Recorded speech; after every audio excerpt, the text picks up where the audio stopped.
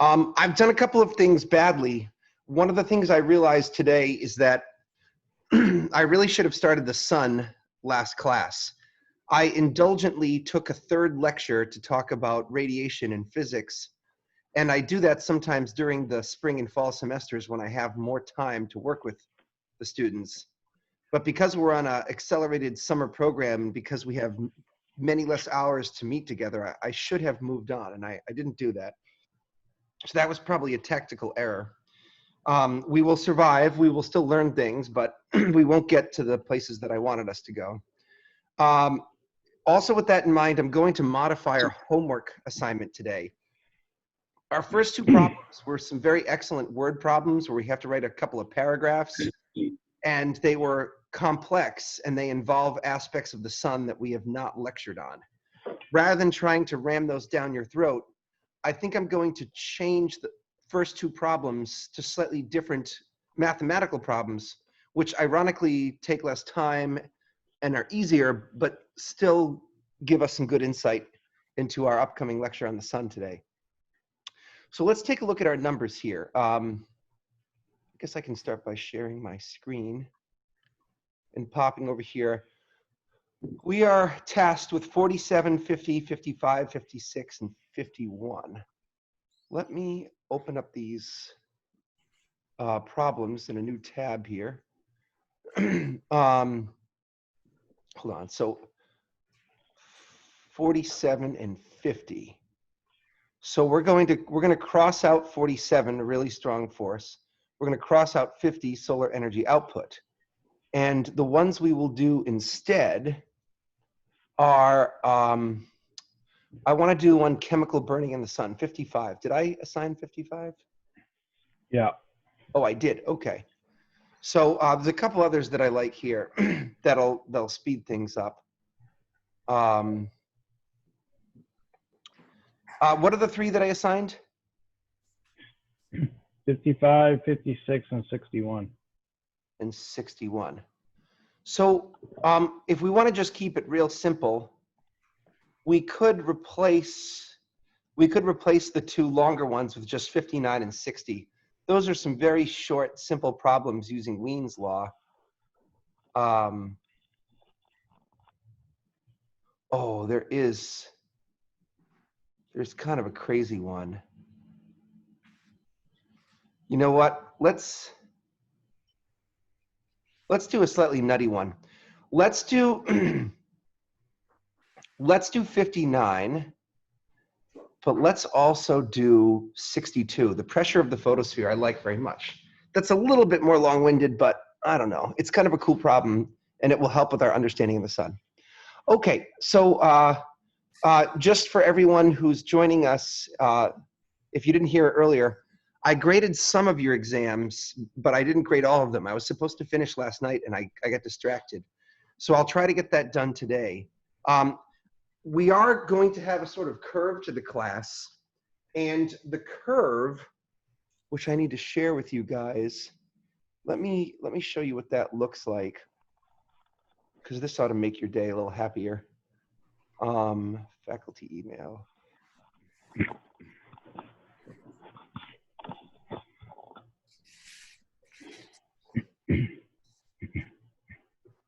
Okay. Anything short of scaling it per person to make it 100% is less than less than acceptable. Anything that's going to make me happy. Well, okay. It's actually, it might as well be. Let's go ahead and share my screen.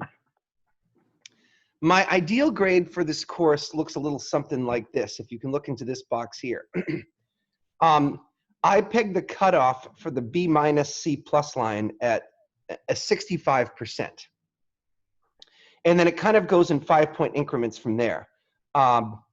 Anything over 70 is B, over 75 is a B+, 80 is A-, and 85 is A. C+ is 60.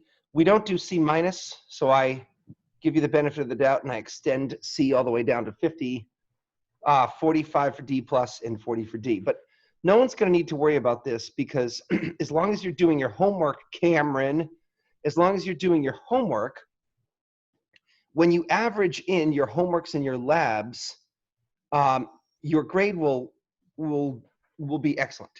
So for instance, here's a hypothetical student who got a 30% on the exam. That's pretty bad. I consider that failing the test. And maybe some people in this class will have suffered that. I don't know.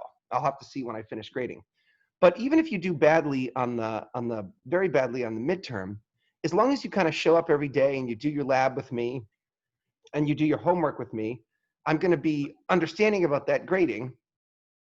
And if a hypothetical student were to average a 30 on their exams with a perfect homework and lab attendance, that grade would end up being a B-, which I think is a respectable and fair grade.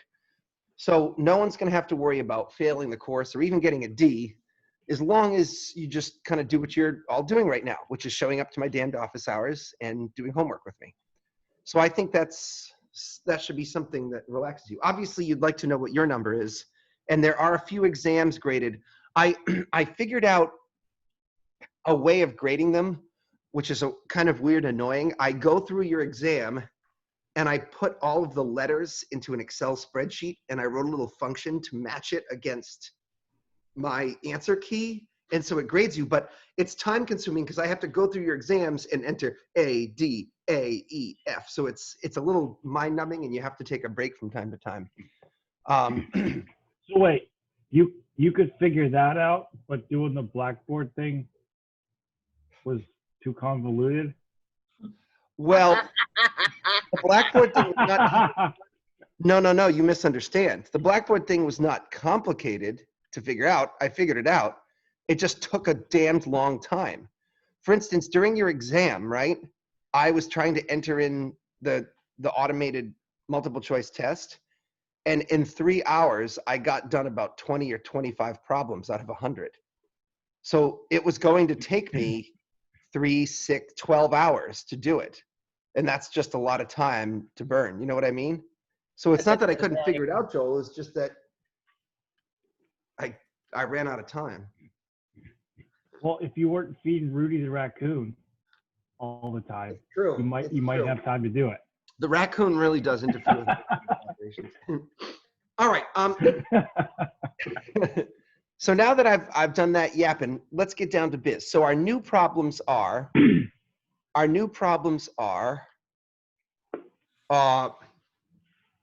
55, 56.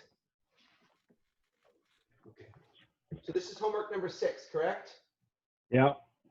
Chapter 14, 55, 56, 60, 60.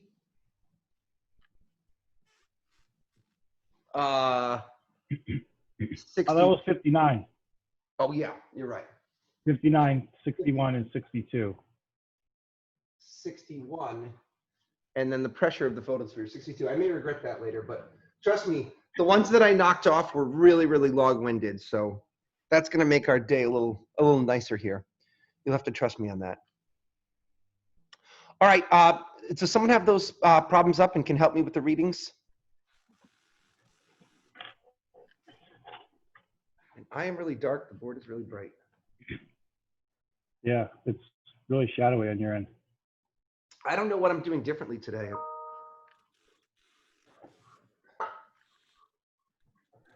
You know why?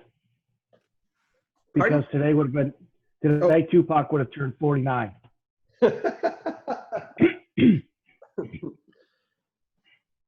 Astronomy 1020 knows how to party. All right. All right, 55. Chemical burning in the sun. Say that. Chemical burning in the sun. This is a cute little problem.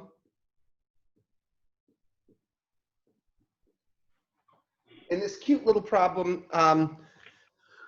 so the point of this problem is kind of funny.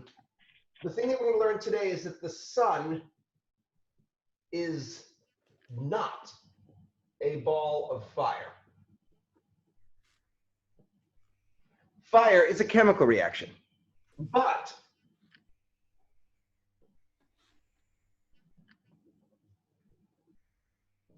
what if it was? How long could we expect the sun to shine at its current luminous output. After all, we know, because we can measure it from Earth, we know that the light output of the sun, called its luminosity, has a value of 4 times 10 to the 26 watts. What if we tried to make a ball of fire with the same mass as the sun, 2 times 10 to the 30 kilograms, and the same luminous output of the sun, but we had to power it with fire? So go ahead, Joel, and read that question for us. All right. When an object burns in a fire, the amount of energy released through this chemical burning is typically about 10 to the 8th joules per kilogram of mass burned. So that's how much energy is released for every kilogram of wood or something. Use this fact to estimate how long the sun would last if its energy source was a huge fire releasing chemical energy rather than its actual source, fusion energy. All right, so here's our sun, and it's a ball of fire, right? And we want to know how long can it live?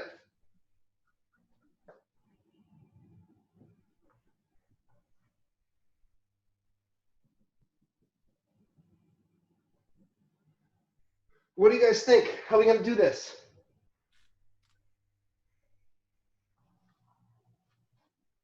What will our units of our answer be?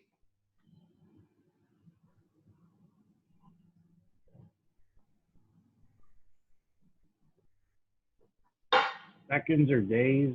Yeah, some unit of time. Very good. How are we going to get units of time from all of this nonsense? Man, oh, I know what it is.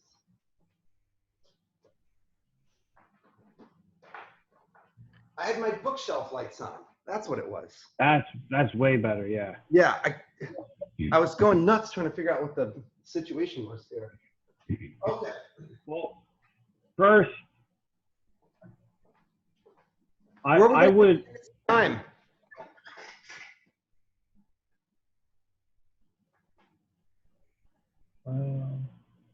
This is what we have to work with: the mass of the sun, the luminosity of the sun, and the number of joules released for every kilogram of fire.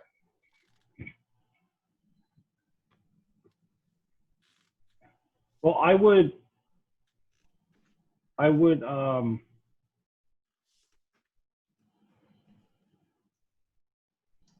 translate the watts of luminosity to joules so that we can do a ratio. Joel, you're on the right track, but you've said something weird to me. You cannot convert watts to joules because joules are a unit of energy and watts are a unit of power. But you might be able to display watts differently in a way that will give us joules and time.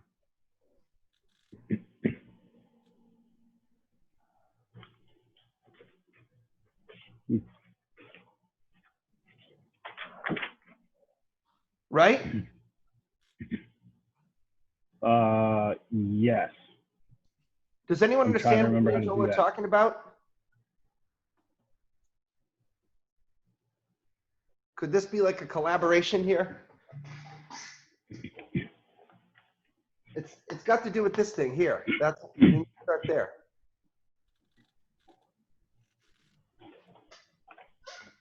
Anyone? So 1 watt is 1 joule per second?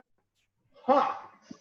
That means the luminosity of the sun then is 4 times 10 to the 26 joules per second.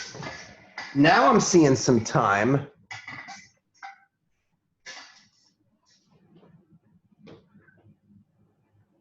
Right?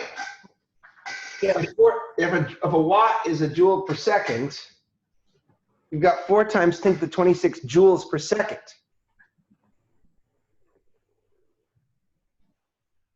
Why don't we just treat it like a big dimensional analysis problem? I need, this is a choose your own adventure.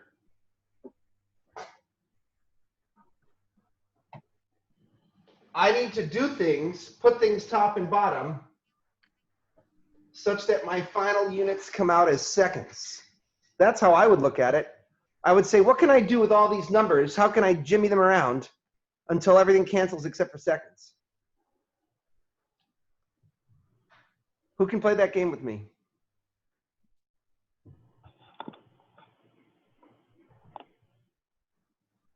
The order doesn't matter because of the associative rule of multiplication, right? A times B is equal to B times A.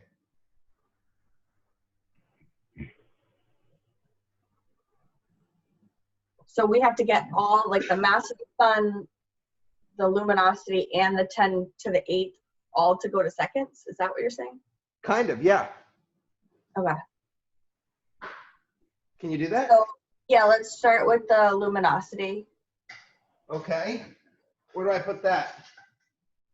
At the very beginning. So on the top, to cancel out with the next part on the bottom, right? Well, tell me what to write. I'm still a little vague on this here. All right, so I would do 4 times 10 to the 26 joules per second.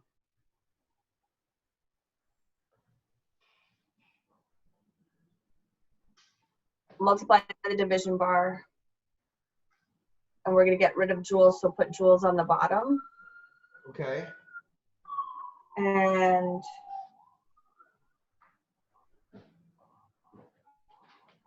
now I'm just lost. I don't know. I think you would put the 4 times 10 to the 26 joules per second last because you want to keep seconds at the very end. Okay. All right, so keep talking then, Evelyn.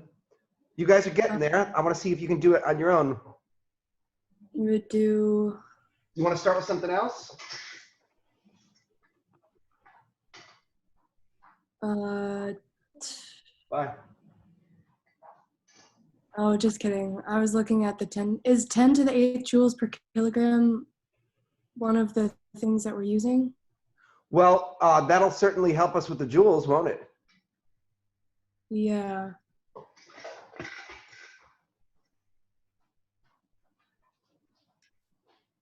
Yeah, so do 10 to the 8 joules per kilogram times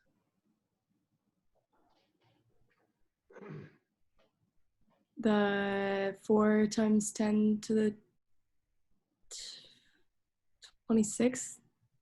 No, that wouldn't cancel it. Where do I? Oh. I'm not saying you're wrong. I'm just saying, where do I got to put. Why don't we do some units first? Well, you're forgetting the spirit of dimensional analysis. You put the units first and the numbers come second. Until you break your fetters, until you release the slavery of numbers from your mind, you will not have clarity of vision. You need to let go of the numbers and think in terms of units.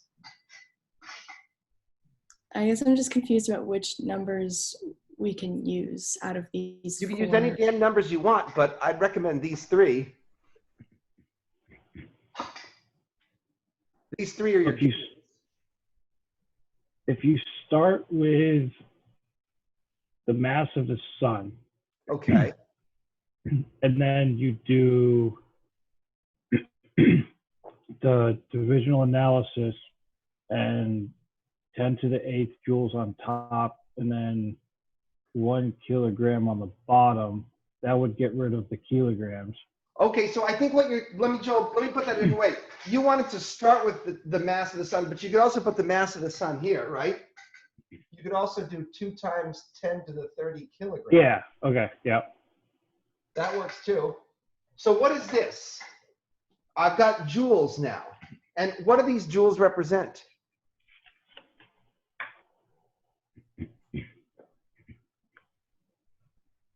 By the way, does anyone see what this is going to be? What is 10 to the 8 times 2 times 10 to the 30?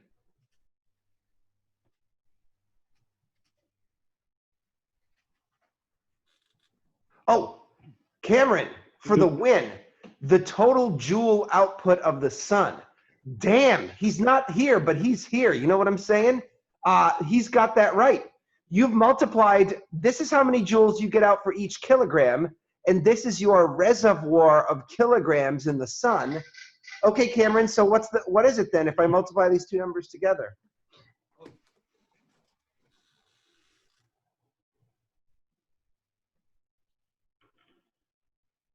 Or anyone? 2 times 10 to the 39th.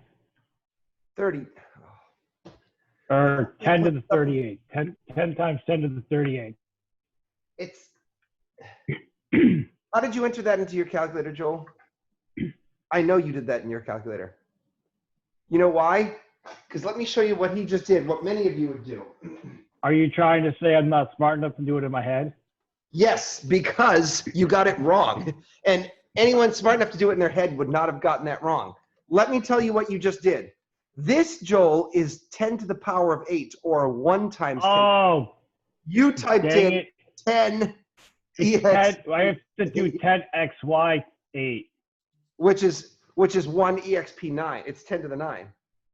Hey, Joel, what's 30 plus 38? I'm sorry, what's 30 plus 8? 23. Not 39, right? 38, yeah. Not 39. That's why I know you didn't do it in your head, because you couldn't have gotten that wrong. 2 times 10 to the 38 joules. As Cameron put it, the total joule output of the sun if it was a ball of fire. That's how much energy it would be able to produce. What do I do next? Now I've got joules, but I want seconds.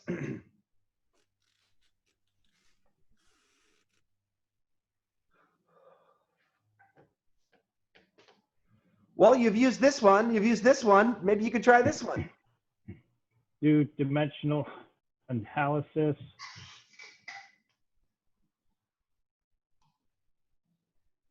And then do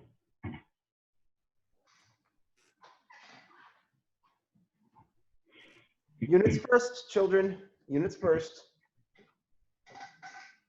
joules per second on the bottom, because that'll get rid of the J's. That will get rid of the joules. Seconds over joules, right? If you put joules per second in the bottom, that's the same as seconds over joules. Okay. Right? Because, hey, Joel, watch this. Yeah. 1 divided by joules per second, the second goes to the top, right? Yeah. All right. Okay. All right, so now give me some numbers. Is your camera in autofocus again? It might be. I noticed it for a quick second. I think the secret is for me to open up that Logitech.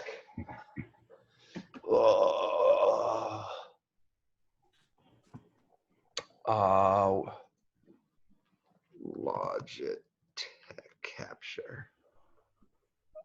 Oh. It's annoyed with me.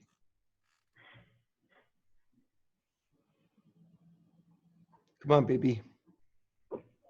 That's all right. I didn't charge any of my batteries, so I have to use my laptop. With my wireless keyboard and trackpad don't work. Because they died. Oh my God. Install later. I don't care. Leave me alone. Okay, this is turning into a chore. What do we do? Okay. So you put 1 second on top. Yep. And then 4 times 10 to the 26 on the bottom. Very good. And what's that give us? What's 2 divided by 4? 1/2. Which is 0.5. 0.5. What's 38 minus 26? 12. 0.5 times 10 to the 12 seconds. Let me go up here because I'm running out of space down there. So can we change that to 5 times 10 to the 11th. Very good. You guys are starting to get good here. I like that. Just so it actually looks like a number.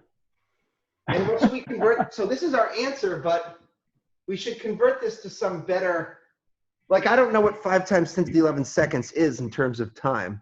Maybe we should convert this to years. Anyone remember the conversion factor from seconds to years?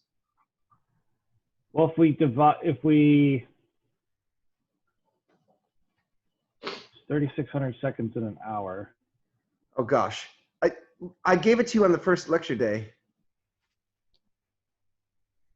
The number of seconds in a year. I'm not smart like that girl who remembers how many seconds are in a year. Oh yeah, that was pretty cool. Well, she was a Rent fan. Actually, no, Rent I've never listened to it personally, but I understand they give you the number of seconds in an hour and seconds in a day, but they don't tell you the number of seconds in a year because it's too many. The cast couldn't count that high or something. I don't know. So the way that astronomers remember it is they remember it as 1 year is approximately pi times 10 to the 7 seconds. It's not actually pi, it's 3.15, but it's so close that it doesn't matter. 1 year is about 31. pi times 7 seconds. So 1 year is 3.15 times 10 to the 7 seconds.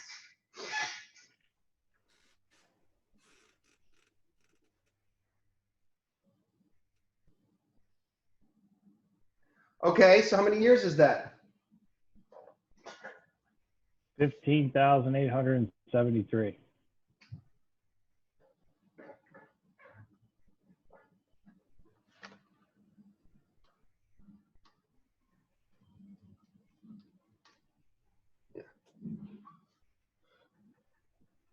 Or 16,000 years.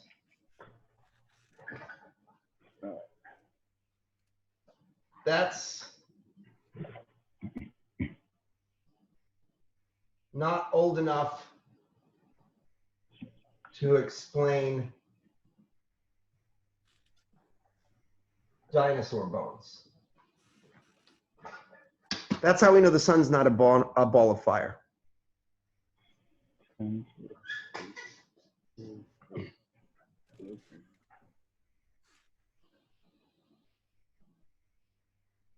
$16,000 years would be a very short-lived sun and therefore a very short-lived solar system.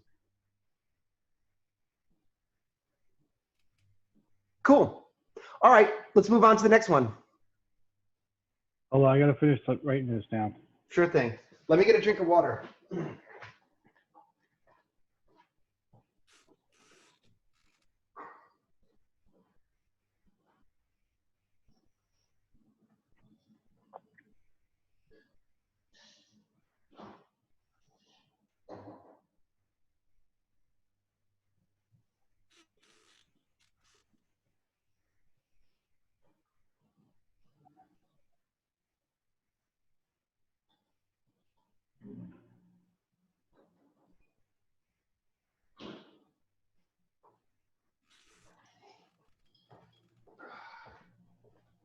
All right. Everyone good? I'm erasing. You good, Joel? Yes. Yeah, I'm good.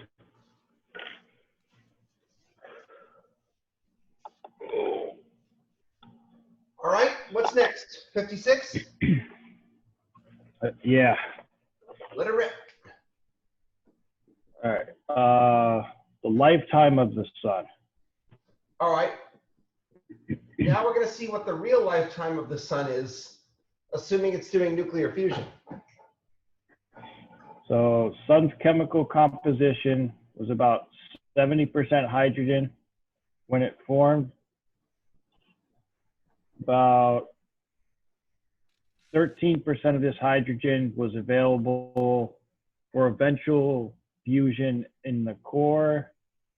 The rest remains in layers of the sun where the temperature is currently too low for fusion. All right, everyone, let's just pause there for a second. Let's draw a little picture of what's going on. The sun is powered by hydrogen fusion, but the only place that it's hot enough for hydrogen to fuse is inside the nuclear core of the sun. Now, of the sun's composition, if you assume that 70 is close to 75%, roughly a quarter of the sun is in the form of helium. And therefore, that helium is not involved in fusion and is not allowed to participate in fueling the sun's energy. So the first thing we're going to do is we're going to neglect, okay, it's actually 30%, it's not 70, not 25%, but we're going to neglect about 30% of the sun's mass. Now the second point is that only 13% of the hydrogen helium mixture is in the core where it's hot enough. So only this hydrogen, shown in red, is going to be available to power the sun. So this is the mass that we need to consider when we consider powering the sun by fusion. Unfortunately, there's hydrogen out here too, but that hydrogen will never journey into the center of the sun to participate in the fusion. It'll just be stuck on the outside. Okay, continue from there, Joel. All right, part A. Use these data and the sun's mass to calculate the total mass of hydrogen available for fusion over the lifetime of the sun. All right, so we're trying to calculate the mass available for fusion in, say, kilograms. And we know the mass of the sun. The mass of the sun is 2 times 10 to the 30 kilograms. We want to figure out what fraction of this is available. So what do?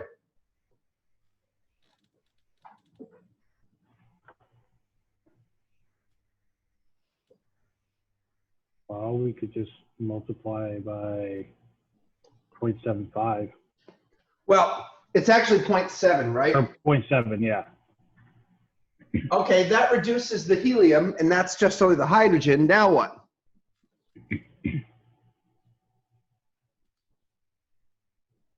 You've basically gotten rid of this chunk. And then multiply by 13%. That's right. And that'll give us the core. Exactly. Okay, so go ahead and do that.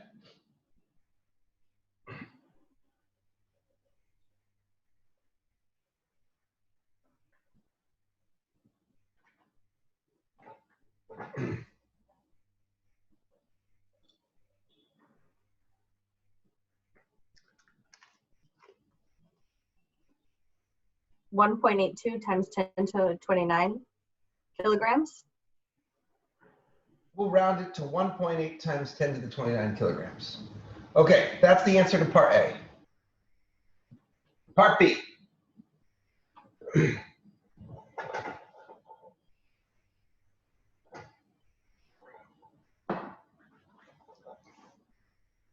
By the way, if you really want to make this right, helium is 28% and there's other stuff, but whatever.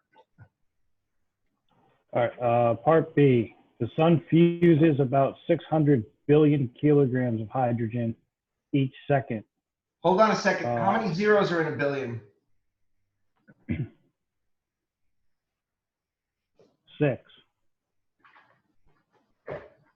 Well, no. That's my frowning face, okay? 9. There we go. Kilograms per second. Okay, proceed. Based on your result from part A, calculate how long the sun's initial supply of hydrogen can last. Give your answer in both seconds and years. Well, now that you've done that previous problem, this should be easy, right? What do I do?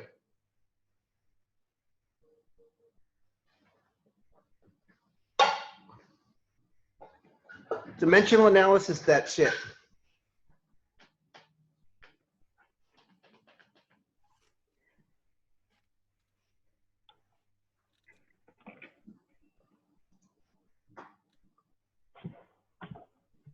So we want to get rid of the kilograms. True. So multiply by the division bar and put the kilograms on the bottom and seconds on top. Or is that not the right step? No, well, just tell me what to write. What? Right now the seconds are on the bottom, so that's not cool, right? Right, so you want to put the seconds on top and kilograms on the bottom? Right, well, so let's start with the mass of this fusion. We've got 1.8 times 10 to the 29 kilograms. And basically what you said, we'll put the kilograms on the bottom and the seconds on top. So what numbers go where? 600 times 10 to the 9 goes on the bottom and 1 on the top. Sounds good. In 1 second, we fuse 600 billion kilograms. And that means the total number of seconds will be what? 3 times 10 to the 17 seconds.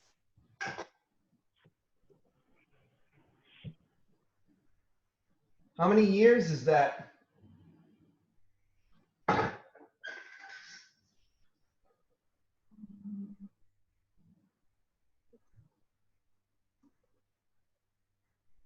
Whoa. 9 billion years? No. It's closer to 10 billion because 1 year is close to pi times 10 to the 7 seconds, right? Mm-hmm.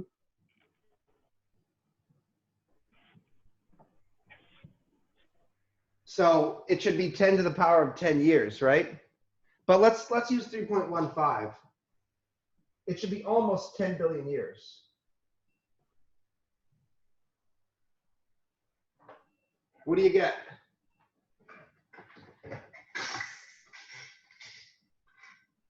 Yeah, I got 9.5 times 10 to the 9 years.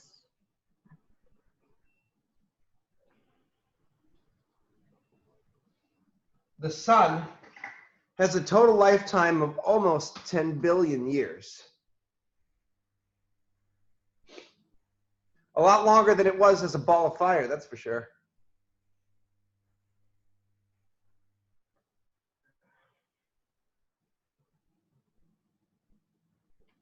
Okay.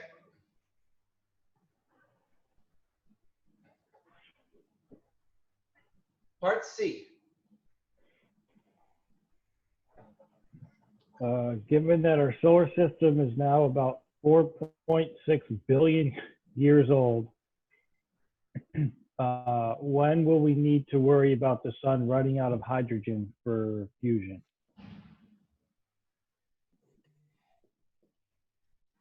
How do we calculate our time left?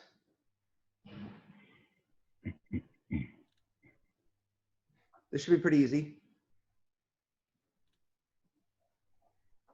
Got that. And you got Did you that. subtract it? Yeah. This is one of the few times we use subtraction in this class.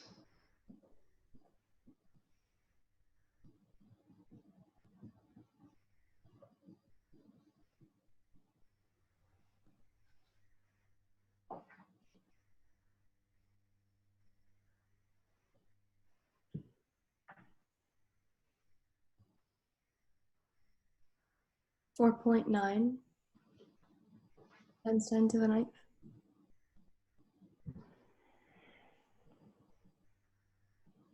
We've got about 5 billion years left before we have to sell our condos in Florida.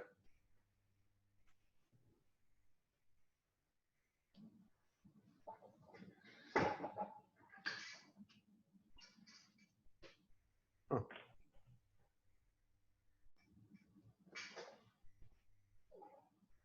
Okay. That's a wrap on that problem.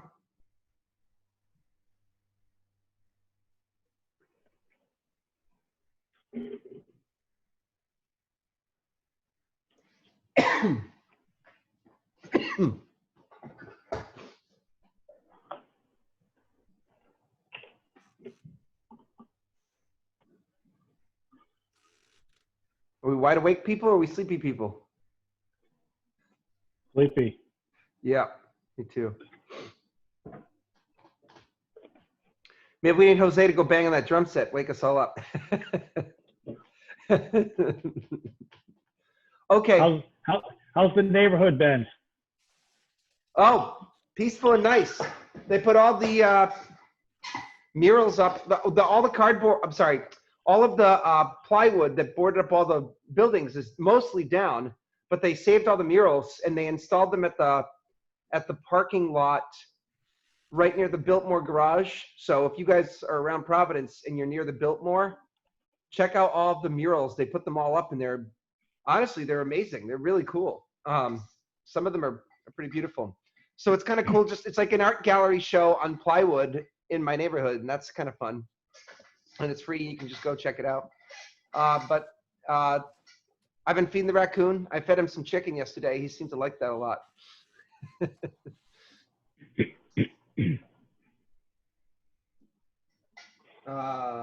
Yeah, honestly, nice thing about summer classes, we usually get done at 4 o'clock, and that's perfect time to take a bike ride. So I get on my bike and I go bike around to try to get some sunshine before the day is done. But because I did that yesterday, I didn't finish grading your tests, and I feel very, very, very guilty about that today. So I'm gonna try to squeeze it in before class ends somehow. I don't know if I can do that, but I will. Anyways, let's get on to the next problem. That way I can maybe get a little time to do that before the lecture starts. Our next problem is chapter 14, number 59. This one's easy.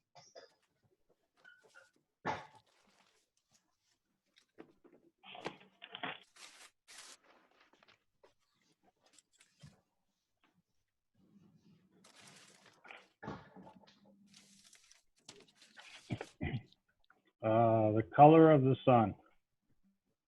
What color is the sun?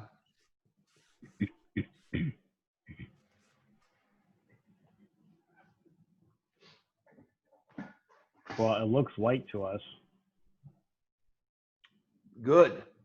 Did we talk about that last class? No. Does it look white? But when you look at it through the telescope, it looks yellowish red, right? I mean, if you give a kid a box of 64 crayons and tell him to draw the sun, what color does the kid go for to draw the sun? Yellow. Exactly.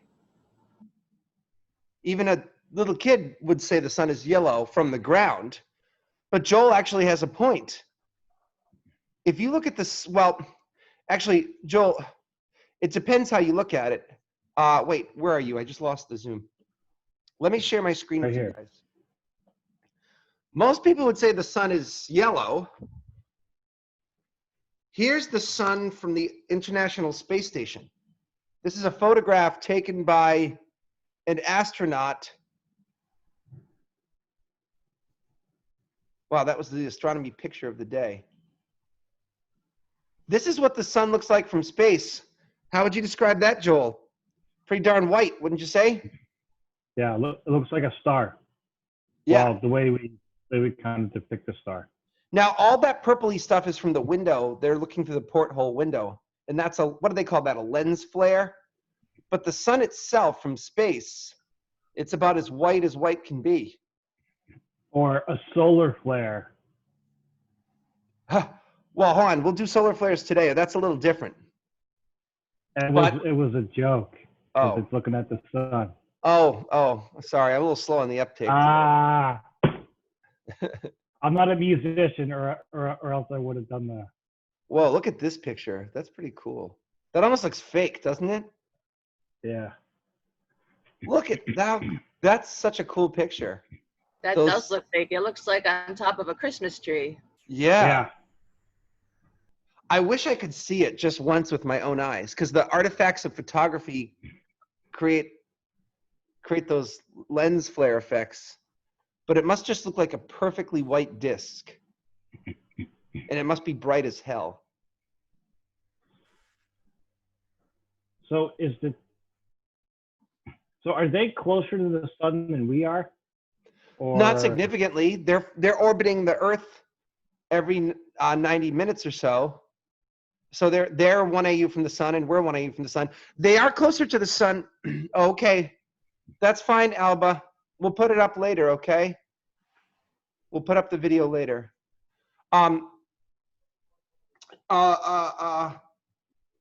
They are closer to the sun in one respect.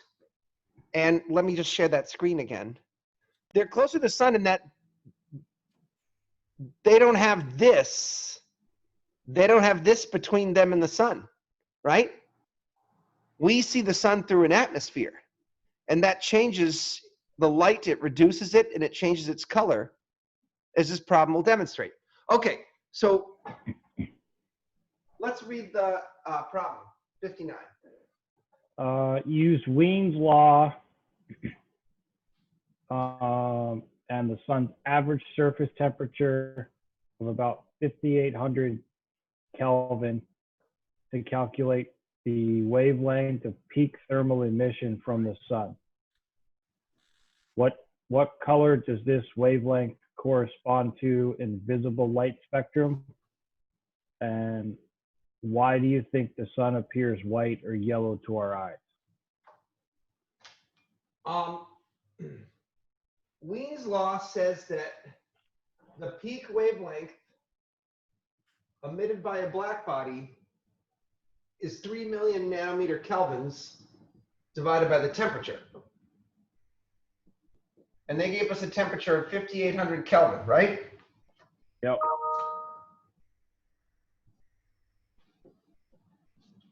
That's no good.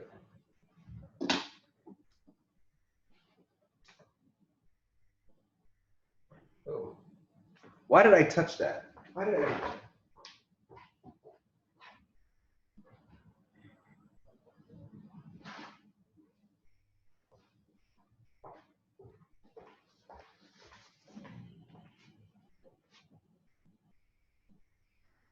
Okay, so let's do it to it.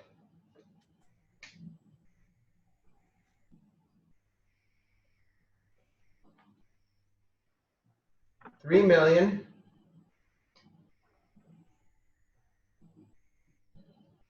nanometer kelvins over 5,800 Kelvin. What do you get? 517 nanometers. 2 sig figs, 520 nanometers.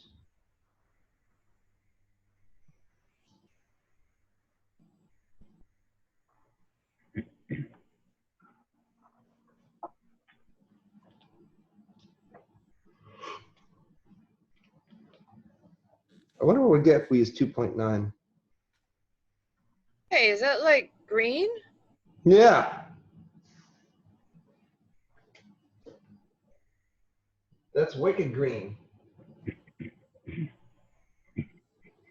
That's wicked weird. Is the sun green? None of the pictures I've seen. I'm gonna have to rethink that now. I don't know. What's going on here, guys? Maybe the sun's not ripe yet. Not through our eyes. But Cameron, just like a banana. the sun's not ripe yet. It's about halfway through its life at 5 billion years old, so it's pretty ripe. It's a late bloomer. Hold on a second. Why am I getting that the sun is green? We're missing something here. It's not about how our eyes perceive it, Cameron.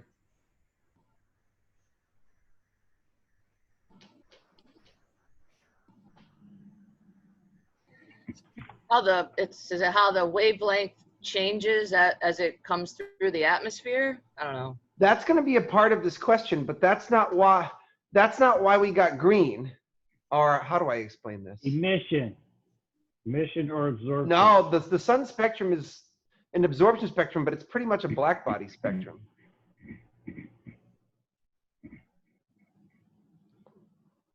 But does it absorb through the transmission of so many light years?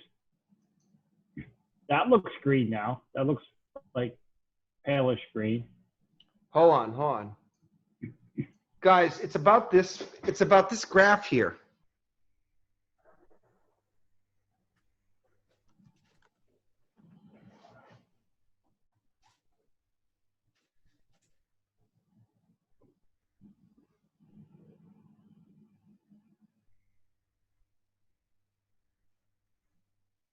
It's about this graph. So it's saying like that the peak wavelength is that? Yeah. That's not saying But that the sun, it's not saying that the only wavelength is green, right? Right. It's saying that your peak wavelength is green Because of the temp. Got it. because it's a black body, right? The peak wavelength is green, but you're still getting other colors. You're getting purples and you're getting blues and you're getting yellows and you're getting reds and you're getting oranges. You're getting emission. You're even getting infrareds and ultraviolets. You're getting it all, right? It's a black body. Black bodies emit radiation at all wavelengths of the electromagnetic spectrum. Okay.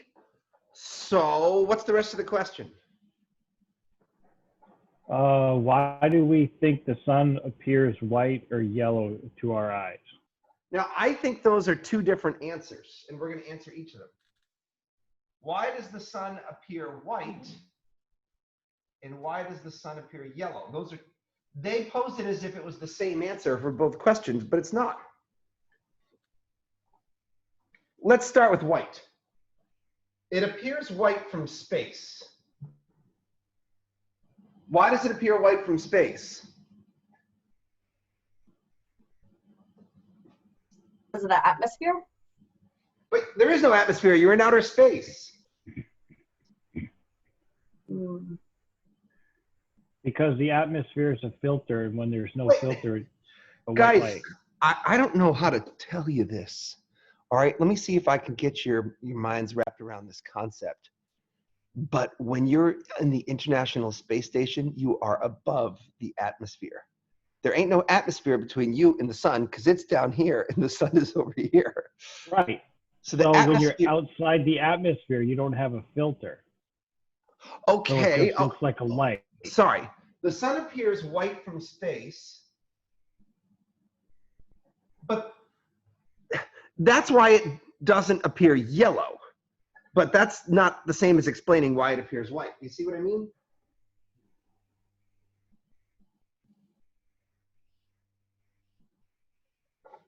How do I finish this sentence? The sun appears white from space because what? Joel, what you said is not wrong. It just doesn't answer the question. Because all colors in the spectrum make it white? Yeah, kind of, yeah.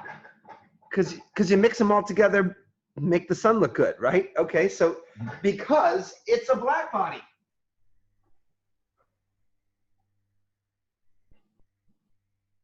Because it's a black body that peaks in the exact middle of the visible spectrum.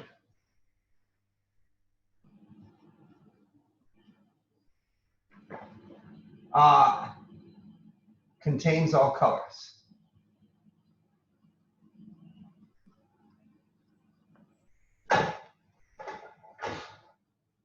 Okay, that's why the sun appears white. Make sure you write that down.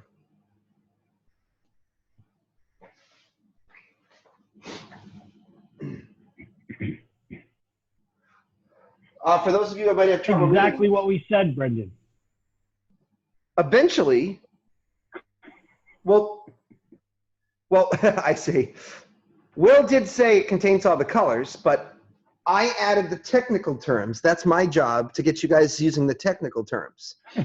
The sun appears white from space because it's a black body that peaks in the middle of the visible spectrum. It contains all colors. I get your joke now, Joel. I was a little slow on the uptake there. Okay. Can I just erase this a little bit so we can talk about it being yellow? Here we go.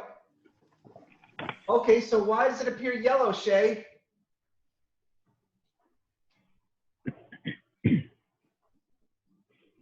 Because that's what it looks like here. All right, give me a minute to give some technical terms.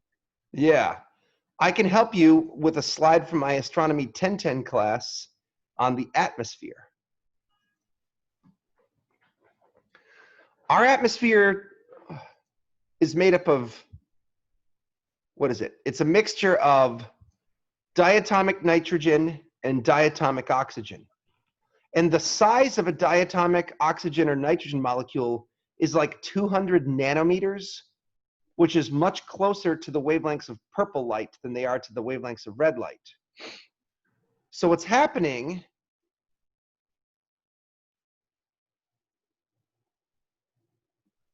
I really ought to mix these around.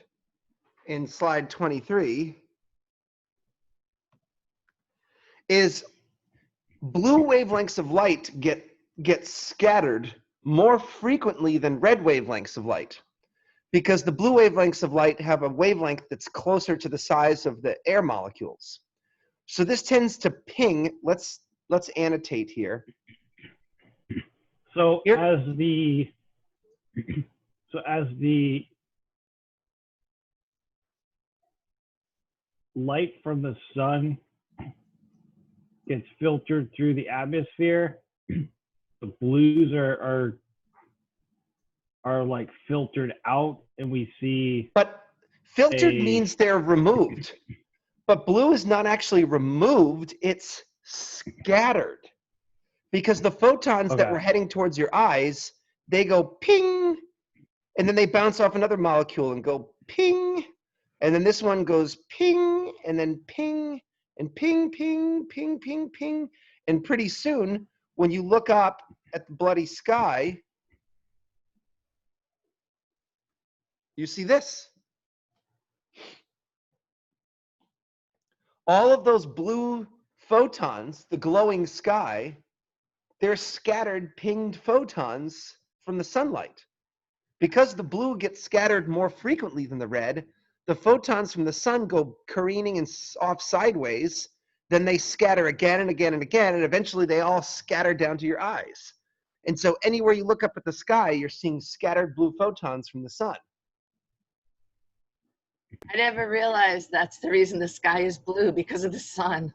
Yeah, because the sun scattered blue, because of Rayleigh scattering. It's the 1/4 power wavelength dependence of the wavelength dependency of the scattering of atmospheric molecules. Because It has nothing. nothing to do with the ocean? No. Is that what you were going to say? Mm-hmm.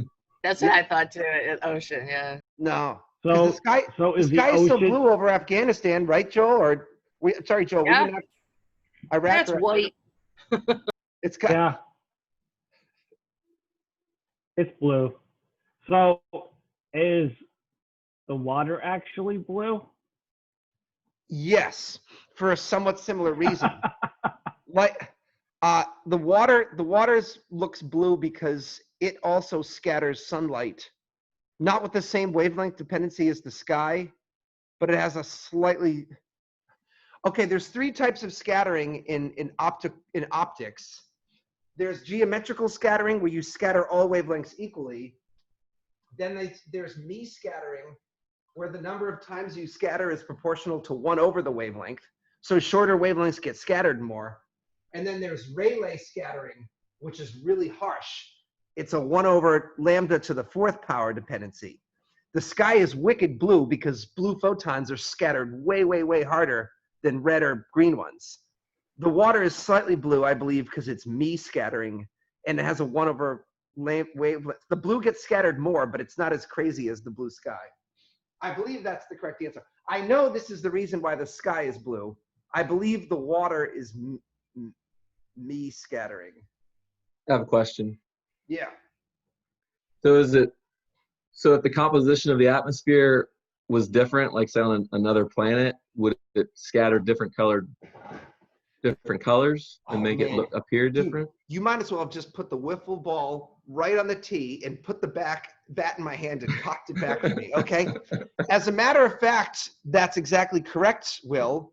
If the atmosphere has a different composition, you can get some really wacky effects. For instance, the sun looks yellow because, well, I don't want to make it as stupid as green minus blue is equal to yellow, but kind of, right? The sun is removing blue photons. But what color is the sun at sunset? It's not yellow anymore. It's red, More right? red. Yeah. And the reason why it's red is because during sunset, you have to look through a much longer column of atmosphere. And you're scattering so many more blue photons out of the path of the sun that only the reddish red photons make it to your eyes. So on Earth, sunsets are red. But dude, my dudes and dudettes, check this out. What if we were to go to Mars? I want to show you a cool picture here. Check this out.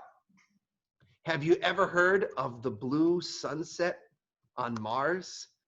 On Mars, because of the way that dust scatters light, sunsets on Mars famously are blue.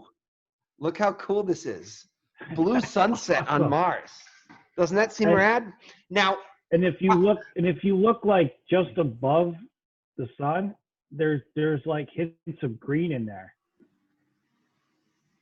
Where? It almost looks, no, like in this picture, if you go just above it, it's like, oh, right. Really, it's almost like a teal or turquoise. Yeah, I don't know how they process. Now, I made it sound well like the reason why there's a blue sunset on Mars is because of its carbon dioxide atmosphere is scattering light differently. But that's a little trick.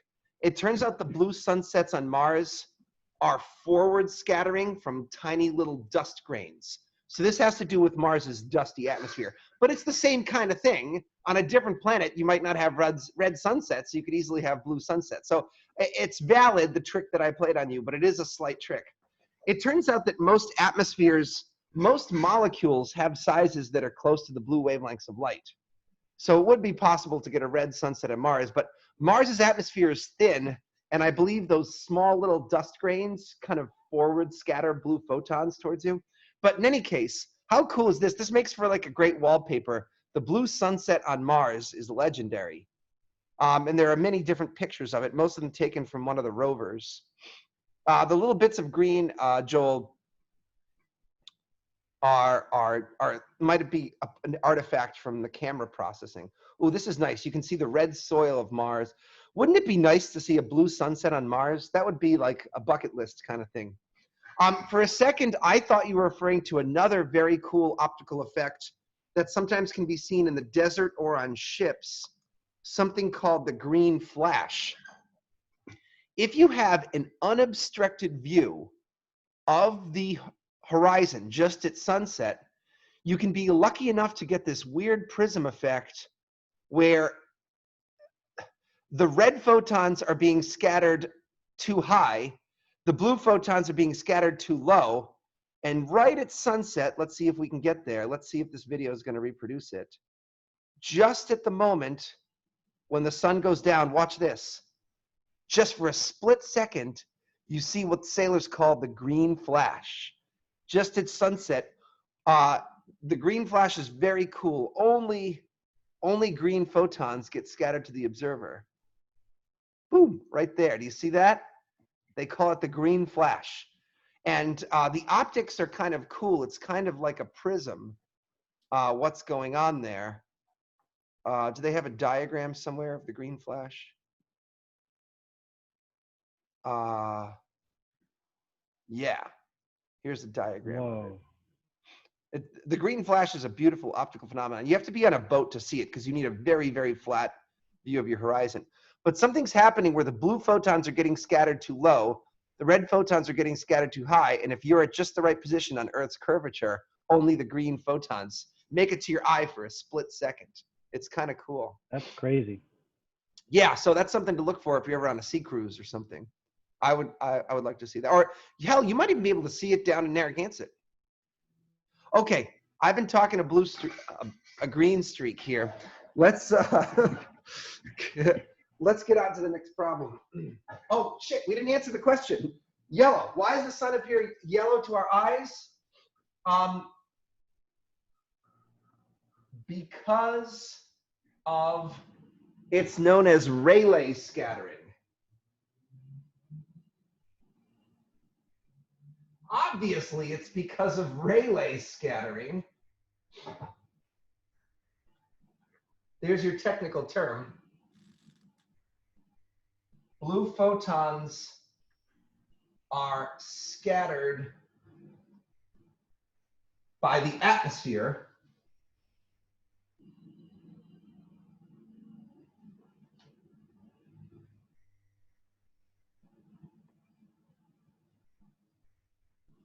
leaving a yellow sun behind.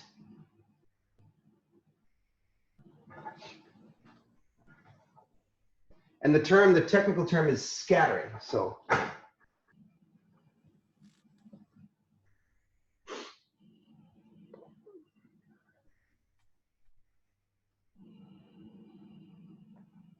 think I spelled relay scattering correctly. In any case,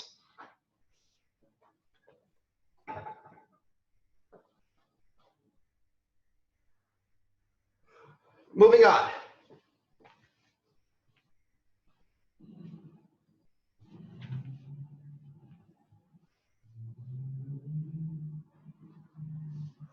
'61.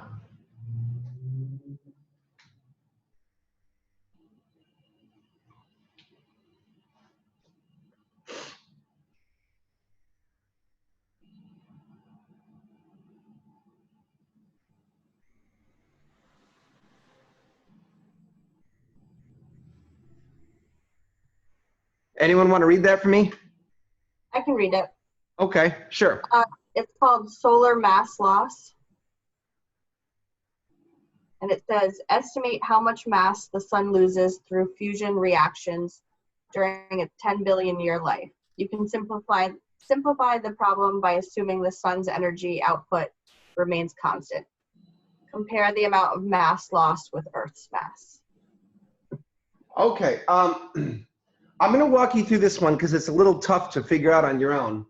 Let's imagine the sun, and let's imagine the sun pumping out continuous luminosity.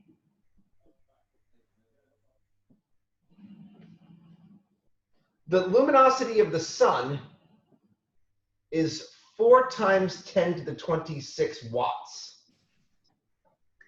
If the sun is leaking that much energy out of the surface of the sun, then I know that the sun also must produce 4 times 10 to the 26 joules per second at its core. And that's because the sun must be in energy equilibrium. Consider this.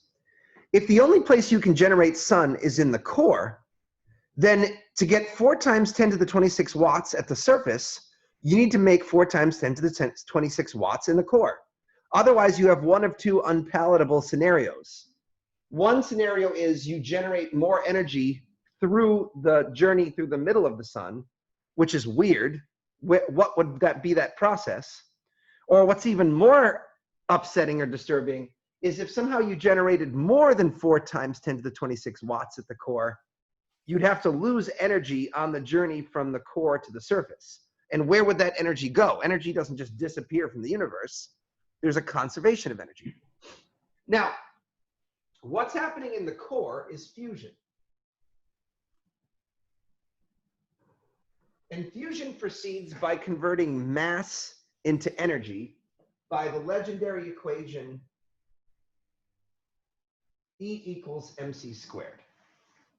Thanks, Einstein, for teaching us that mass can be converted into energy.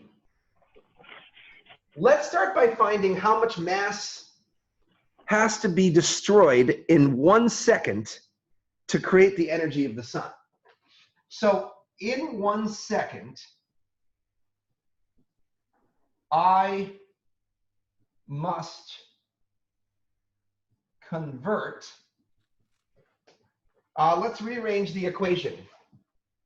The mass lost in 1 second is the energy over c squared. The energy that is produced in 1 second is 4 times 10 to the 26 joules. And we're going to divide that by 3 times 10 to the 8 meters per second squared. Go ahead and punch them up.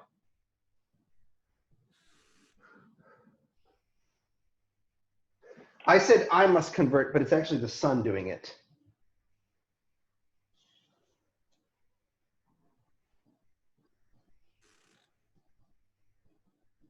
1 times 10 to the 18. 1 times 10 to the 18? That doesn't, you've got to square your speed of light. Oh yeah, I forgot to square it. You're right. 4.4 times 10 to the 9. 4.4 billion kilograms. So in 1 second, the sun destroys or converts into light 4.4 billion kilograms. And that means, I'm going to go back up to the top now, class.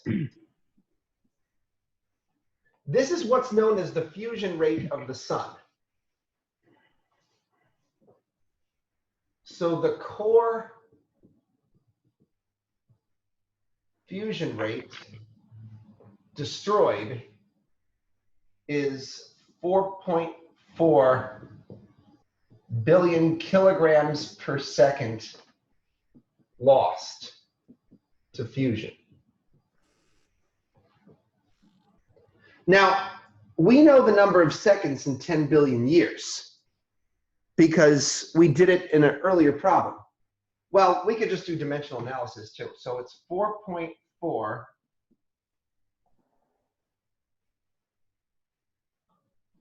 billion kilograms per second times, we will convert seconds to years. 1 year is 3.15 times 10 to the 7 seconds. That'll take care of our seconds. And then we'll do years to get our kilograms.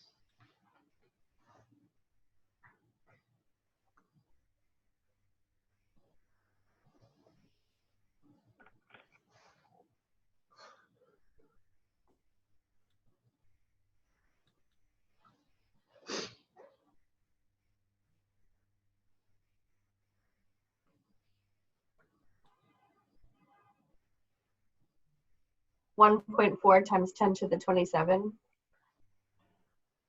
kilograms.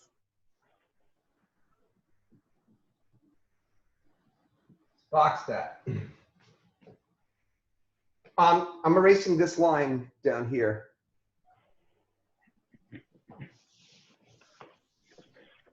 That's approximately equal to the mass of Jupiter.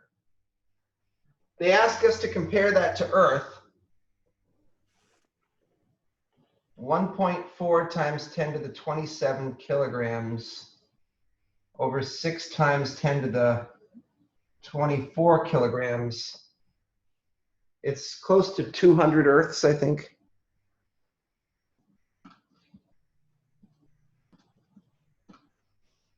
$230 Earths.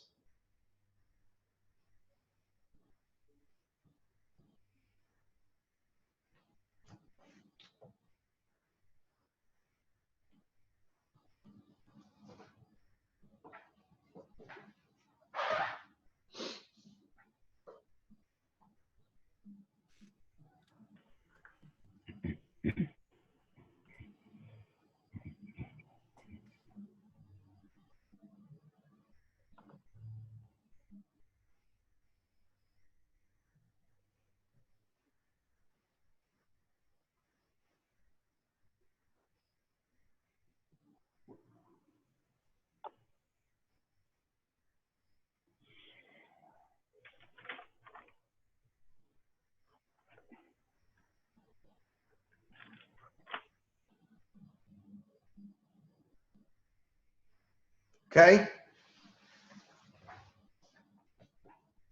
Can I erase?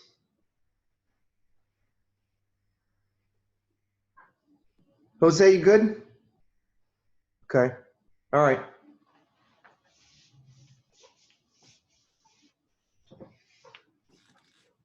I was going to do an easy problem 60, but I chose a slightly harder final problem of 62.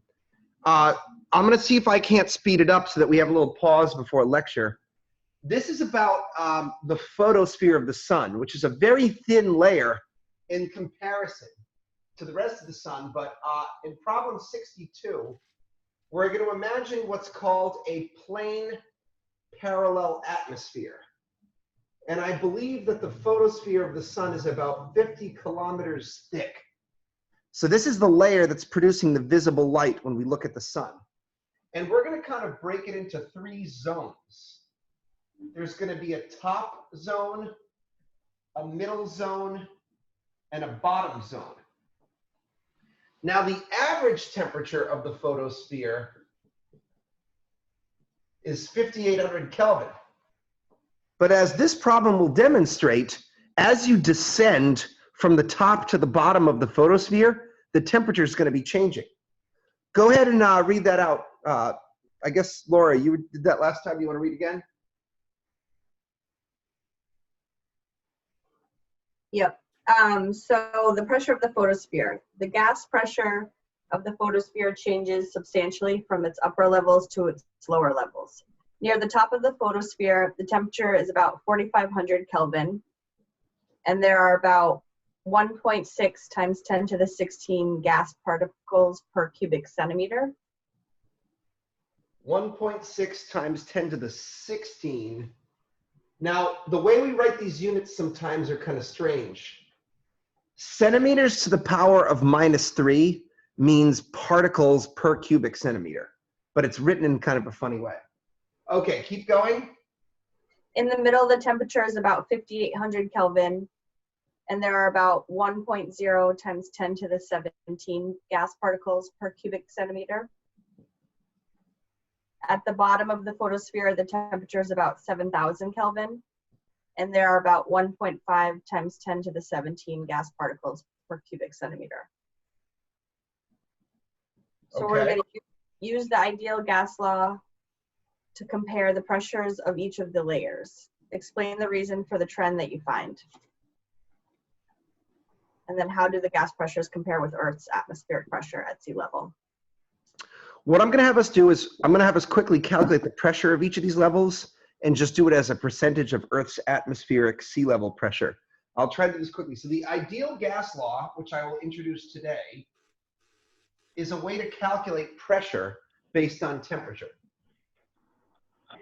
The ideal gas law goes P equals NKT. N is the so-called number density in particles per cubic centimeter. T is the temperature, and K is something called the Boltzmann constant.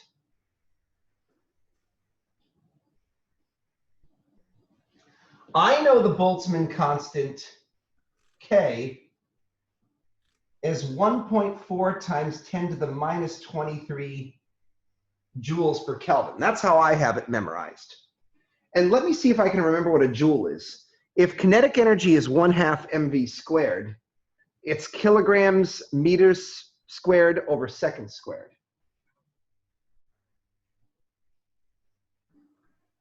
That means the units of the Boltzmann constant are kind of nutty. It's kilogram meters squared per Kelvin seconds squared.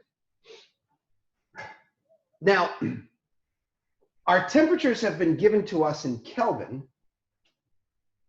but our number densities are given to us in particles per cubic centimeter.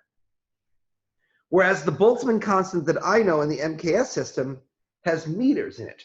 So we're going to have to deal with that. And I find that incredible that the problem would have had us do it like this.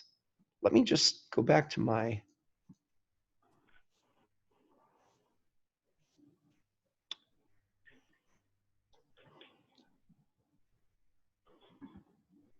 In Math Insight 14.2, I think they calculate the pressure of Earth's atmosphere. So I'm going to tell you the pressure of Earth's atmosphere in today's lecture. The pressure of Earth's atmosphere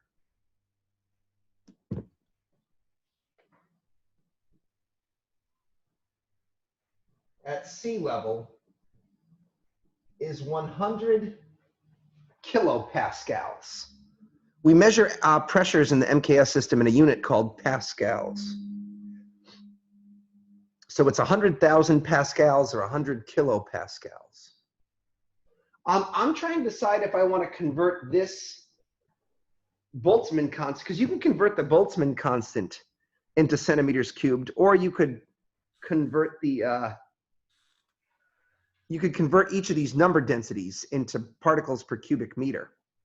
I suppose if we convert the Boltzmann constant into centimeters there, then we can just plug all these numbers in, and that would probably be the easiest, right? This might be a little bit over your pay grades. I don't know. How do I convert the units of a constant of nature? So let's do something real wacky. Let's convert the Boltzmann constant.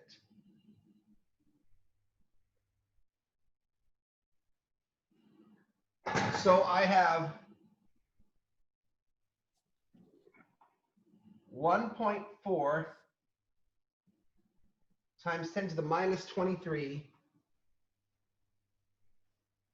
kilogram meters squared per Kelvin per second squared. How would I do this, class?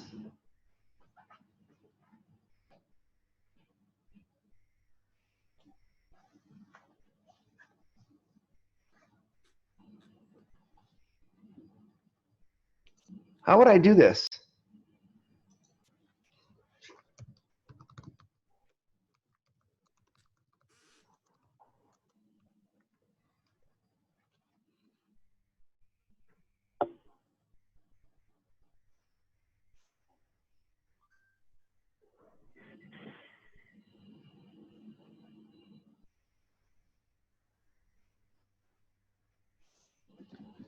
Wait a minute. What? What you just pulled up had that in centimeters squared. Oh, was I sharing my screen with you? Yeah, it was. I didn't see what the tenth to the whatever power was, but it was one. No. Look, there are two different unit systems used in the physical sciences. The one that we introduce baby students to is MKS, meters, kilograms, and seconds. But in professional fields, especially in astronomy, astronomers often use CGS, centimeters, grams, and seconds. Yeah, I was looking at the second one. This is the Boltzmann constant in CGS, but I'm actually suggesting we use some weird bastard unit. And this bastard unit is going to have kilograms. Why do I need kilograms? I got to figure that out. Oh, because I want my answer to come out in pascals. But do you see how all my number density, wait. Oh, guys, no. A Pascal is a Newton per meter squared. It's force per unit area. I cannot convert the Boltzmann constant. That is not going to work. I was trying to solve this problem in a novel way.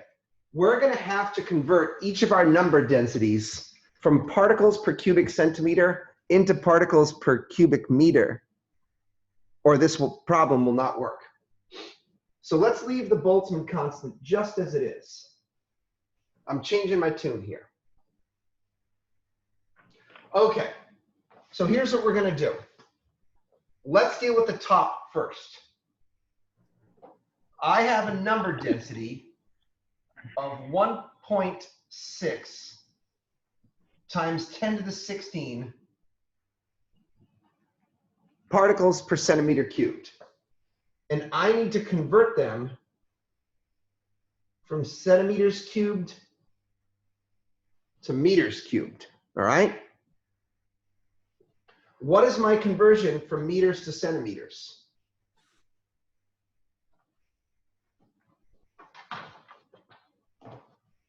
Here's a hint. 100 100 centimeters. centimeters to 1 meter.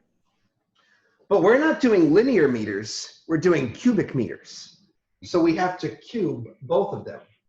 1 cubic meter is 100 centimeters cubed. 100 cubed centimeters cubed. When you cube units, you have to cube their conversion factors as well. That's a trick that you guys may not have realized. Okay, so what is 100 cubed? 3 times 2 is 6, right?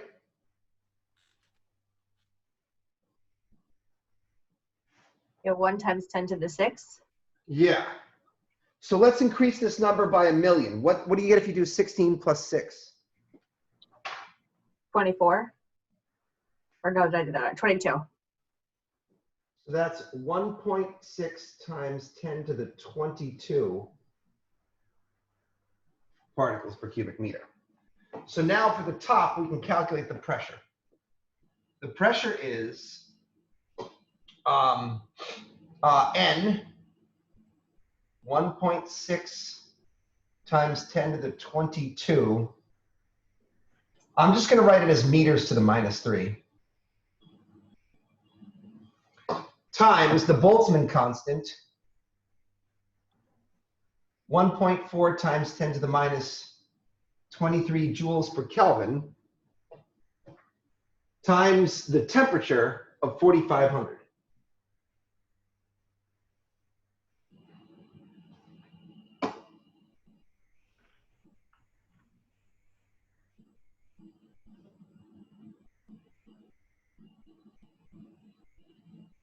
Let's see, a joule is a kilogram meters squared per second squared.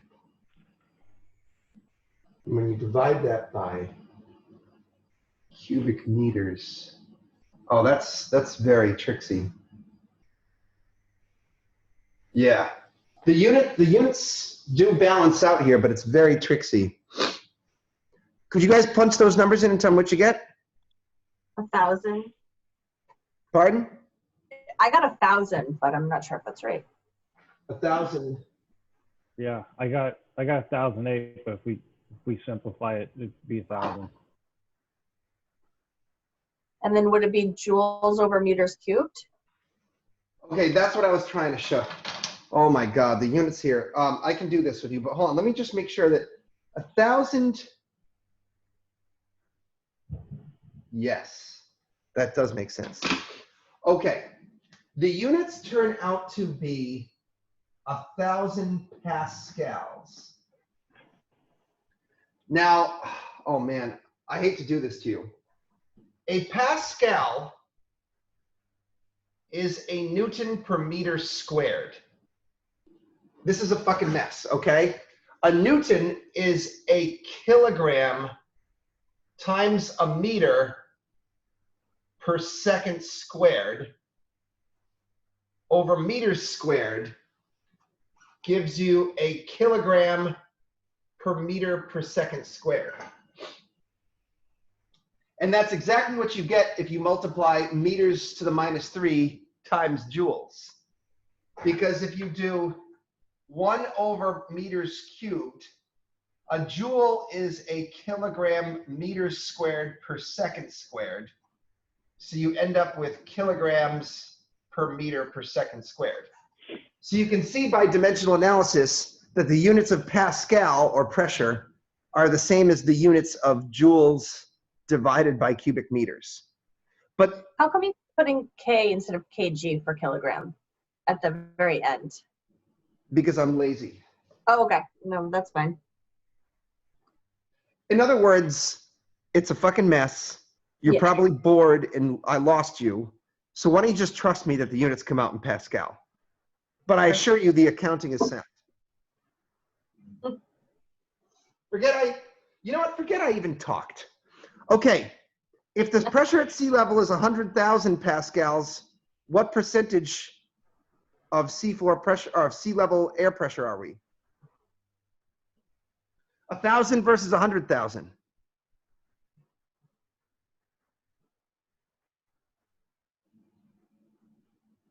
One thousandth. No, 100,000 versus 1,000 is 1 part in Oh, 100, right? Yeah, yeah. So it's 100th of air pressure.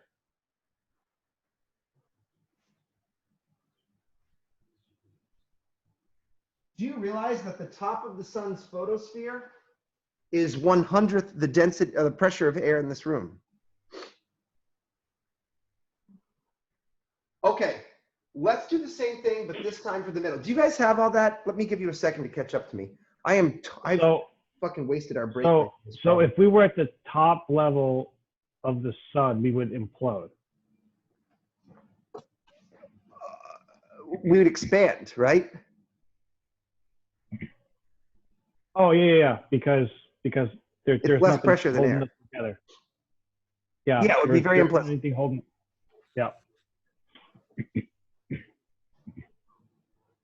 Do you guys have all that? Because I want to try to kick this into gear so we can get a little break here. Can we make a deal? Do you see how we just added 6 zeros to all of our number densities? That's what we're going to do each time. We're going to add 6 zeros to get to cubic meters. So for the middle layer, the pressure will be the number density plus 6 zeros. 17 plus 6. 23. 10 to the 23 particles per cubic meter times the Boltzmann constant of 1.4 times 10 to the minus 23 joules per Kelvin. Most people label the Boltzmann constant as joules per Kelvin because it's the laziest thing to do, and we will follow suit. Times the average temperature of 5,800 Kelvin. What's that give us?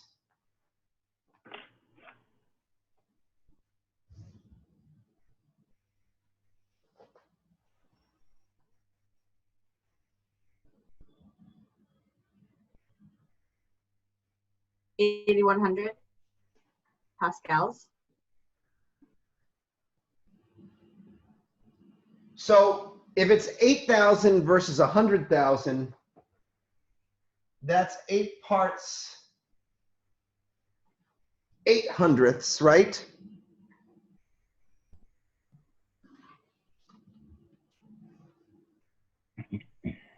Let me make sure.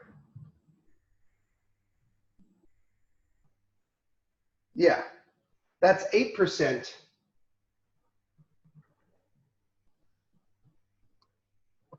of air pressure.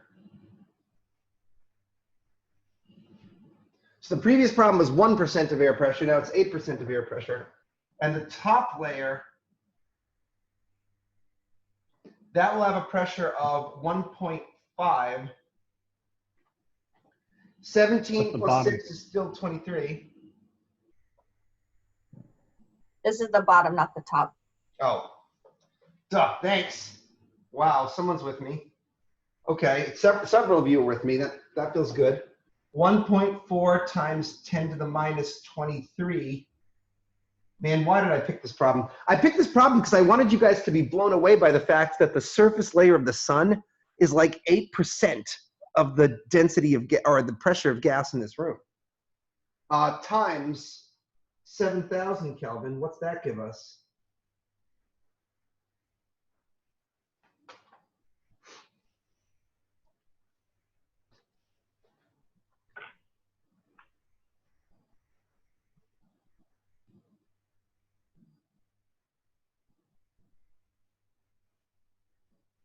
$15,000. What percent? 15,000 pascals. What percent of air pressure is that?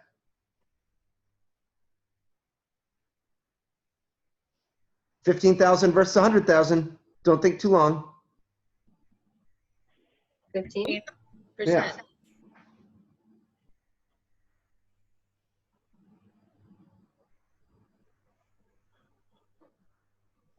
%15 of air pressure.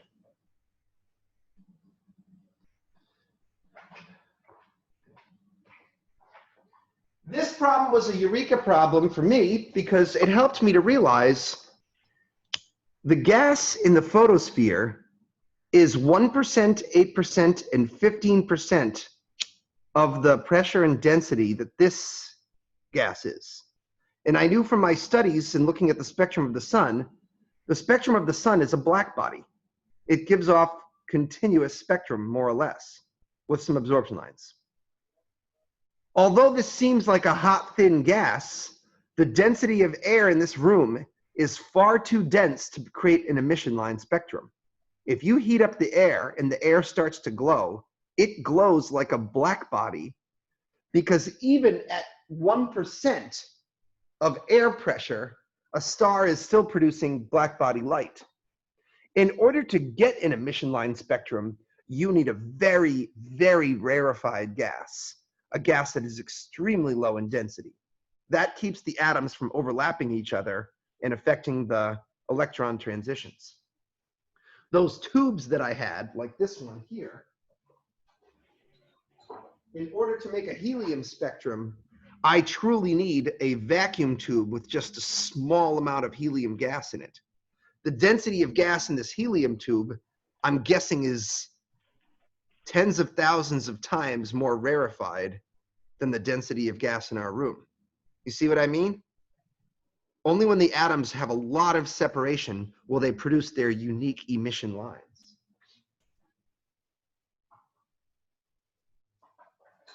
Otherwise, the sun is a Bic lighter. That's kind of what I'm trying to say. Okay. That covers our homework. We're going to have a great lecture on the sun today. I'm feeling good about everything except for the fact that I didn't grade your exams, feeling very bad about that. I'm also feeling bad about the fact that we're going to have all these cool lectures on stars and I'm not going to get to black holes. And that's really bothering me today. So I don't know what I can do about that except teach you the things that I can teach you. So do you guys want a little break before we go into the lecture? You want a little 10-minute reset? Evelyn likes it. We all like that, okay? So I'll pause the recording.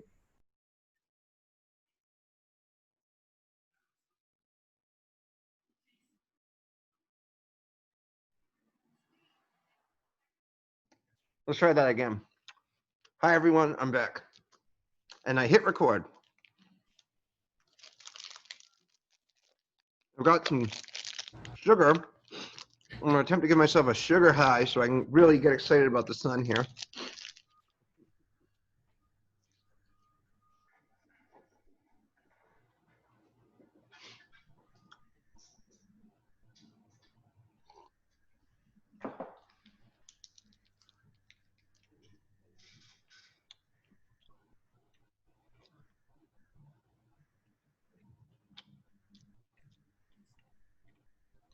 All right. So let me erase these notes.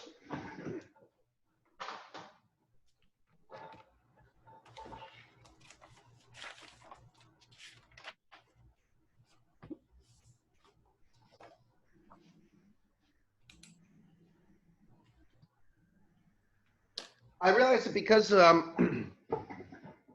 lecture involves a lot of talking and listening and note-taking, writing many words down, it's nice to start the morning off with math. Kind of gets you thinking about things without being, it's sort of like low-impact learning. You're just doing a little math problem, you punch a number in, and then you're like, oh, that's interesting. I didn't realize the photosphere was like that.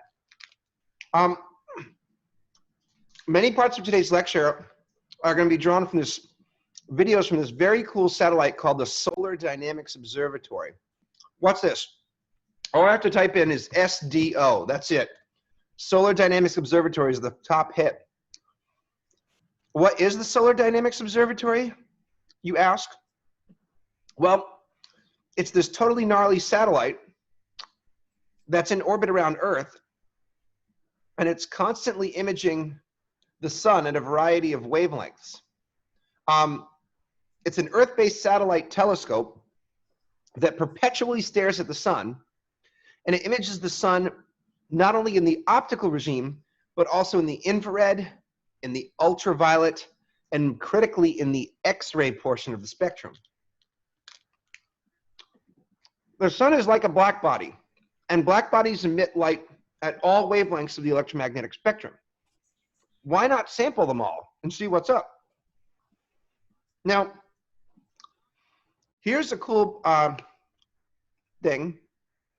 If you go to the NASA website for the Solar Dynamics Observatory, right on the front page, they have a picture of the sun. Now, this A1A camera, it's showing you the wavelength in angstroms. angstroms are 10 to the minus 10 meters. If I'm at 171 angstroms, do you guys know how many nanometers that is?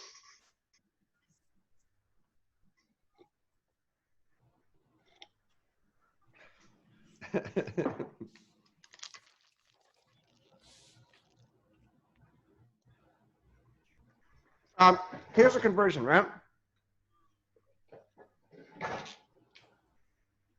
1 nanometer is 10 angstroms.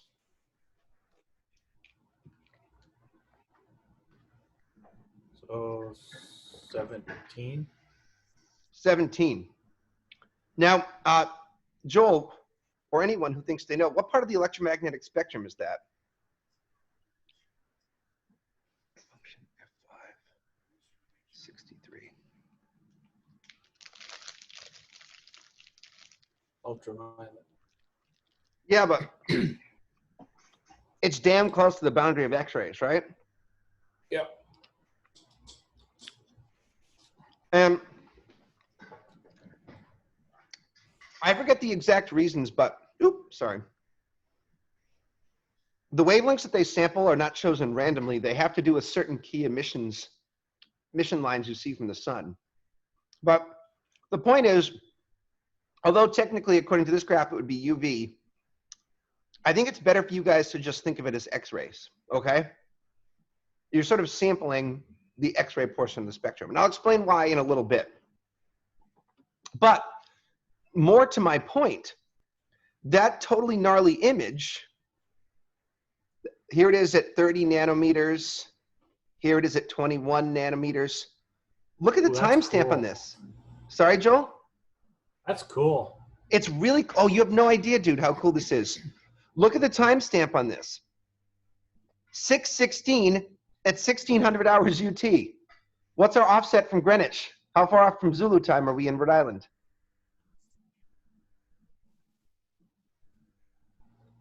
Five hours, right?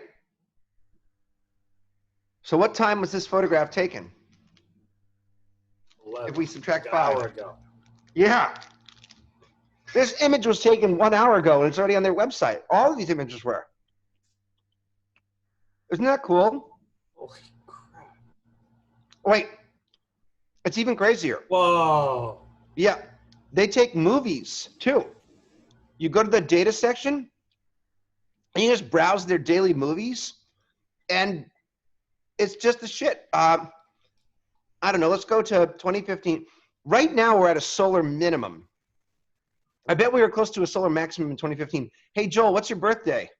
Let's see what the sun was doing on your birthday. August 29. So, May, June, July. All right, August. Let's go to August of 2015. Oops. Sorry, that's the 8th. August That wasn't a 29th, very right? good year. All right.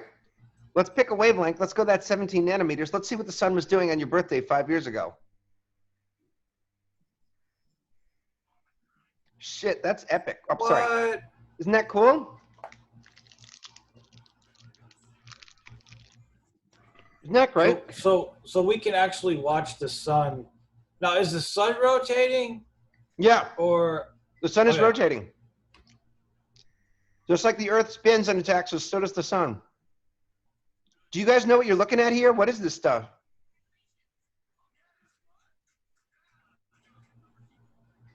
Those are magnetic fields. You're looking at magnetic activity on the sun. Holy crap. All right, I'm getting ahead of myself here. What we talk about when we talk about the sun. Let's do this. Sorry, I got to get out of this share. I want to kill that. And I want the sun.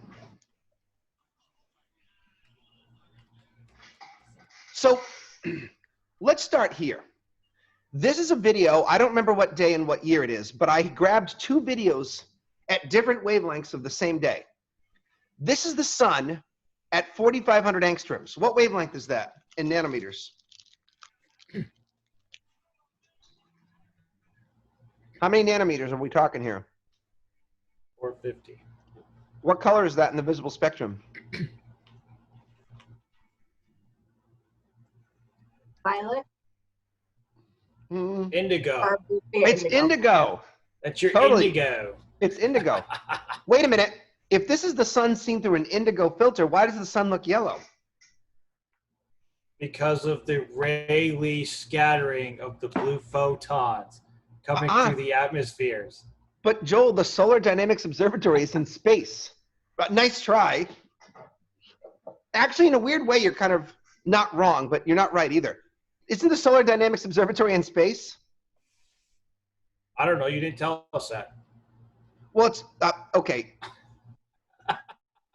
I thought I would suggest to you by this picture that it was in outer space, but I did not directly say that. You're correct. This is an illustration of how it works. Here's the satellite. There's the Earth. It's above it. Okay.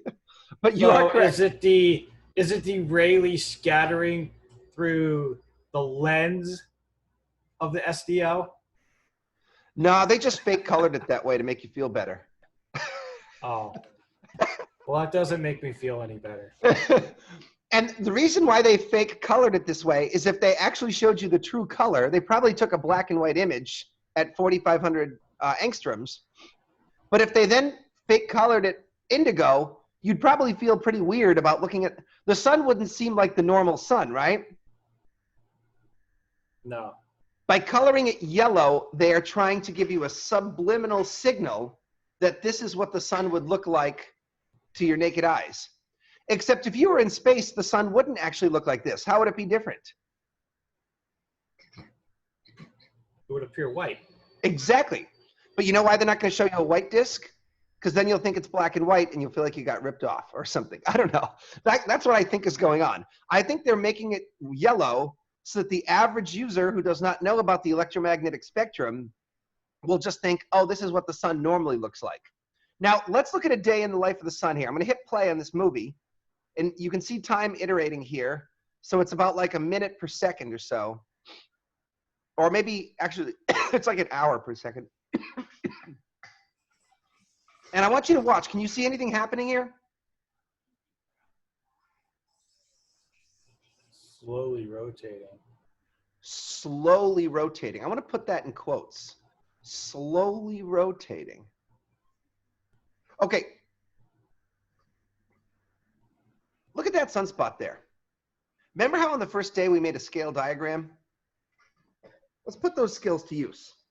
I'm going to take this ye old ruler here, and I want you to write these numbers down. I'm going to measure the diameter of the sun. It's 12.7 centimeters.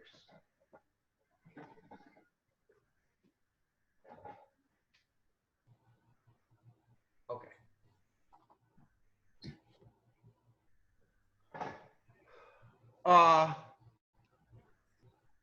So on my screen, 12.7 centimeters is the sun. And when I measure that sunspot, see that really big sunspot there? This one? Sorry.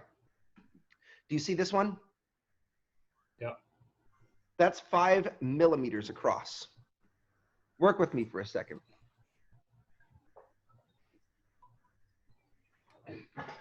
I know that the radius of the sun is 700,000 kilometers. That's what I memorized.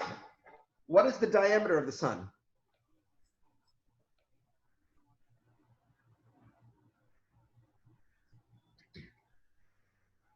I thought you might be able to do that in your head, but maybe not.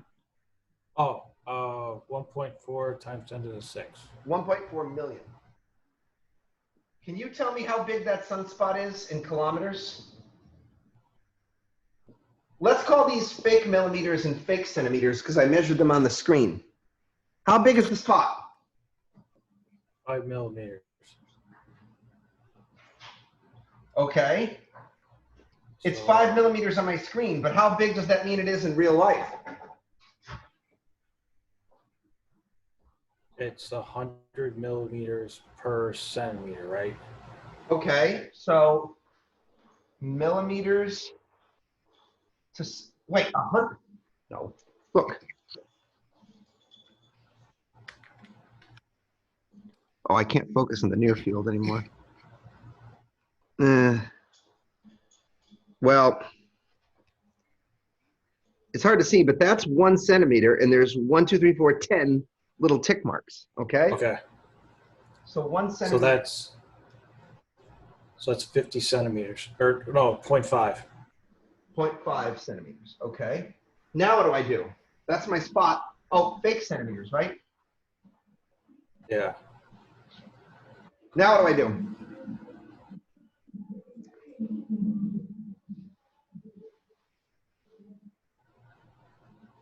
So you multiply that.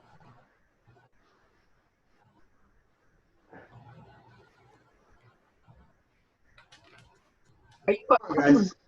are you going centimeters prime to kilometers? That's the idea. So put the centimeters prime on the bottom and the kilometers on top. What's And my then answer?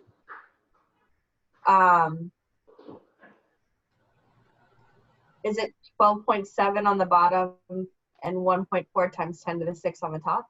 Oh, you guys are good. I like it. So now tell me how big that spot is.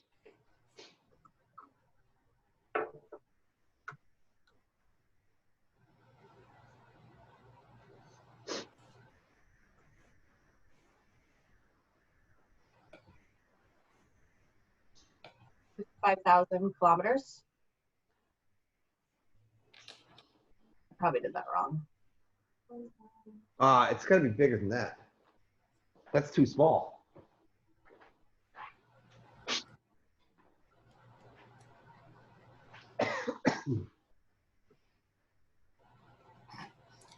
$55,000. Yeah.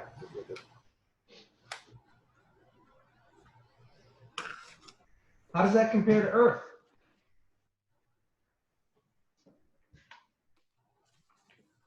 How big is Earth? The radius of Earth is 6,400 kilometers. What's the diameter of Earth?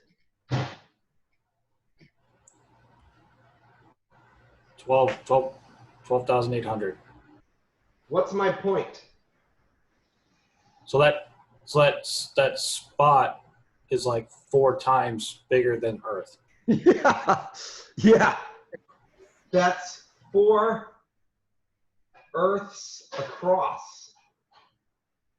That's how big that spot is. Now,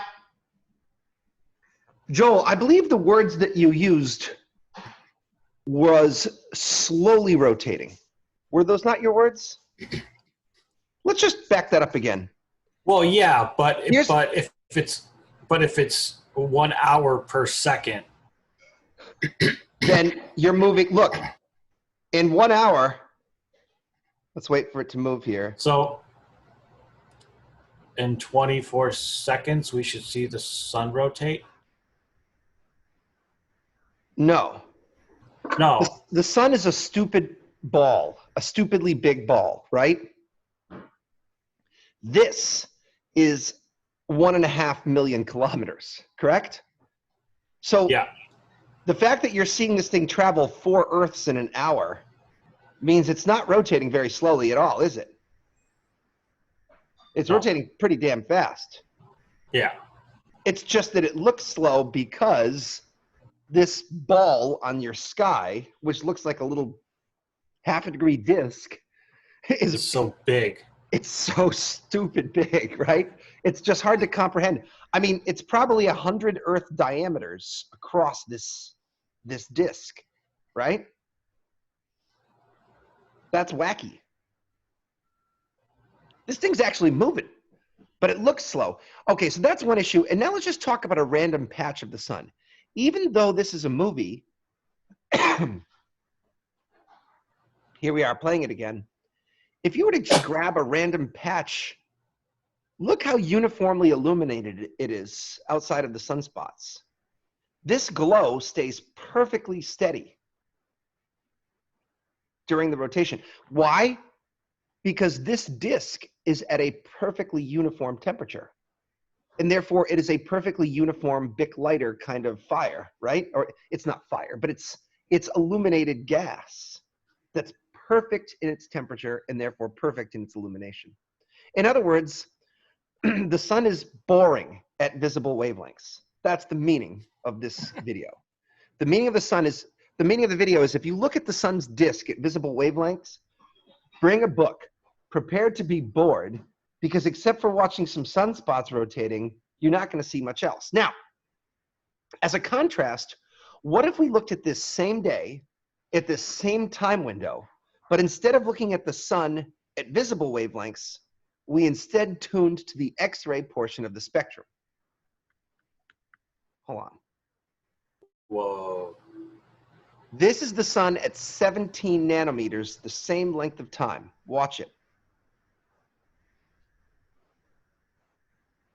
Same period. All of this was happening invisible to your eyes. Look at that huge eruption. You just saw a solar flare there. You see jets of gas. These are called prominences.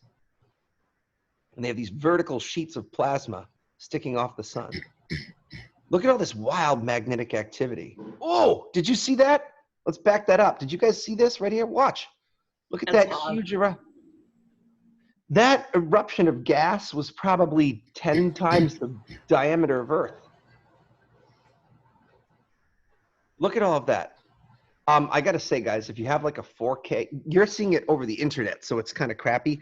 If you look at this with like a 4K screen, if you can go to YouTube on your plasma screen TV, someday call up the greatest hits of the Solar Dynamic Observatory, and the detail is just mesmerizing. You can literally just stare at it and be mesmerized by plasma on the sun. Let's look at a couple of zoom-ins from this. I want to show you what it looks like if you zoom in on one of these columns. Watch this.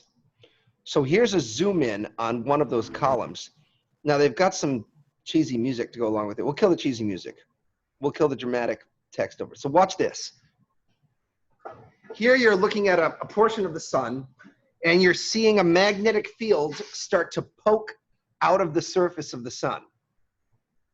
And that magnetic field is going to start lifting up plasma. Look at this bubbling cauldron of gas and plasma. The sun is actually a violent and turbulent place. It's kind of like what you might imagine hell looks like. Okay, so whoop, we don't want to stop that video. We want to keep playing it. Watch this. The magnetic field is pushing the gas and the plasma. Oh, there's the Earth to scale. Haha. This is a plasma waterfall that's maybe 8 Earths in length, right? And the plasma is sucked back down by the sun's gravity, but kind of like beads along a wire, the plasma is constrained to move along magnetic fields. Today, I will try to argue to you that there is a strong connection between magnetic field activity on the sun and the plasma. They interact with each other. And what you can see is quite complex and beautiful ways. Look at that.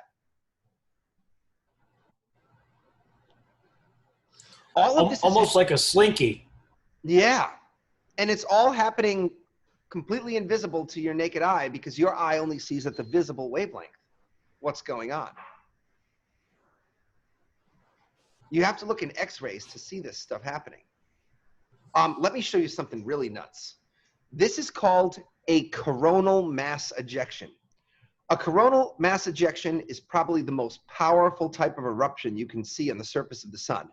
And while I'm tempted to explain it to you, I think I'm just going to show you this instead. Oops, sorry, that backfired.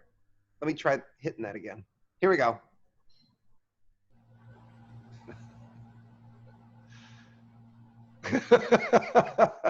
What do you think about that, huh? Did you see how big that explosion was? That was like half the Earth's diameter. Look at that craziness. Oof. That was a powerful eruption. Think about how big this thing is. You know, there was an older satellite called the TRACE satellite. And while the resolution is worse on TRACE, I got to say, TRACE really captured some iconic images of what we could think of as solar flares and coronal mass ejections. I want to show them to you. Here's a little video of a solar flare. Open with VLC. So I want you to just watch this and let's take a think about what's going on here. Here's the Earth to scale, and I'll loop this video. You see magnetic activity build up, and a huge burst of plasma and gas goes up into the atmosphere of the sun, and then the gravity just whoop, slurps it right back down, like sucking back through a straw. In other words, this gas did not achieve escape velocity. The gravity of the sun just whoop, yanked it right back down to the surface. That's kind of typical of a solar flare. There'll be an eruption, but then gravity will sort of suck it back down. On the other hand, here's a picture of something, or an animation, not an animation, but a video. Here is an actual video of a coronal mass ejection. Oh, sorry. I don't think you guys could you see my screen just then? Yeah. Oh, I didn't. You guys can see this, right? Yeah. Okay. Watch again. So you can see all the magnetic fields twisting and turning on the sun, and watch again as they kick that blob of gas right out into space. That actually achieved escape velocity. That's kind of like a coronal mass ejection. Do you guys see the static? So is this like a combination of like a geyser and volcano going off, but just on an exponential level? Well, I'd say that one difference is when a volcano goes off, it's because of gas pressure, right? Gas pressure and high temperatures just cause it to blow like a blowhole of a whale, right? It's gas pressure. But this is not exactly gas pressure. I guess it is a little bit, but it's magnetic fields that are flinging it forward. So what's different is this eruption is magnetic in origin. In fact, those magnetic fields actually function kind of like the rubber bands in a slingshot. You pull them and stretch them, and they get all twisted up. And when it finally releases, they actually call it magnetic braking or magnetic slingshotting.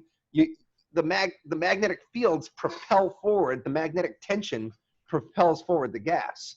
So in that sense, it's very different than a volcano because it's being propelled by magnetic fields, which is kind of wild, right? We don't have anything like that on the Earth because the Earth is mostly electrically neutral. You don't see this kind of, well, the Earth has a magnetic field, but it's nowhere near the intensity of the sun's magnetic field.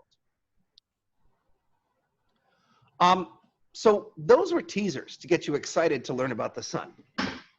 Let's get into some nitty-gritty details so I can teach you more. Okay. First, some boring bits.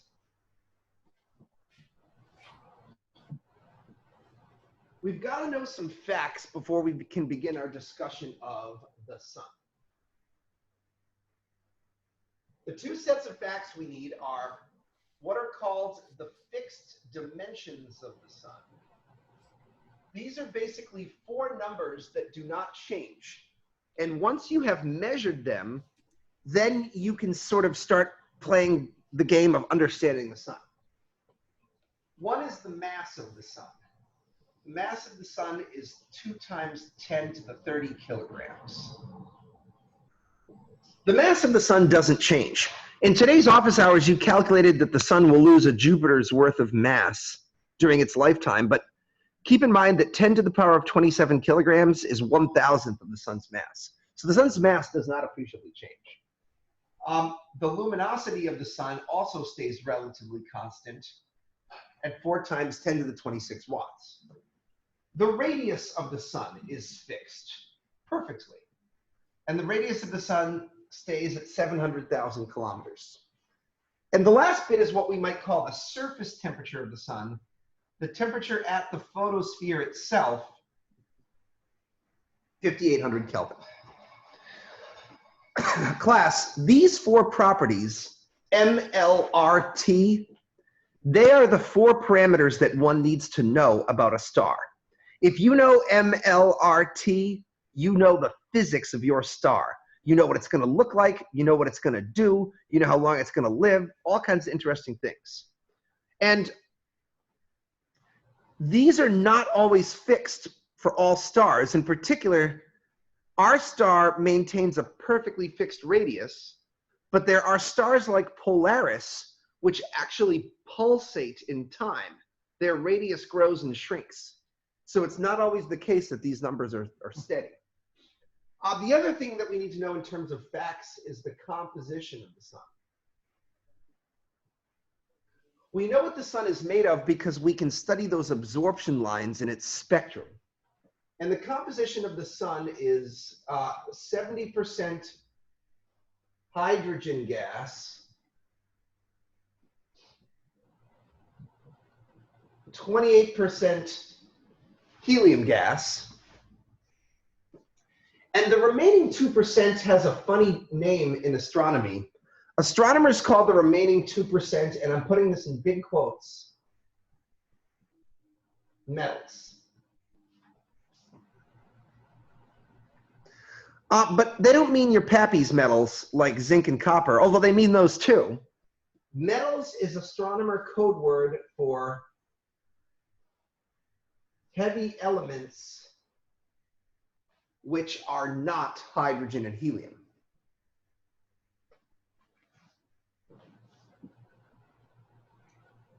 I better have a digression on this because this is part of your general science education. Let's grab that periodic table of the elements. Let's get the nice colorful one that I like.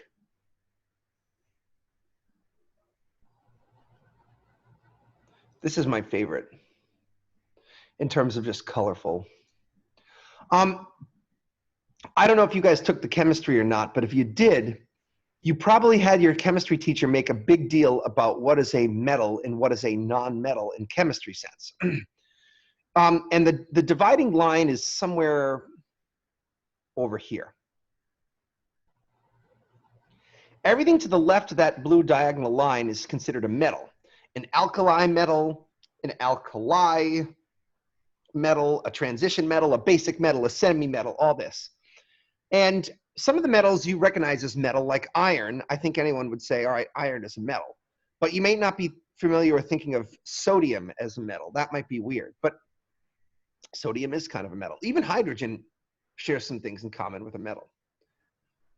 Well, not entirely. You know, what makes metals metals is the last electron in the shell gets kind of pretty effectively blocked by the other electrons in the atom. So that last dangling electron, the valence electron, it's capable of kind of moving around from atom to atom because it doesn't really care which atom it's attached to. That's why metals have that shiny, sheeny surface to them and why they suck the heat out of your hands, because those moving around electrons are excellent thermal conductors. It's also why the metals are shiny and reflective, because they can bounce photons off of those jiggling electrons. Anyways, I digress. There are things that chemists call nonmetals: carbon, nitrogen, and oxygen. But you know, astronomers have a funnier way of looking at things. From an astronomer's point of view, most of the universe is in two forms: stars and gas, and 98% of the stars and gas are hydrogen and helium. So to an astronomer, they think differently than chemists. They think most of the universe is these two elements, and then screw it, there's everything else. So they just call everything else a metal, as if it's all the heavier gick in the universe. You know what I'm saying? Anyways, metals to an astronomer is not the same thing as metals to a chemist, and that's something that we ought to know about.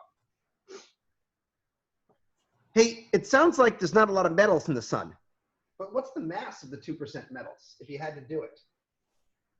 What is 2% of the mass of the sun?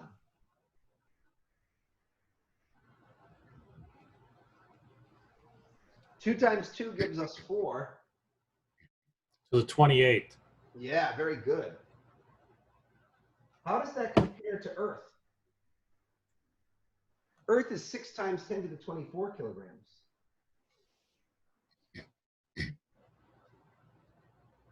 So that gives you like what? 6,600 Earths? If you could suck the 2% metals out of the sun, you could build another 7,000 planets with it. That really puts things into perspective, doesn't it? If you could suck those metals out of the sun, you could build 6,000 to 7,000 more planets out of that stuff. And that's not even all this. The sun is epic. Okay. So let's talk about some things having to do with the sun. Let's get back to my slideshow. Yesterday I tried an experiment because I also lectured on the sun yesterday.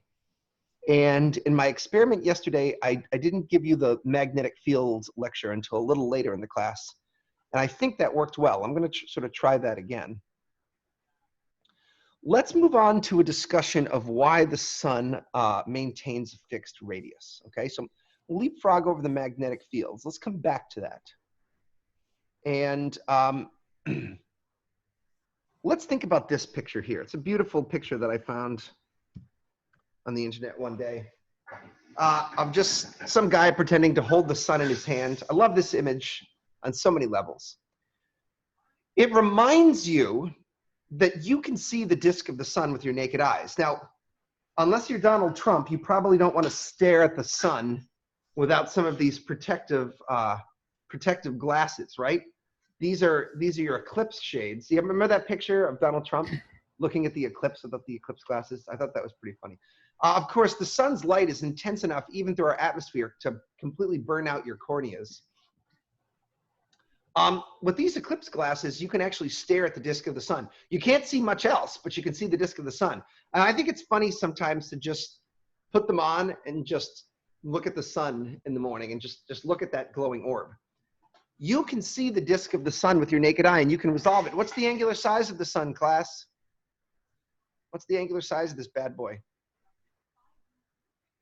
0.5 arc seconds. Not arc seconds. You wouldn't be able to see if it was 0.5 arc seconds. Arc units? It's not arc minutes. You wouldn't be able to see it that well if it was arc minutes.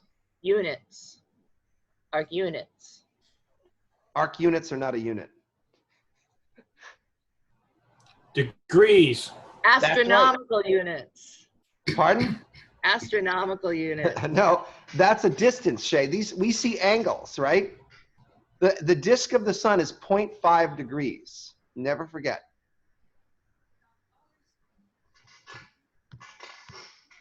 Well, okay. I don't have a degree symbol handy.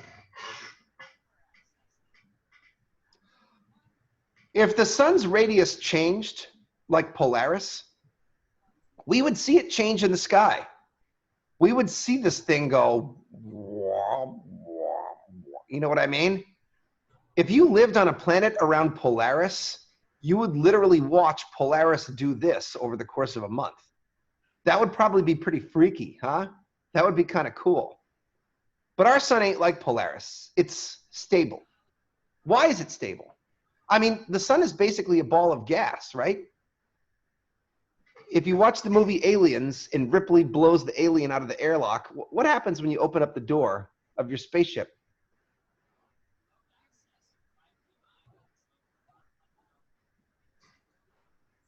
Did anyone watch Aliens? You guys are getting me scared here. The only thing scarier than Aliens is to think that you haven't seen the movie Aliens. That would bother me. Okay. When you open up the door in outer space, all the air gets sucked out, right? Why does the air get sucked out of the spaceship?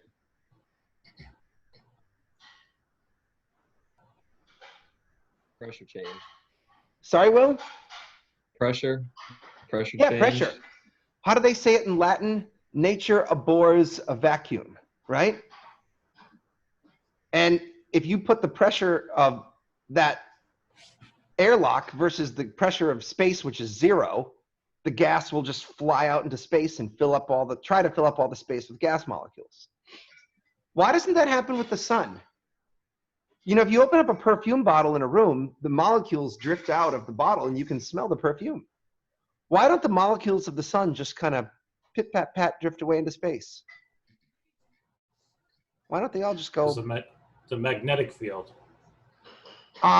The sun does have magnetic activity, but it's not enough to constrain the gas. Here's the first issue, Joel. A good portion of the gas is neutral. Some of the gas has the electron bound to the proton, so they wouldn't be affected so much by the magnetic fields. But of course, the plasma is. It's a little complicated. But I'll just say no. What were you going to say, Evelyn? I heard you chime in. Gravity. That's right. It's gravity that holds this bad boy in place. Now, the magnetic activity is a smaller effect that happens on the surface. But if you talk about the whole bloody sun, it's not just gravity, but it's a whole concept. It's a concept in stellar astronomy that sounds kind of obvi, but it's not obvi. It's called hydrostatic equilibrium. It's a balance between the gravity pulling the gases in and then the gas pressure pushing out. Let's take this as a note because it's worth it.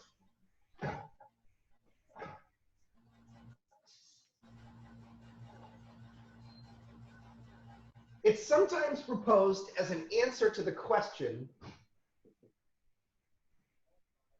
what keeps the radius of the sun fixed? Or sometimes people say, what helps the sun keep its size and shape? And the answer is a key concept in astronomy called hydrostatic equilibrium.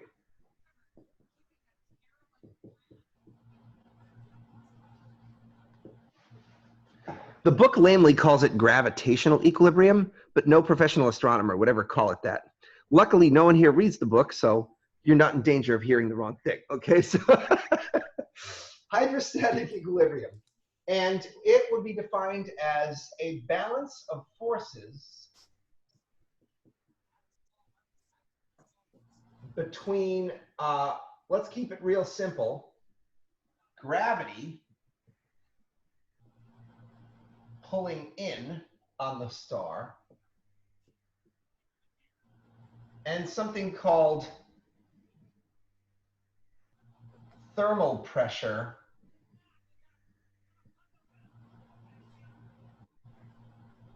pushing out. It's gravity versus thermal pressure. And by thermal pressure, I mean gas pressure. And by gas pressure, I mean the ideal gas law.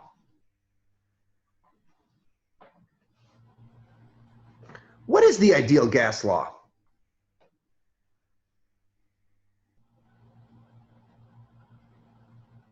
E equals N times K times T.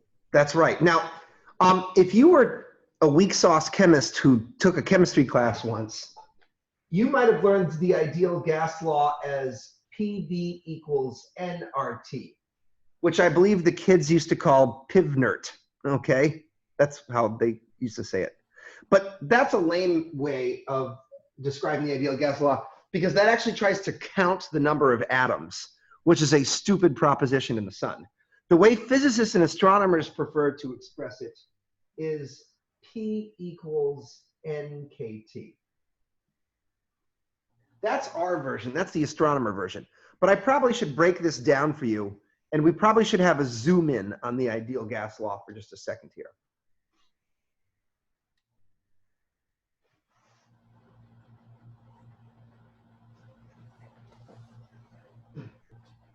So PV equals nRT is for your chemistry class.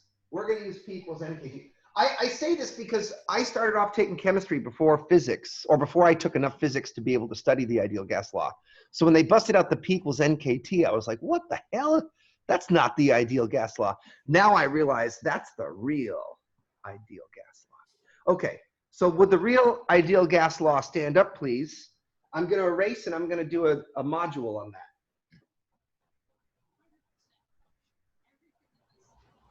Let's do a little module on the ideal gas law.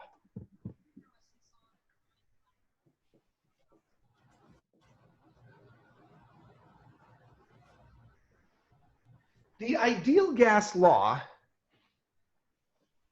P equals NKT, is trying to explain to us this cartoon here.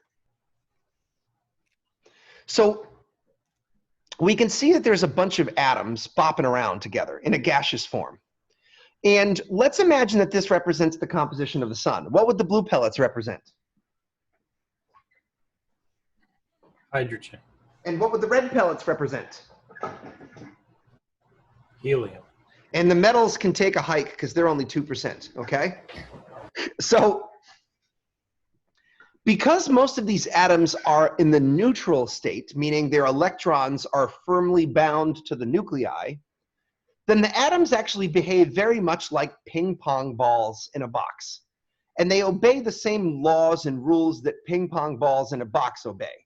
They travel in a straight line until they bump into a neighbor, and then they geometrically scatter off of each other in some other direction. This is the same way that pool balls would behave if you had enough of them on a pool table. It's the same way that bumper cars behave. They just bounce off of each other, and they're stupid. Okay, they have no thought. They're mindlessly traveling. The speeds of the gas particles are changing. In fact, let's try to remember what each of the parameters of the ideal gas law mean. Y'all are supposed to know what temperature means. So T stands, let's do this in reverse order.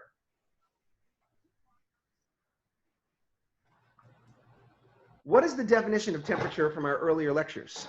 Because if you don't remember that, this is going to get kind of weird.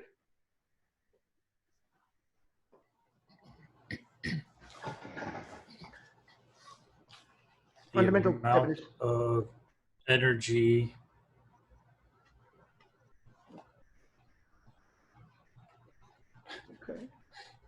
in a substance. It's the average kinetic energy. Yeah.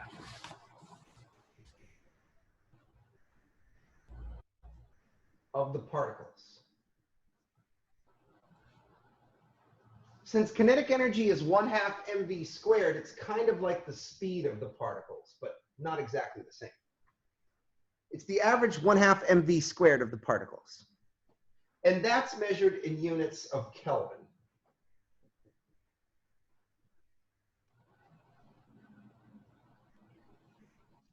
K is a constant. Actually, I realized for the first time that the right way to introduce the ideal gas law is reverse. Start with temperature, then K. K is the Boltzmann constant. Now, you all haven't heard of the Boltzmann constant until today's office hours, but the Boltzmann constant is just a number that is involved in physics anytime there are gas particles at play. And the Boltzmann constant is 1.4 times 10 to the minus 23 joules per Kelvin in the MKS system of units. I'll point out that a joule per Kelvin, if one way I remember the units of energy is to remember the units of 1/2 mv squared. The units of M are kilograms and V is meters per second. So it's kilograms meters squared per Kelvin per second squared. Those are the units of the Boltzmann constant. Whatever, it's just a number. It's got to do with gases. Don't think about it yet, okay? N is interesting. N is something called the number density of the gas. The number density of the gas tries to express the number of particles per cubic meter. So if you have a cubic meter, that's actually a pretty damned large cube, right? I can't even show you on my webcam what a cubic meter is, but I would say, what's something from your everyday life that's the size of a cubic meter? It's like a mini fridge. A cubic meter is pretty close to the volume of actually one of the bigger mini fridges. A big mini fridge, okay, is maybe a cubic meter. Now, particles are kind of like a fake unit. They're a conceptual unit rather than a measurable, definable quantity. So the actual units are a little bit disturbing. They're 1/meters cubed. Nobody likes that. But you know what people hate even more than that? When professors will sometimes get lazy and they will just write it as meters to the -3. That's particularly evil for students because they're not going to see this the first time and understand that means particles per cubic meter. However, you guys are enlightened. You won't fall into that trap.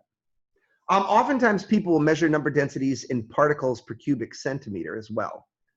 That's how chemists prefer it because a cubic centimeter is about the shape of the size of a chicken bouillon cube, you know, or a dice. A dice would be a cubic centimeter.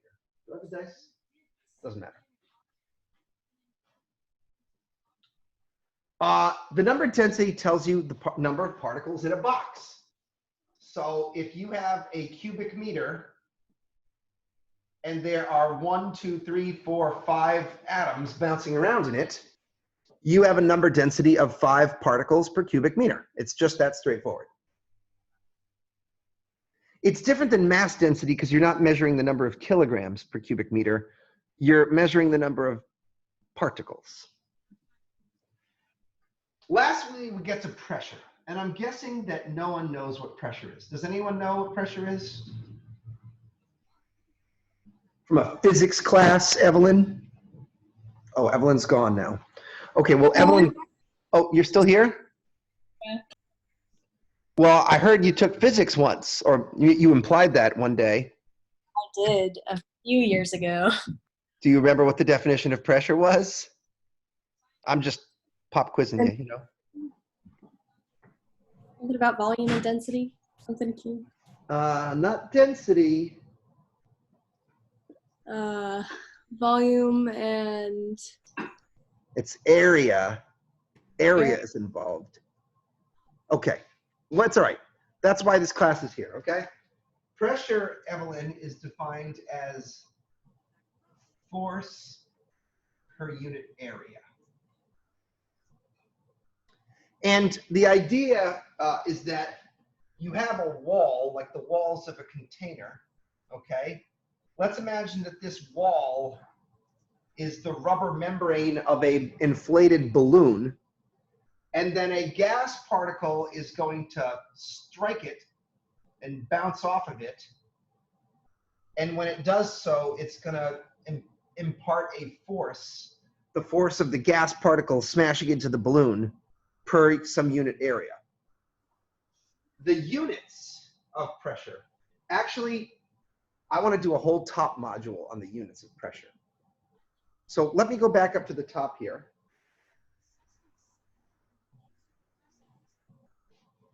This is, for some of you, the first time you've seen pressure.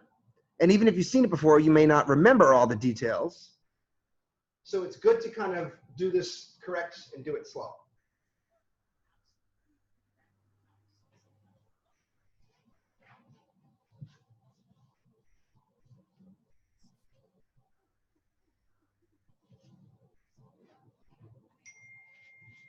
Okay.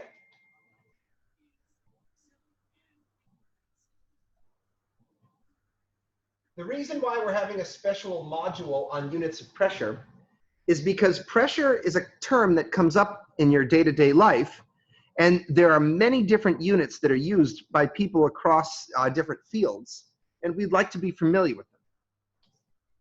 So pressure is a force per unit area. I would expect that you guys could give me the MKS units, because you're supposed to know what the MKS units of force and the MKS units of area are. So go.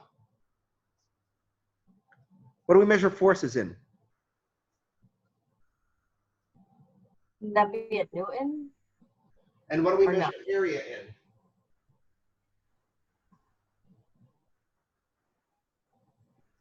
meters squared.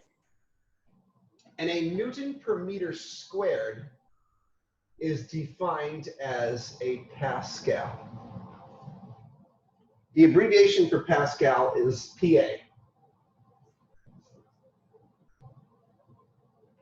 How about imperial units? Who goes to get their tires inflated at the local pit shop, you know? What do you measure tire pressure in? PSI, Yeah, what does that stand for? pounds per square inch. That's right. So a PSI would be an lbs per IN squared, right? PSI is lbs per IN squared. Now, because we've got astronomy on the brain, in planetary science, if you were one of the people that worked on a Martian rover, you would measure pressure in something called atmospheres, where one atmosphere is approximately the same as sea level pressure on Earth.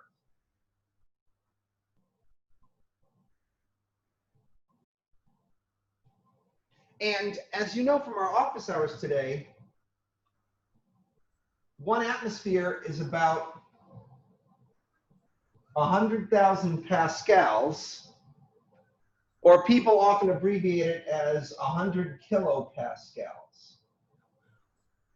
Anyone know what atmospheric pressure is in pounds per square inch?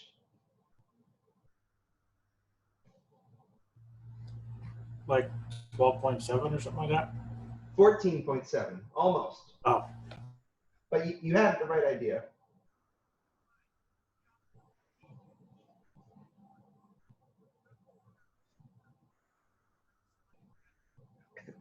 The only reason I know it in imperial units is not because I pay close attention to my tire gauge, but because a friend of mine gave me a very special book when I graduated from graduate school. It was a compilation of all the crazy rantings and ravings of a person who, sometimes people will like write letters to physics departments around the country about their crazy theories about gravity.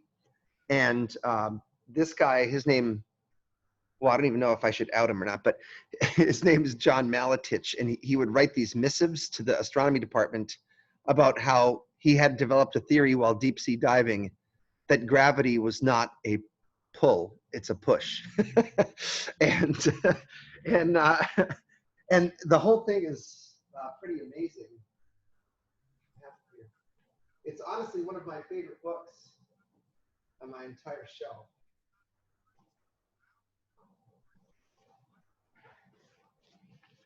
Force, reciprocal force, and compression. Okay, wait till you see this. I shouldn't be doing this. Verifiable facts about the force of radiation. Okay, so he had found this, and wait till you see it. Are you ready for this? Ta-da! All caps, all caps.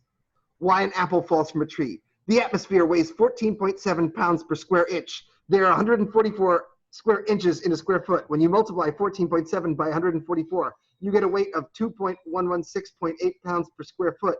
This means that the air we breathe is compressed air with a force of over a ton per square foot.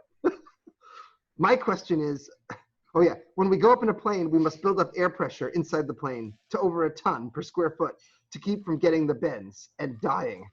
My question is, why do you believe there is a pull of gravity when you know that the Earth is in the atmosphere of the sun, which has solar flares against other stars in the galaxy? There are solar flares from all stars as a positive force against each other, creating, I like this, empty space. Empty space. Where are we here? Space between the stars. Verifiable force. Facts about the forces of creation right here. Okay, so the only thing that I truly learned from that book is that the atmospheric pressure in the PSI system of units is 14.7 pounds per square inch. So, all right, so I hope you enjoyed that diversion. All right, now, one last set of units here. In addition to planetary science, you know, like, if you ever watch the Weather Channel and there are meteorologists, do you guys remember what units your Channel 12 pinpoint Doppler radar guy uses? Yep. What units? Because I had to use it in air conditioning. Oh, really? What do they use? Inches of mercury. Oh, that's I should throw that one in there. Inches of mercury is often used in the system, but in meteorology, I was thinking about the bar. Have you ever heard of bars of pressure? Oh yeah.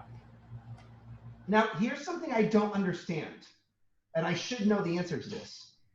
I had to use that too. Oh, you had to use bars as well? I forgot. Yeah, Honestly, yeah. It's a conversion factor between inches of mercury and the bar. I forgot about inches of mercury, actually. So we should add that to our imperial units. Inches of mercury is kind of a quirky one. Here's one that I think is interesting about bars. Bars are almost exactly equal to an atmosphere, but there's a slight difference in the definition. Now, I once read that teachers are now trying to shy away from using planetary atmospheres and are entirely switching over in favor of the bar as a unit of pressure. But that makes me sad because I just think atmospheres are such a clean and easy concept.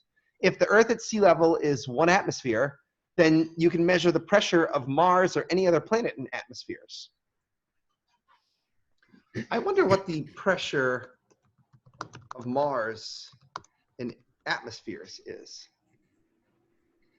Okay, wait, I'm not sharing my screen with you guys. Atmospheric gas pressure on Mars is 610 pascals,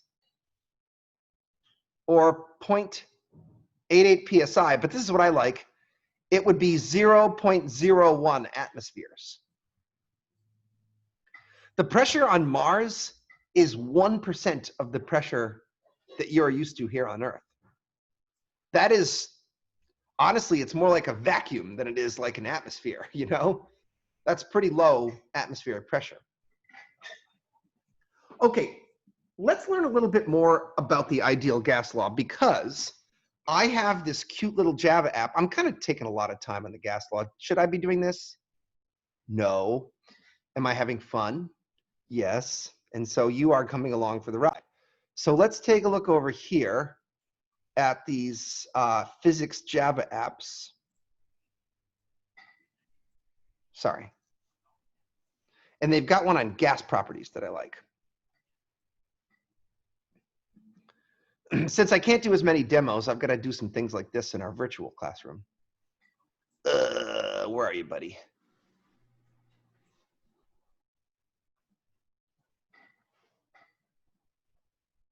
Here it is. Okay, let's pump it up. Ready? Pump, pump. There we go. What do we see here? Do you guys, hey, Evelyn, you were good at finding that chart. What's room temperature? 68 Fahrenheit? What's that in Kelvin? What's the temperature of room temperature in Kelvin?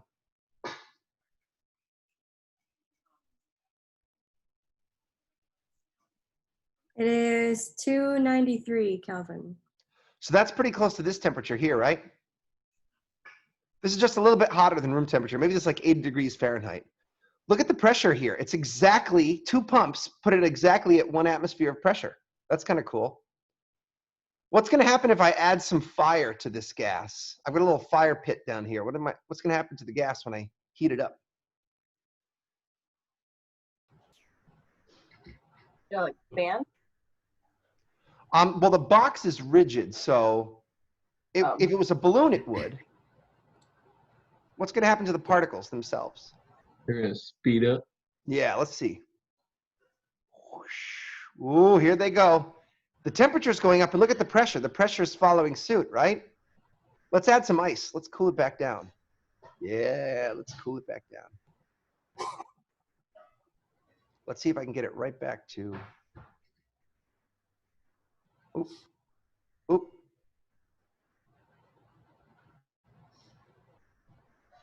And I'm trying to get it to 293.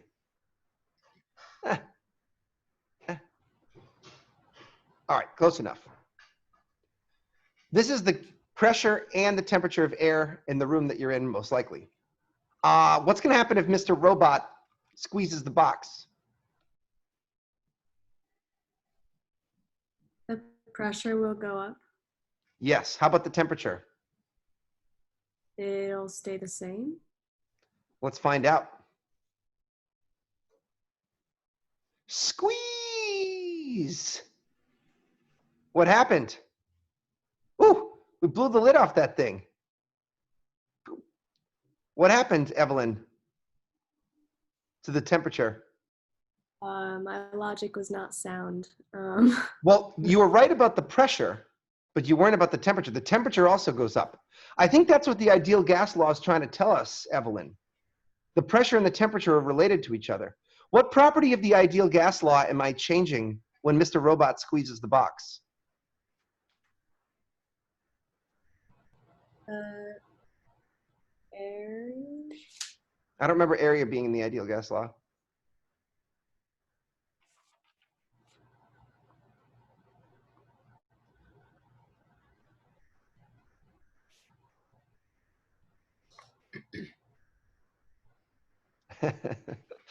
Oh, The ratio, the ratio between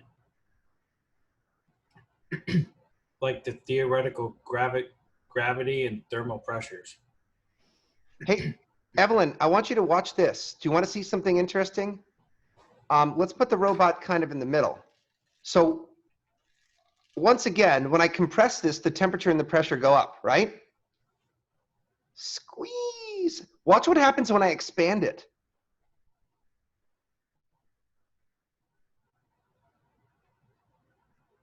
Okay, wait. Let me try that again. I'm going to compress. This is like a piston in a car. Compress. The pressure drops when you expand it, but the temperature stays high. That's because it's, oh, okay. All right. I kind of wigged this thing out here. Actually, let's try it all the way back. 2 pumps. We squeeze and we expand. The pressure is low because the box.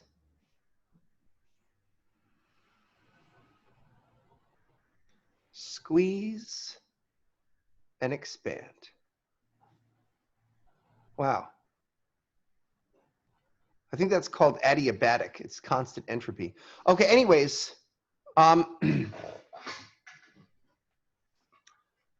When you squeeze the box, guys, you're changing the number density.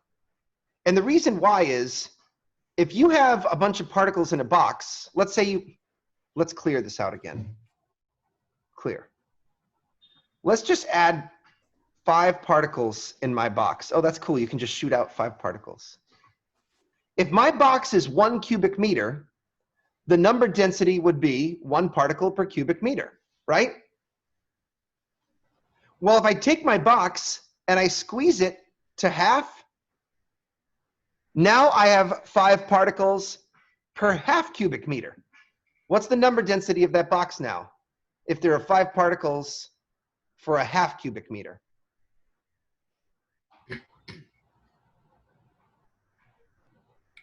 Did I lose you guys? Wouldn't it be 10? 10 particles per cubic meter. Because even though you only have half a cubic meter and 5 particles, if you had 2 of these boxes to make a cubic meter at the same density, it'd be 10 particles, right? Hey, watch this. I'm going to add a couple of light species. What do you notice about the speeds of the lighter atoms versus the speeds of the heavier atoms?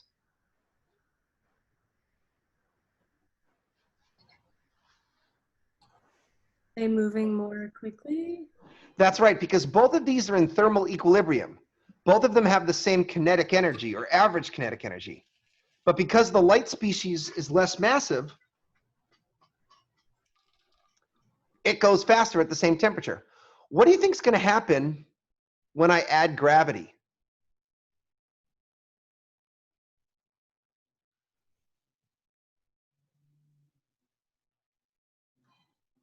Let's do 30 particles each. What's going to happen when I add gravity? Let's cool this down.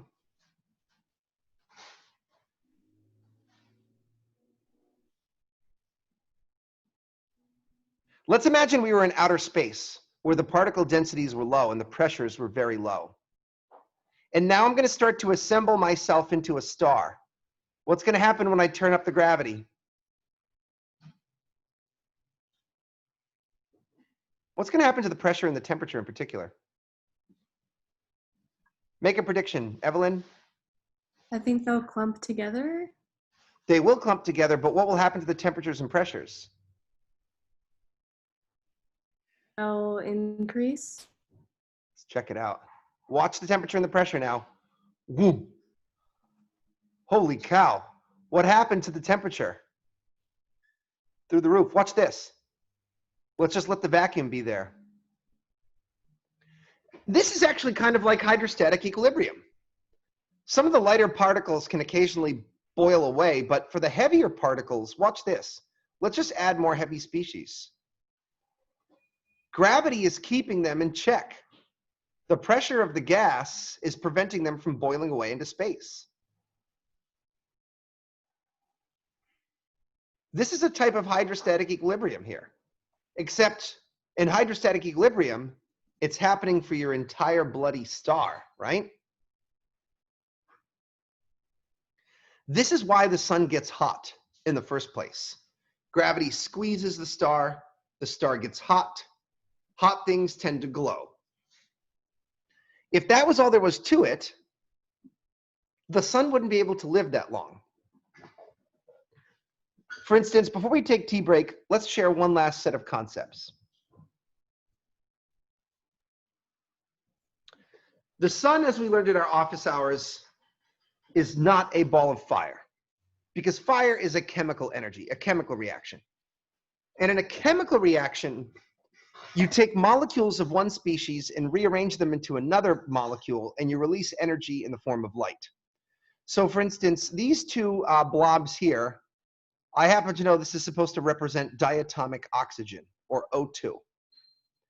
And this here is supposed to represent methane. It's one carbon with 4 hydrogens attached to it.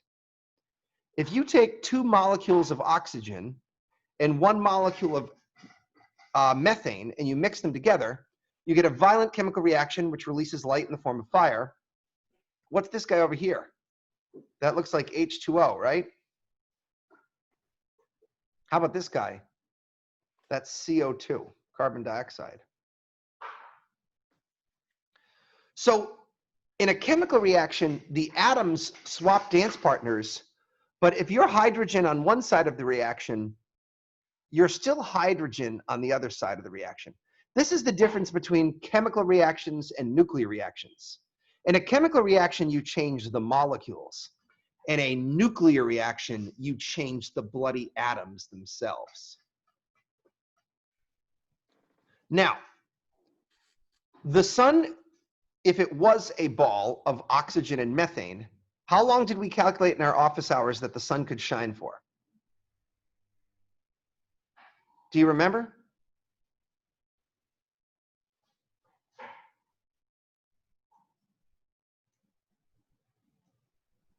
Was it 10 billion? No. No. That's the real lifetime of the sun. Oh. 1,000 years. It was 16,000, but approximately 10 to the 4, right? Of order 10,000. Now, early scientists who studied the sun knew this to be true. They knew the sun could not be a ball of fire because it wouldn't be around long enough to explain bones of dinosaurs or even layers of Earth's sediment. So the sun's a lot older than 10,000 years. So the sun's not a ball of fire. And another possibility is what we saw in gravitational equilibrium. There's something called gravitational contraction. And when a star first assembles by squeezing down on itself, it tends to make the interior of the star hot. And that's because we just saw what happened, Devlin, when we squeezed the gas. Squeezing a gas makes it hot. And once the gas is hot, well, then it's doing this. It's turning into a Bic lighter, right? This is a hot gas, and it glows, right? How long do you think the sun could shine just by squeezing itself? Well, the calculation's a little over our pay grade, but it turns out that the sun could continue to shine, you're never gonna believe this, 100 million years is the free fall timescale, I think. The sun could radiate away 4 times 10 to the 26 watts just by squeezing itself for that long. Is that old enough to account for the layers of Earth's sediment rock? How old is the Earth?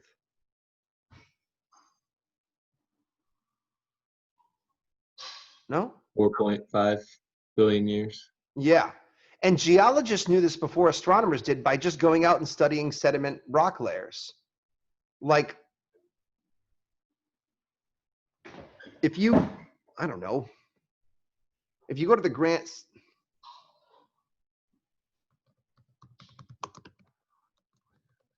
I don't know why I'm in all caps. Who am I, John Maletich? You go and you just look at an open canyon, right? And you can study the layers of rock, and you can figure out how long the Earth has been around. This is how geologists did it. Let's do age.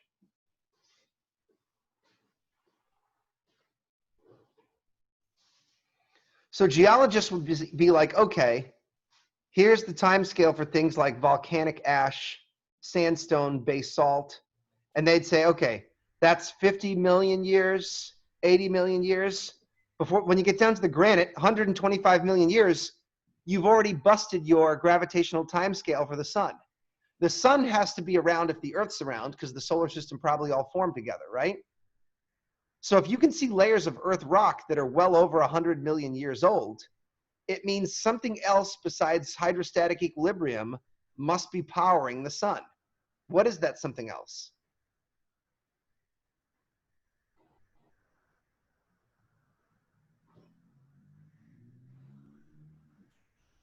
No?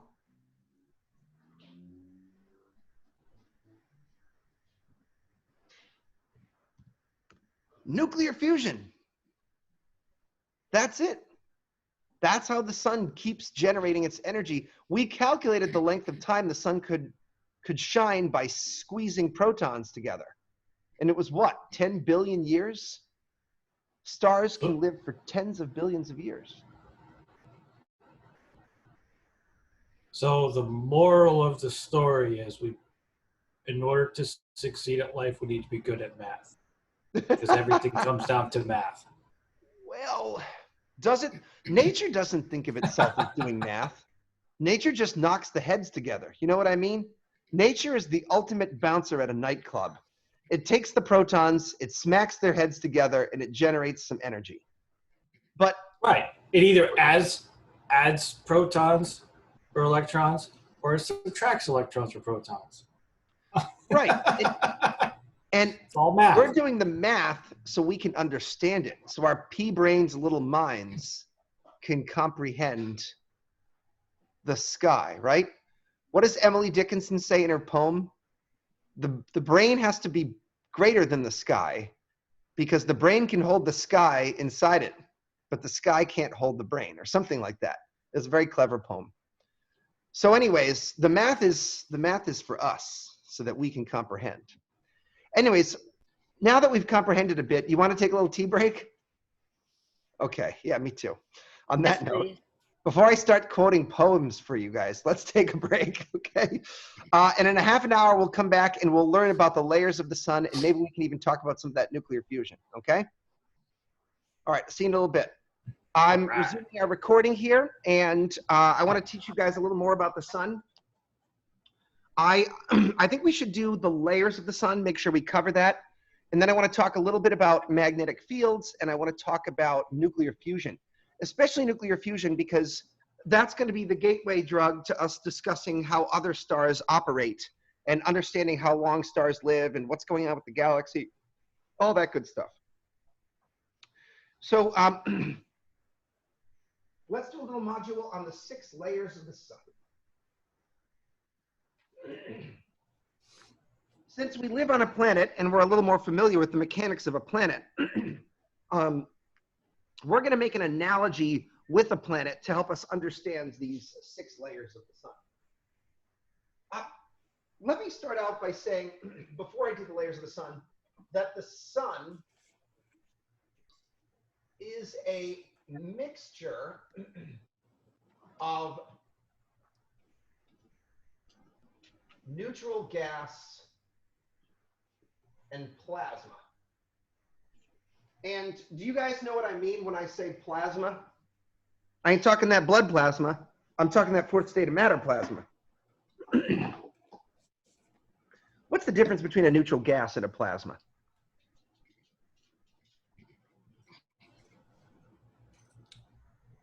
The charge. What about the charge? Let's use hydrogen as an example. What's the composition of hydrogen? One proton, one electron. That's right.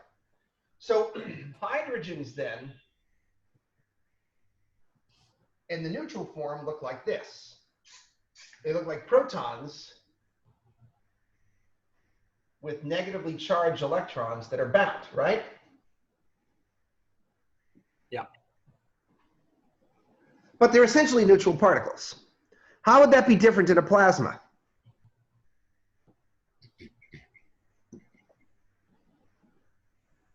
No? Nobody?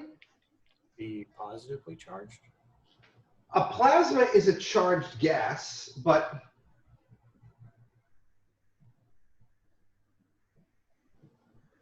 when you remove the electrons from an atom, they do not disappear from the space-time continuum and leave the universe. They're right there, right next to the protons they've been liberated from.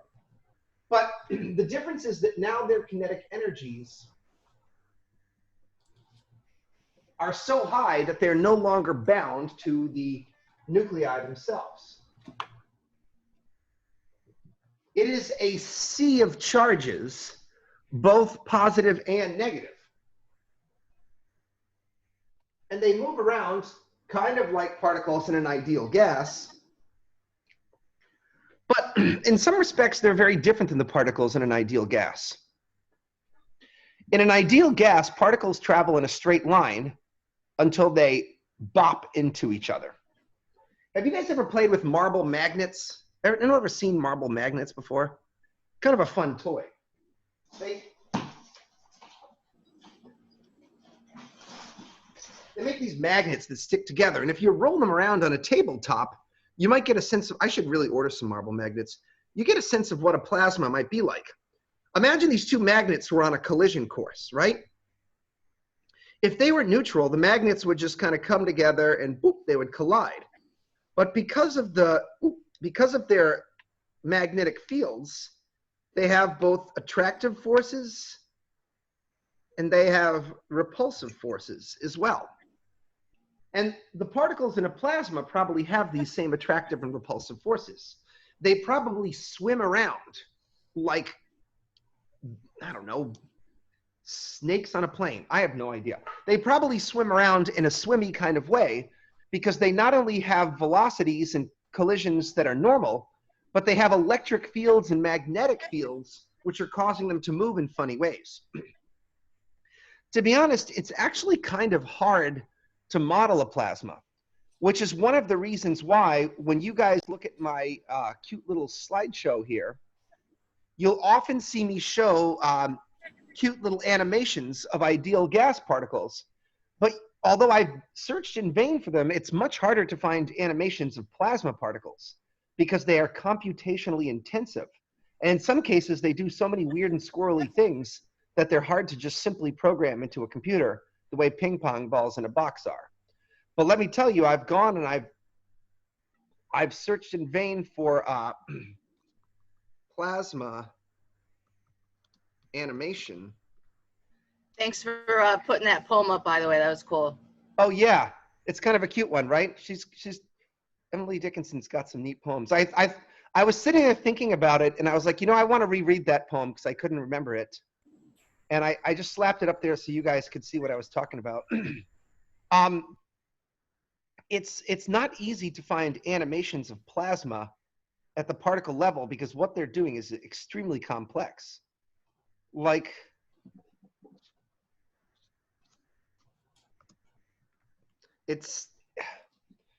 they still don't have any. I don't know. I know from taking an entire course in plasma physics that it is possible to model plasmas in computer simulations, but they're crude and no one's kind of made a cute, like, for the educator basic of it. I wish they would, because I would like to see it for my own sake, you know? Those physics education apps, PHET, plasma One thing Like I never. it isn't like the lights that have like the glass bulb on them, and then like you can, like if you touch it, like it'll light up. Well, Is it yeah. kind of sort of something like that? Well, yeah. I think what you're talking about is here. This thing that you see at Spencer's Gifts or something at the mall, right? Yeah, something like that. This is plasma. In fact, I'm guessing this is hydrogen plasma because can you guys see the blue and the reds there? That's probably hydrogen alpha and hydrogen beta emission. That's what I'm guessing. Plasmas do radiate light. They radiate light in two senses. If you take an electron and you cause it to abruptly shift, you create electromagnetic fields. And sometimes the electrons get recaptured by the protons and then they radiate their emission lines. But if you look at my physics Java app for the radiating charge, here we are. This is a pretty decent one.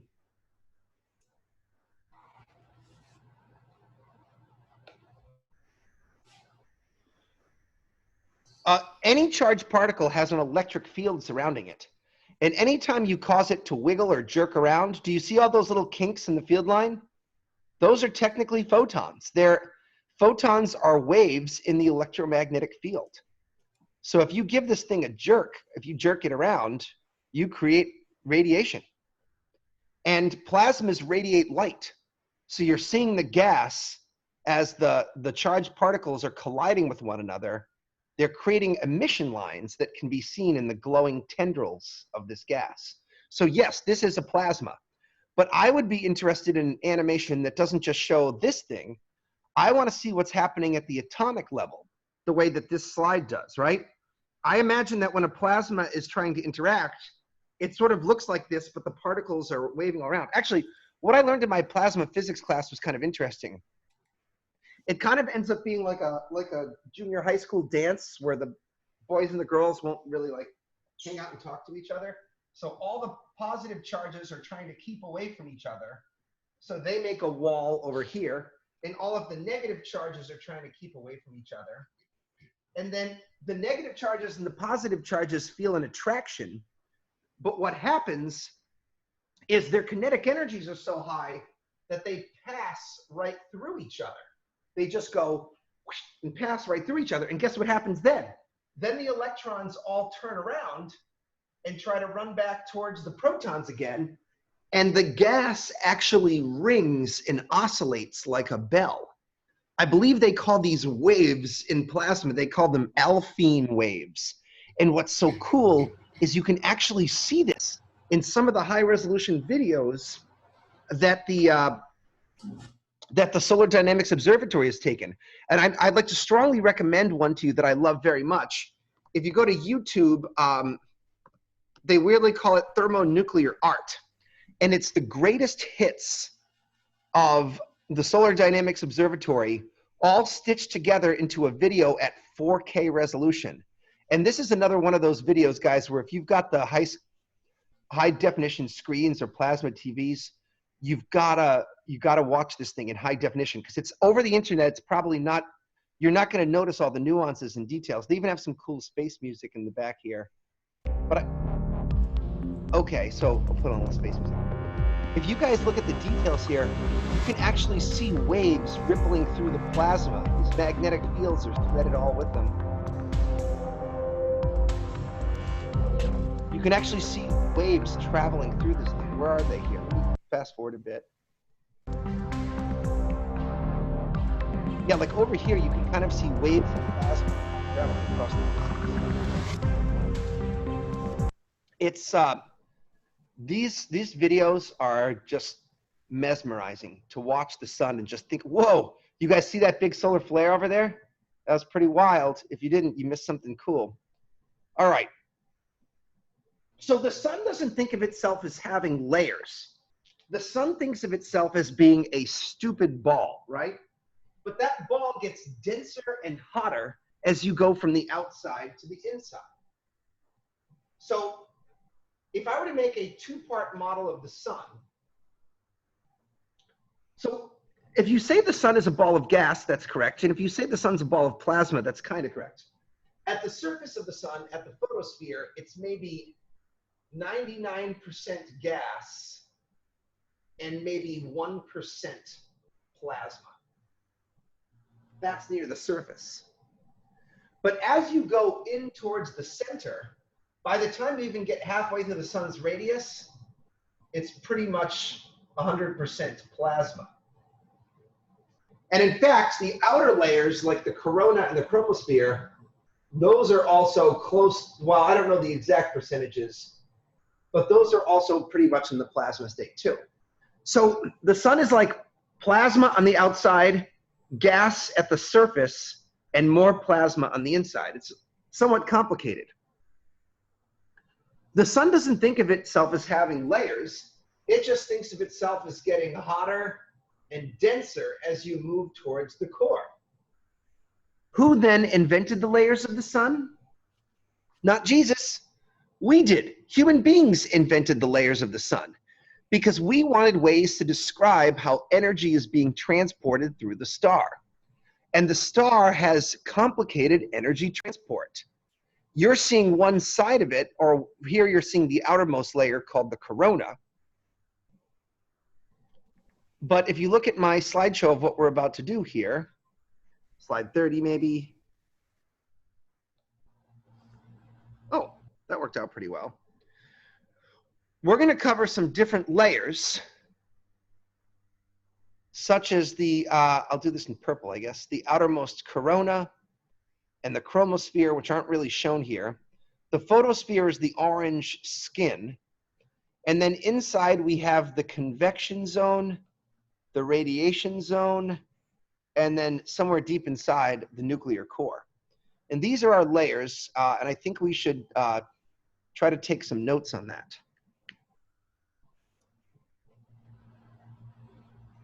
I'll eventually show you pictures as well.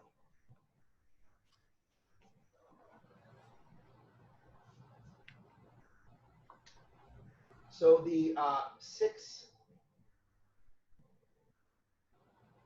layers of the sun. We're going to make an analogy with planets here. The outermost layers, layers 6 and 5, are the corona and the chromosphere. And taken together, these kind of function sort of like the atmosphere of the sun, if we make an analogy with planets. Both the corona and the chromosphere are high temperature but low density plasmas. They differ in their temperature and their intensity. The temperature of the corona is typically 1,000,000 Kelvin, whereas the temperature of the chromosphere, 10,000 Kelvin. With both of them being sort of high temperature, low density plasmas,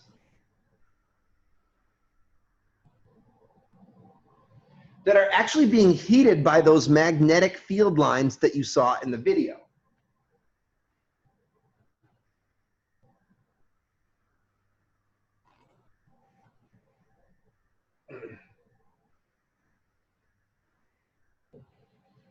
All right, let's take a look here at some pictures of these two things. Believe it or not, you can actually see the corona of the sun during a total solar eclipse.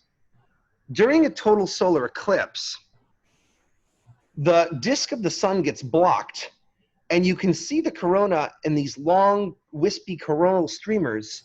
It actually emits, it's so high temperature that the coronal gas actually emits white light, which can be seen during a total solar eclipse.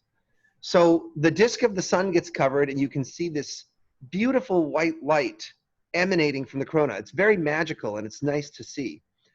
But the real way to see the corona is not so much by looking at the light and visible spectrum, but by looking at the light at X-ray wavelengths, like we see in slide 5 here, you can see that the corona of the sun is all threaded through with these beautiful magnetic fields. And hey, a lot of these pictures of the corona can be seen best at X-rays. And there's a couple of different reasons for this. If you calculate the Wien peak of both of these layers, the lambda max for the corona comes out to be, well, 3 million divided by 1 million is 3 nanometers, which is in the X-ray spectrum. And so that's for the corona. For the chromosphere, can you do this in your head? What is 3 million nanometer kelvins divided by 10,000? 3 million over 10,000? Can you do that in your head?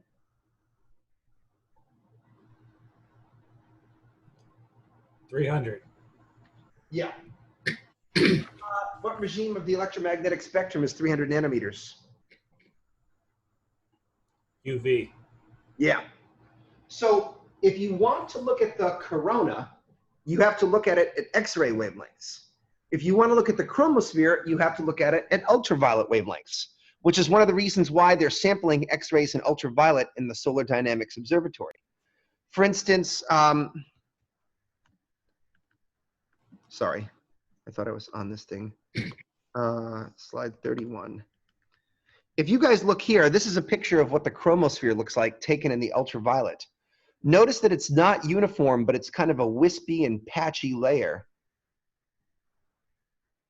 There's kind of another thing though. A lot of the photons that are generated at the corona and the chromosphere are generated by magnetic fields. And so before I do the other layers of the sun, I wanted to work these in here. I want to just kind of write down really quickly 3 rules for magnetic fields so that you can understand how they're generated and how they're produced. Let's start by just writing them down.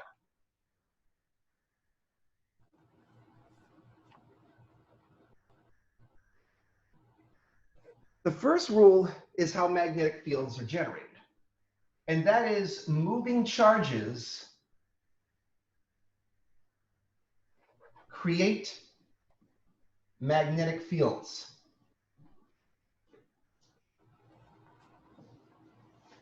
Moving charges create magnetic fields. And typically the way this looks in your classic physics course, when you study it for the first time, is you'll have a wire that's sending a current of electrons down it, and the magnetic field is generated as a kind of circular loop around your wire. Now, the relationship between the magnetic field surrounding a wire and the magnetic field in your bar magnet is not obvious at first glance.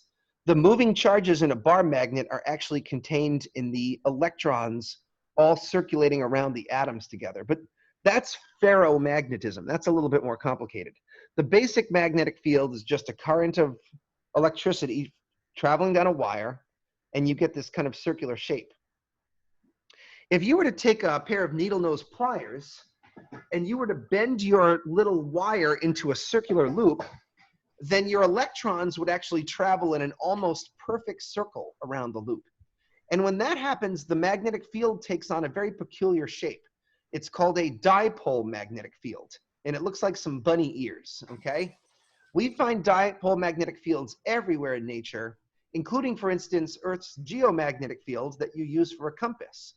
The geomagnetic field is a dipole magnetic field, the implication of which is that there must be some electrons, some ionized material deep down inside the Earth. And as Earth is rotating, that rotation of the current is what's generating this magnetic field here. Once you generate a magnetic field, you can start talking about your other rules. And one of them is if you have a little charged particle, like a electron or a proton, and that electron strikes the magnetic field, it gets captured by the magnetic field and it oscillates around it, kind of like flies on flypaper. So the second rule would be other charges stick to magnetic fields, okay? Other charges are going to stick to magnetic fields. When they do, they can also radiate light. They create a radiation known as Bremsstrahlung radiation. It's a type of emission known as I think it's two S's. The Germans call it Bremsstrahlung radiation, which is German for braking radiation. Basically what happens is you have yourself a magnetic field, and a high-speed electron flies towards your magnetic field with a very high kinetic energy. And when the electron strikes the magnetic field, you slam the brakes on the electron, causing it to emit a very short wavelength and very high energy X-ray.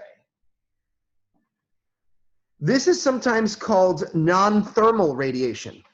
It's not I glow because I'm hot. It's I glow because I just got whipped in the face by a magnetic field, all right? And you can actually see a model of it with my little radiating charge app. Where's that bad boy?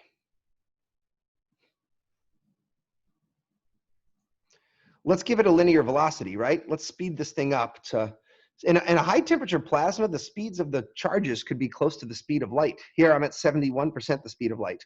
Watch what happens when I stop the charge. If it strikes a magnetic field and stops, you can see a little kink in the magnetic field line. Boom. That's the emission of your short wavelength X-ray. And by the way, guys, that's why we can see. You know, magnetic fields, they're invisible.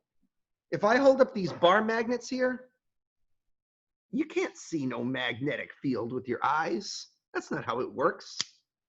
How come you can see these magnetic fields? Because of Bremsstrahlung radiation. Zillions upon zillions of protons and electrons are all slamming into those magnetic fields.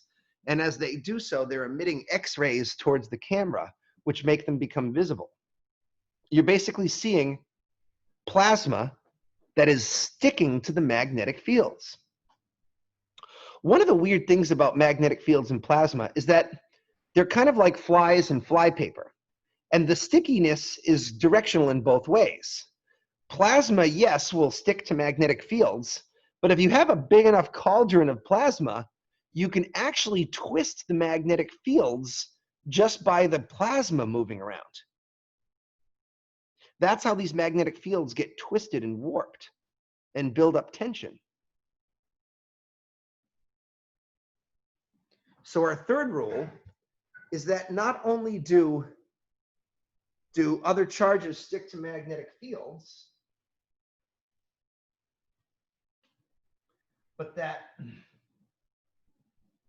magnetic fields, they stick to, but they also get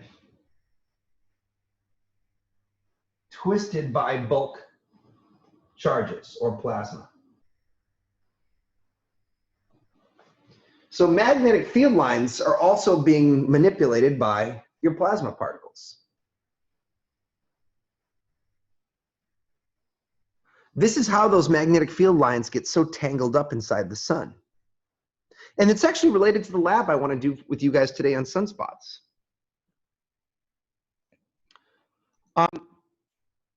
How does this come to be, this chaotic mess?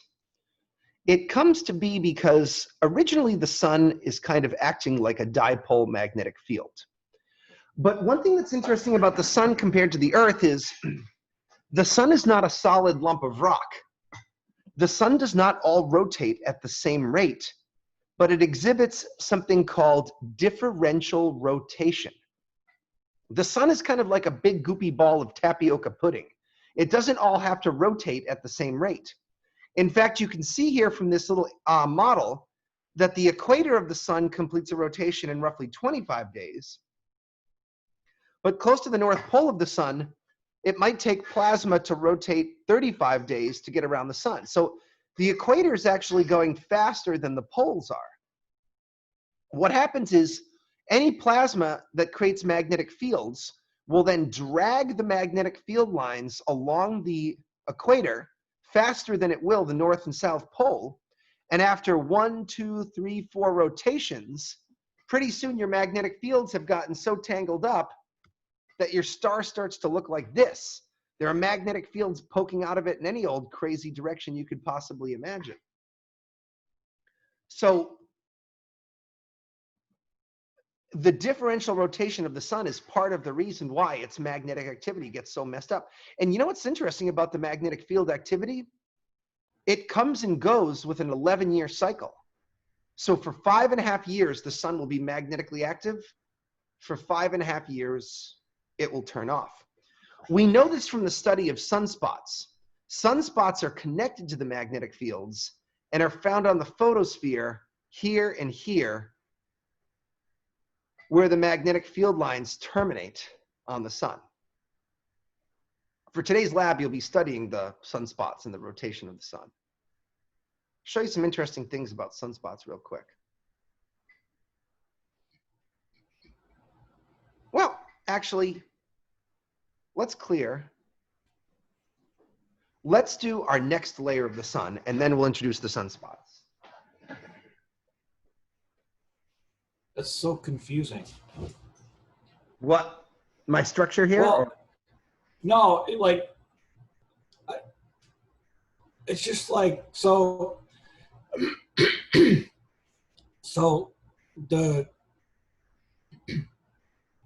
the sun has like all these different layers that are spinning at different the latitudes, ratios. the latitudes spin differently. Yeah, but then like the sun doesn't like explode or like completely separate because of the gravitational pull. That's right, hydrostatic equilibrium. By the way, it's so multi-layered and it sure is. That's one of the meanings of this lecture. So hard to wrap your head around. I know, the sun, you're just used to it being this bright dot in the sky, but it's actually a complex sphere. Hey, you know what's interesting? If the sun rotated fast enough, it would blow itself apart. Ooh, I got chocolate on my computer. That can't be good. If the sun rotated fast enough, it would fly apart under its centrifugal rotation, but it does not rotate that fast. It's rotating quickly, but not quickly enough to fly apart.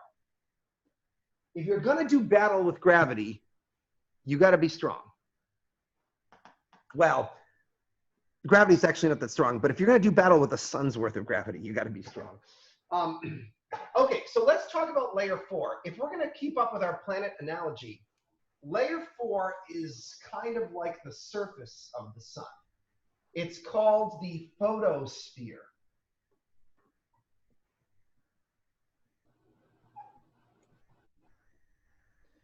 If it is a surface, it is not a physical or hard surface because it's made out of gas, but it's a surface in the form of light.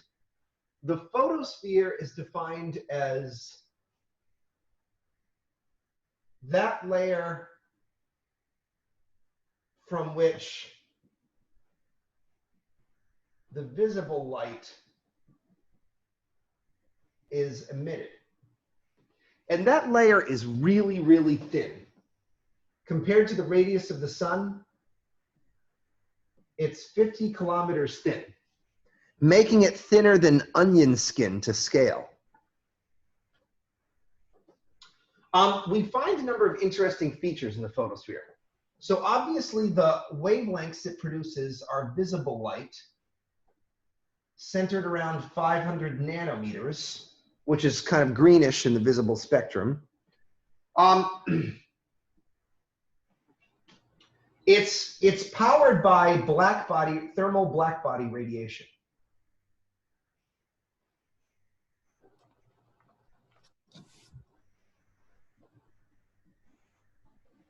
In other words, The gas of the sun glows because it's hot.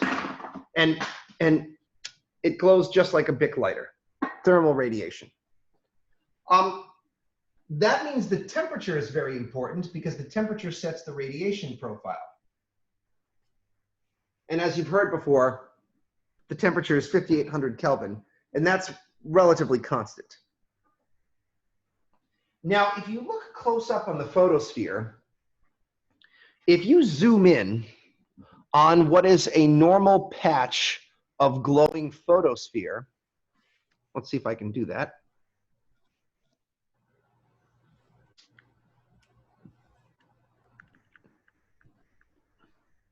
So imagine, for instance, that I just grabbed a box and I zoomed in like here. You would discover that that uniform illumination at small scales reveals itself to be a fine pattern of granulation. These are known as granules. They are Texas-sized blobs of hot and cold gas that are rising and falling in the photosphere. You can think of these as the light delivery buckets that are taking photons to the surface of the star. Granules. Granules are much smaller than sunspots.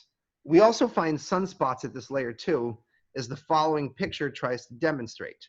This is an iconic image of sunspots where you can see the granulation patterns here. Here you can see the granules.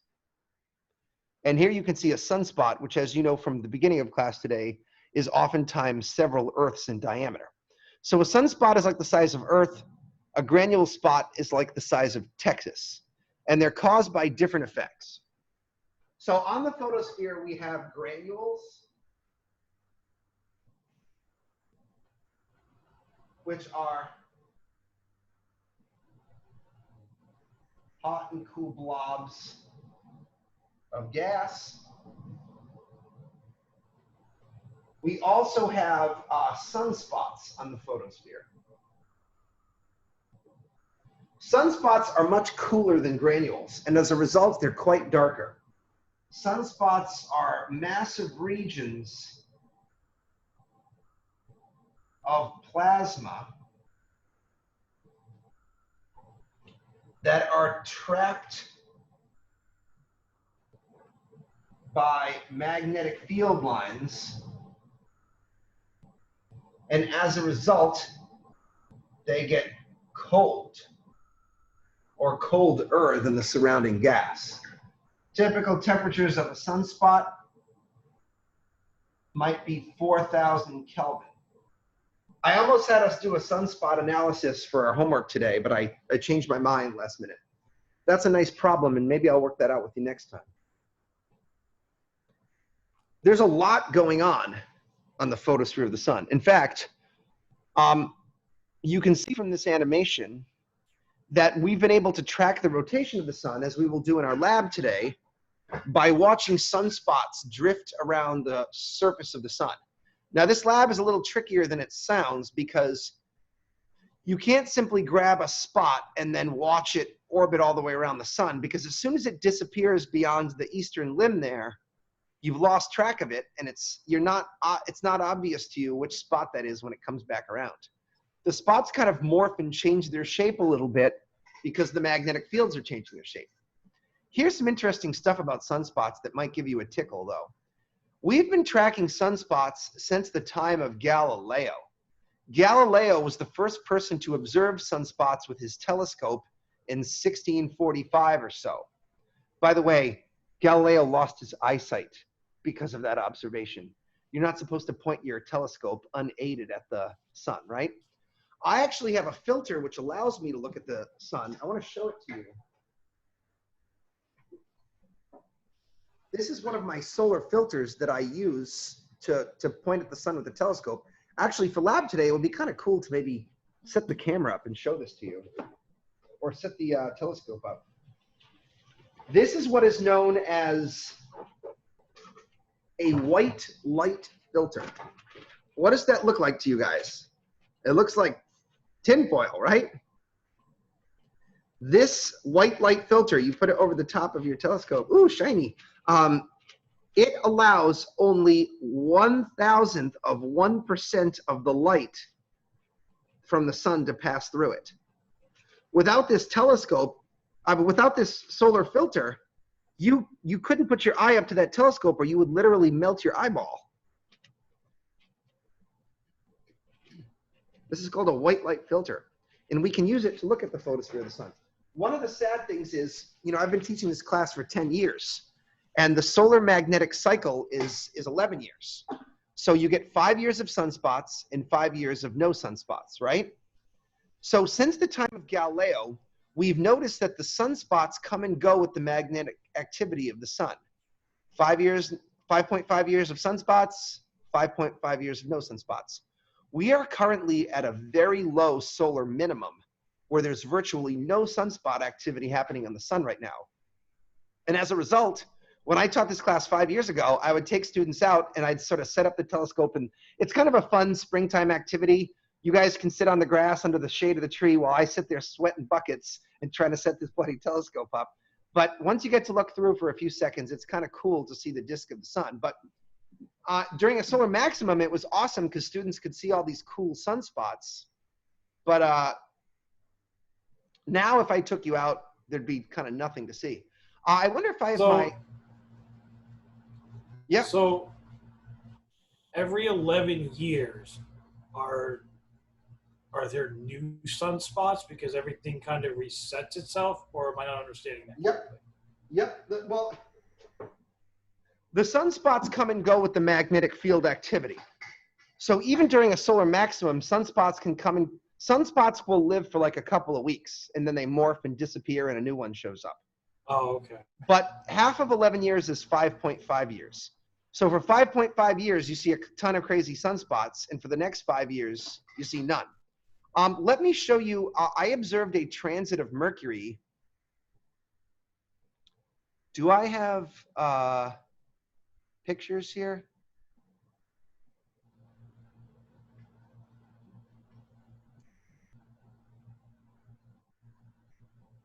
Huh. Somewhere.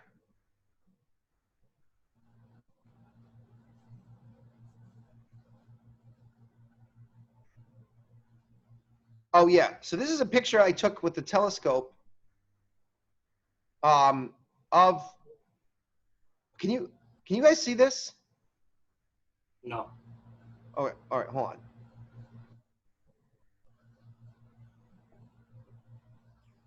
So I took this photograph here through the lens of our 8-inch telescope. And at the time, there weren't a ton of sunspots, but can you guys see that? That's a sunspot. You know what this is? That's the planet Mercury passing in front of the sun. Pretty cool, right?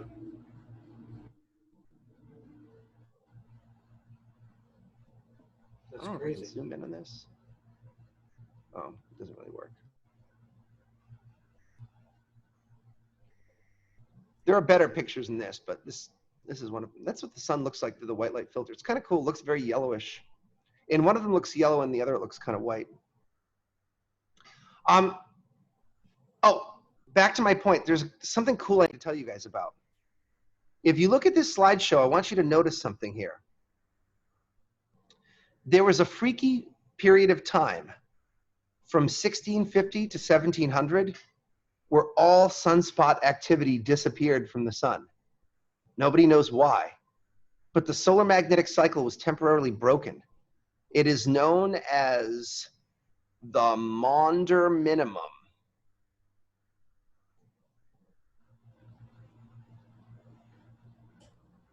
And to this day, no one has a good explanation, I believe, for the Maunder minimum. But suddenly the magnetic activity of the sun just stopped for 50 years and there were no sunspots. People actually corresponded this to a small change in global temperatures on Earth. The connection is still unknown. The Maunder minimum is a cool Wikipedia read. Why did sunspots stop? I don't know, but how long have we been observing the sun intelligently? 1600, 100, 200, 300, maybe 400 years, right? That's not a lot of time for a star. They might do the interesting things every 10,000 years. that we haven't actually seen yet, right? Just saying. 200 years ain't a long time for the sun, although it might seem like a long time for you. Let me give you the last 3 layers of the sun hastily, and then we'll move on to lab because it's 2:59. So after you have the atmosphere and the surface of the sun, you have the inner layers.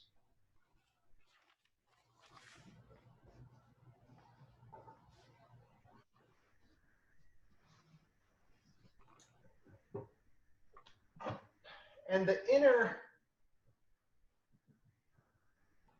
interior of the sun has 3 layers.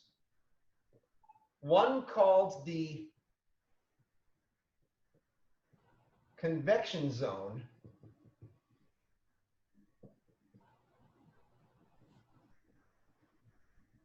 One called the radiation zone. And then lastly, the nuclear core. Each of these have a sort of different temperature range, although the convection zone and the radiation zone are huge. So the temperature changes dramatically as you delve into it. Let's say that a characteristic temperature for the convection zone is like 100,000 Kelvin. And that means this is still a mix of gas plus plasma. Although the amount of plasma starts to go up as you get up towards 100 Kelvin. Radiation zone is just berserkly hot.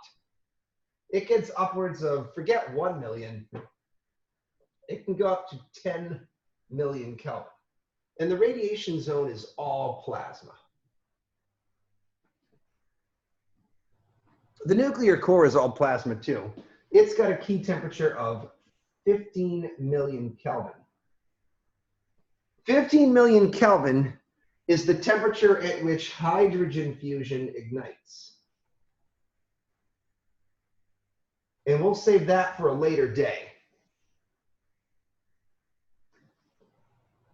Under 15 million Kelvin, you can't do it. You can't get to hydrogen fusion.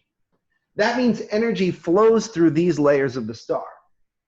Here, the energy transport is by convection. Here, the energy transport is by radiation. Do you guys know the difference between convection and radiation?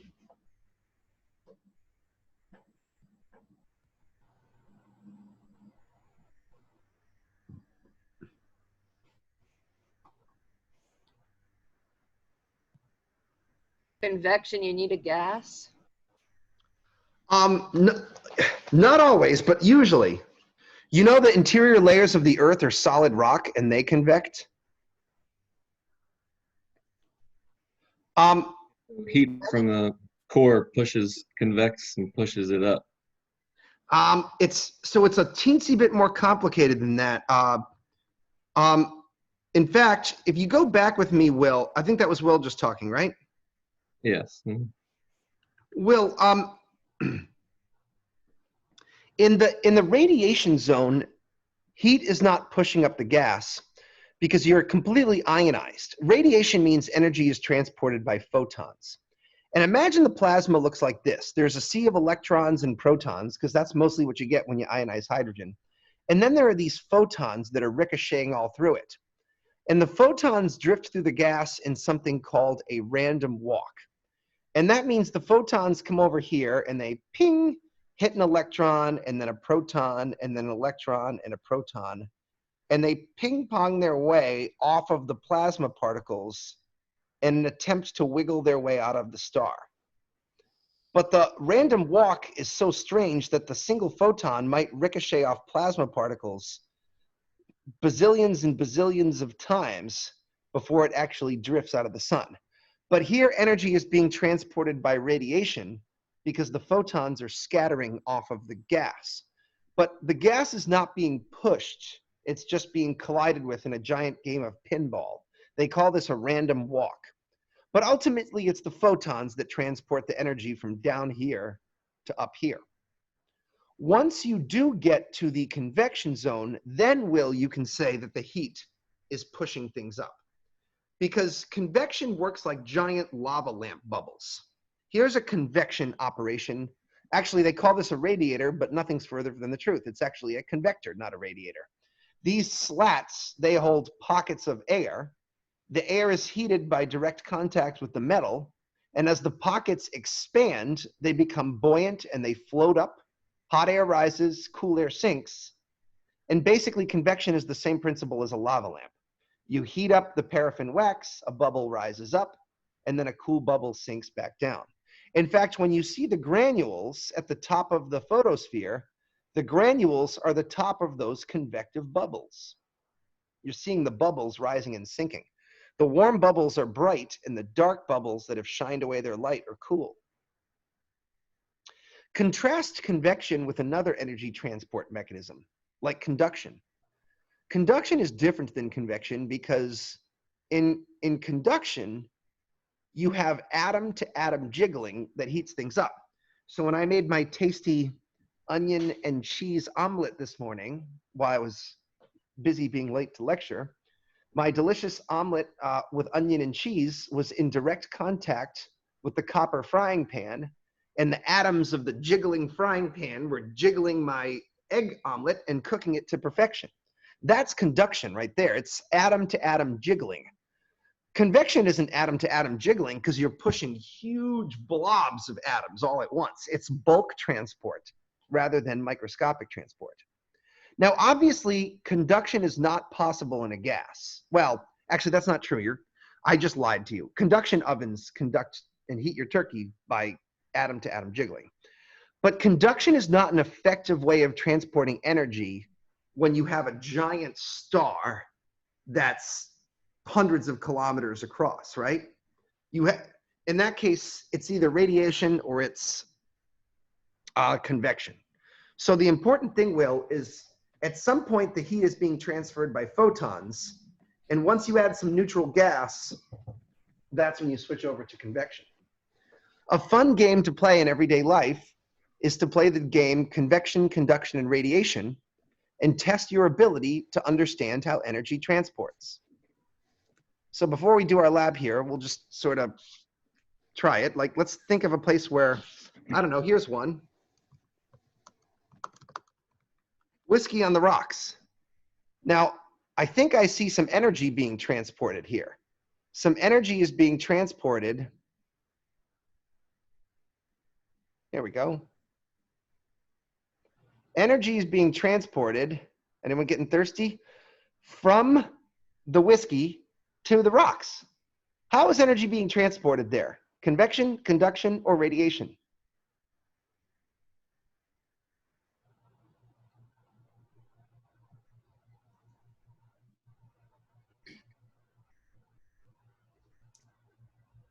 Conduction.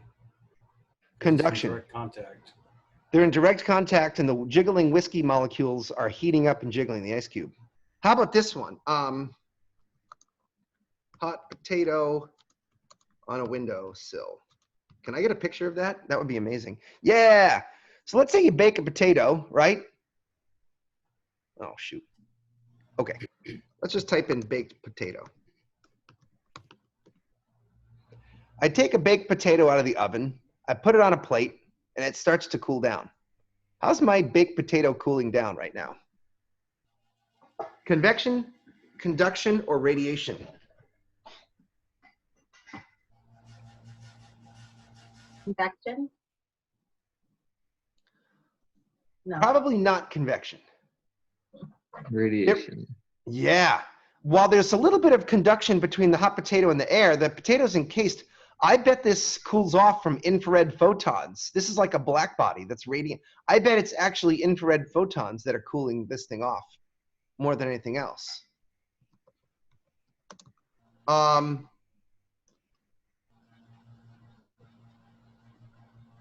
I'm trying to think of an example of convection. Well, anyways, you get the idea, conduction, you get the idea. Energy is transported by convection, conduction, radiation. Never forget it. The sun makes use of both convection and radiation. Okay, I can see by, the looks on your face is that it's time for lab. I've got a short, fun lab called Rotation of the Sun. You ready to do it with me? All right. Let's head to the lab room.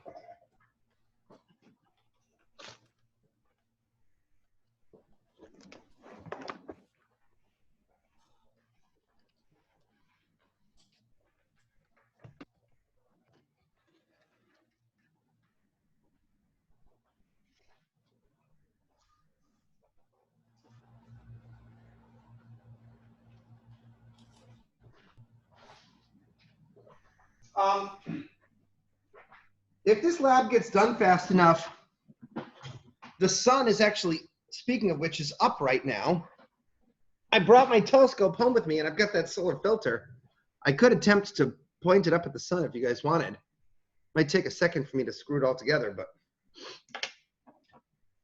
we can talk about it. We're going to do our sunspots lab. Do you guys have the stuff for this?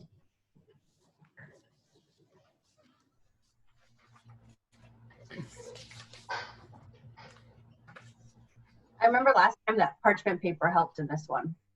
Oh yeah, guess what I did? Last time I went to the lab, I stole a bunch of tracing paper.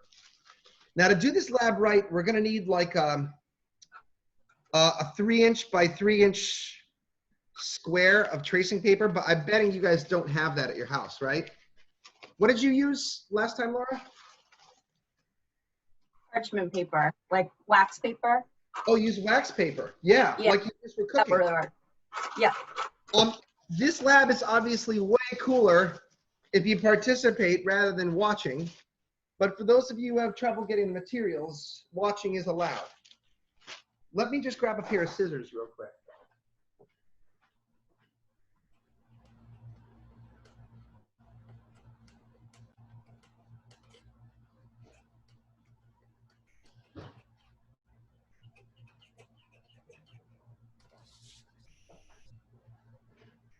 We're going to be tracing some sunspots. This size tracing paper is ideal. I'm just going to, so is that, was I right, a 3" by 3" square? Yeah, actually it's 4 inches, 4 by 4 actually.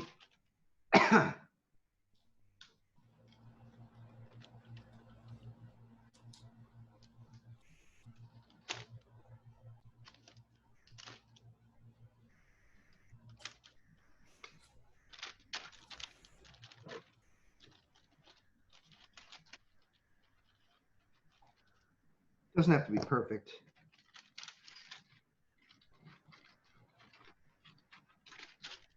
Here's my square.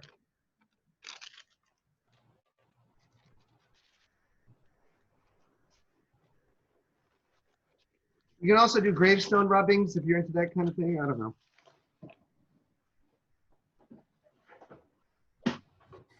I have a printout here of the pages we're going to need.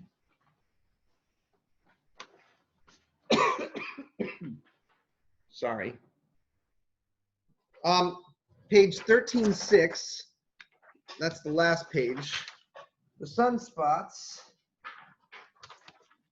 And I should have another copy.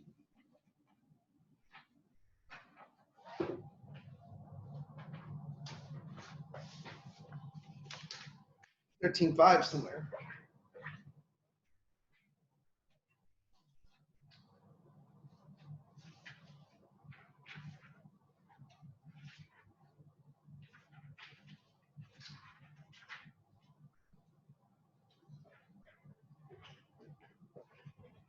Okay, I am dumb. I'm D-U-M-B dumb. Because I thought I had, let me just hit, ow, fuggles. Let me hit print one more time here, guys. All this talk of baked potatoes. Let's get rid of that here. Let's get rid of a lot of it. Brendan, Yeah. Ooh, did can't you get- ever do the science experiment of frying an egg on your car when you were in Arizona? No, but it certainly was hot enough to do that, I'll tell you. Oh yeah. I remember that Tucson heat is, it's dry, but it's incredibly intense. Like, you have to rethink how you do things out there in Arizona. You can't just run up a flight of stairs or something without, if you don't pace yourself, you can just pass out from doing things incorrectly, you know? I'm used to the heat here, which is tolerable, which is bad, and it feels icky, but out in Arizona, you can just think that you're fine, and you can just run up a flight of stairs and see purple spots or something, you know? So I never did that, but I bet, did you ever try it actually and put the egg on the car? No, but so I worked second shift when I lived in Phoenix. Oh, cool. And so I used to take the dog out to like down Tempe Town Lake by ASU. Okay. Yep. That nasty school. Yep. And at like 2 o'clock in the morning, it's still like over 100 because of all the concrete and the pavements and all that. Yeah. Yeah, it's just crazy. It's disgusting. But also kind of amazing, you know, like, I have to say, as a Rhode Islander, as many of you are, I don't know, I think you guys are anyways, I don't know for sure, but traveling out there for school for 4 years and living in the desert left a deep impression on me, you know. It's just a cool, the desert is weird, man. It's beautiful and it's weird. When I first got there, I thought it was the ugliest place I'd ever seen in my life. It looked like the earth had just thrown its guts up all over itself. But after a couple of years living there, you really started to see the subtle hidden beauty of it. It looks so magical. I remember when I came back from college to Rhode Island, it was during the summertime or springtime, and I wasn't used to seeing all the green that we take for granted around us. There was so much green everywhere that my eyes hurt from seeing green. It's like I'd never thought about how much green we see all the time here in New England. But out there, it's just all browns and sand colors, you know? I've been back east for almost 2 years, and I still wear a sweatshirt when it's like 80 degrees out. Yep, because it can get cold. It feels cold, even though there's like exponentially more humidity. I kind of, it's cold. Funny. I tend to do the same thing. I tend to keep a sweat. Also, you know, it can cool off pretty quickly at night. I always have a sweatshirt on me too. I do the same damn thing. Guys, for this sunspot lab, let's open this up in a PDF viewer if I can. I need to open an Acrobat. I need to print one page. The pages you guys need, just a second while Acrobat loads. At bare minimum, you guys need these last 2 pages. I need this particular one here. So let me print.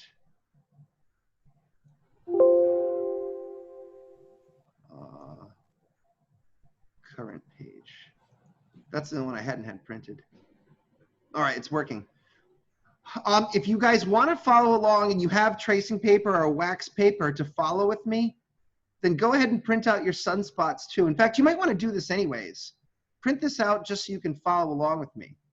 You'll see that what I've got here is I've got my pictures of the sun, the sunspots, and I've got these other 2 sheets.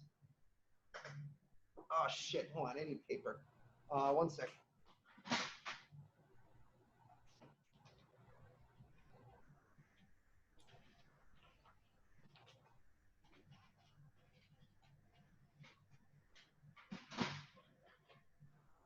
Are you gonna print? Yes.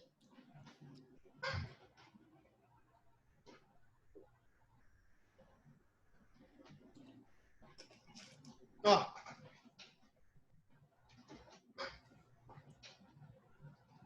Love this darn printer. Okay. The next step is to see if my phone is going to work, because that's going to be critical for this whole operation here.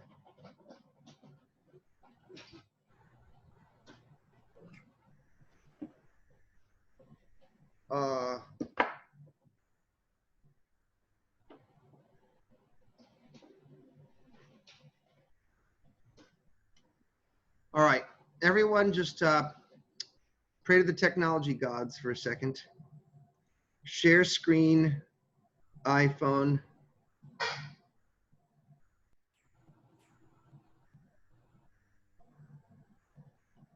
Yesterday I had a lot of trouble with my phone. I'm a little concerned.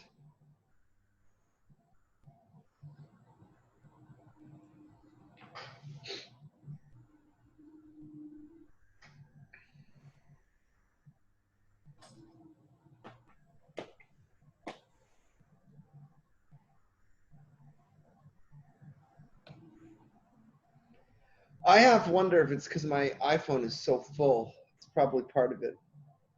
I'm running out of space.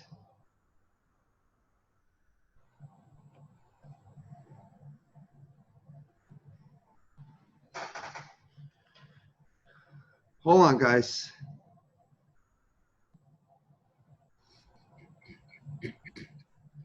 I wonder if I could use my GoPro. That would be pretty cool. All right, hold on. Let me reset.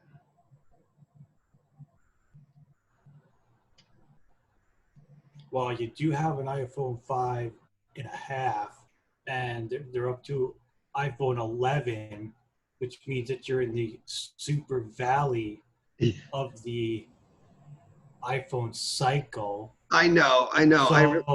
So we can't see it, just like a sunspot. I You see how I tied that into class? I love it. I love it. I'd love it even more if this phone would work. I mean, it's time for a new phone. I know. They're just so expensive now. You know, remember the days we used to just like the phone companies would pretty much buy this thing for you? Those are the good old days. Now you have to pay for them yourself, and they're hundreds of dollars. They're amazing pieces of technology, but there's so much. And that's why this guy kept working for the most part, which is why I haven't messed with it. Let's see. Let me try that again. Share screen, please, please, please, please, please work.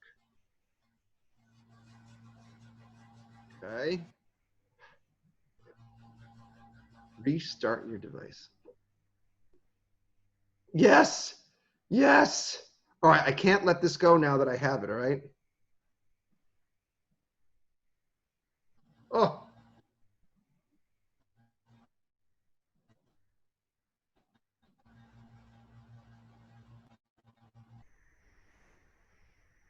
It says I'm connected. Do you see my phone here? Oh, yeah, there we go. Sorry, there's a delay. Yes. Yes, the gods are with us. Odin smiles on my sunspot adventures. Okay, the name of the game is to measure the rotation of the sun. Let me just get this Hollywood squares up here so I can see your faces while I'm doing this. Now, hold on.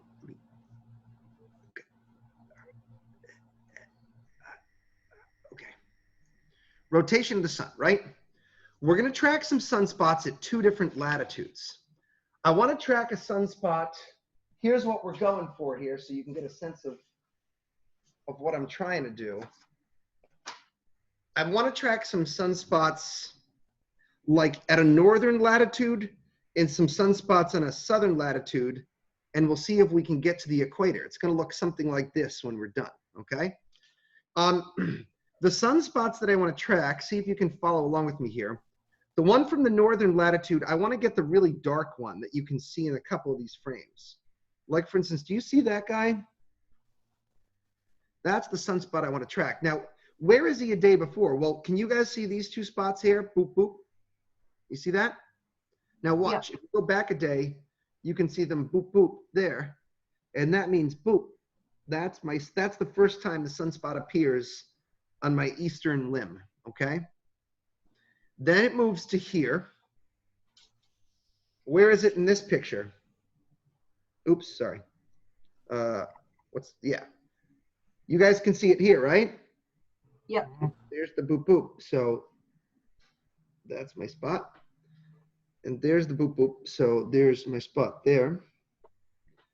And on the last day, it's just disappearing behind the western limb, all right? Now let's go to here. Here we're going to pick an upper spot. And if you look through these frames, you can see that really, really dark one.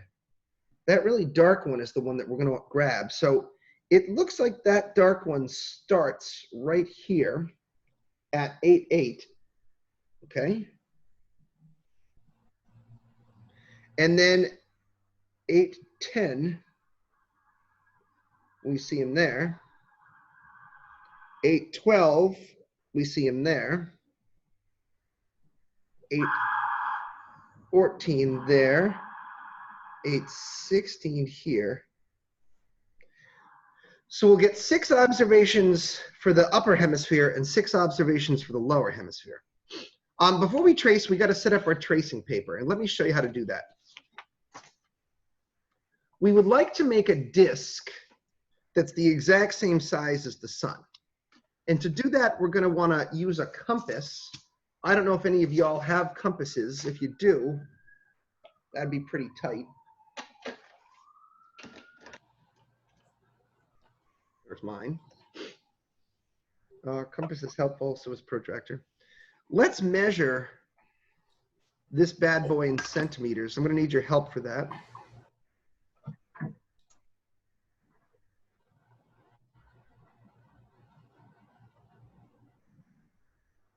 So how's my 0 looking? The 0 is decently lined up. Let me see if I can focus this. The older iPhones don't focus close up quite as good.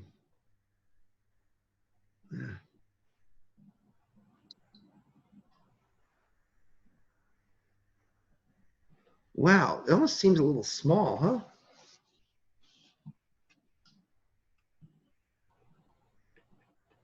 I wonder if they shrank this to scale. Hold on.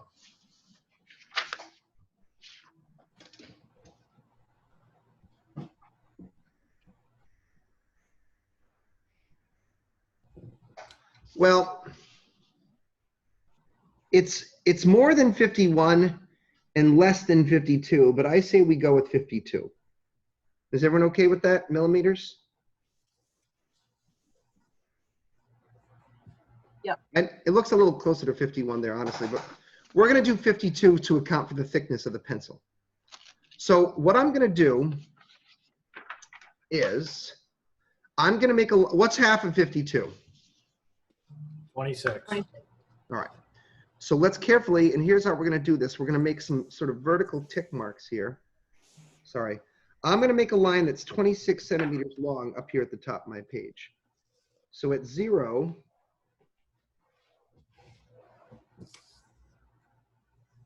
we'll carefully make a, oh, this light is a little bright. Let me see if I can reduce the intensity of it. So making a tick at 0.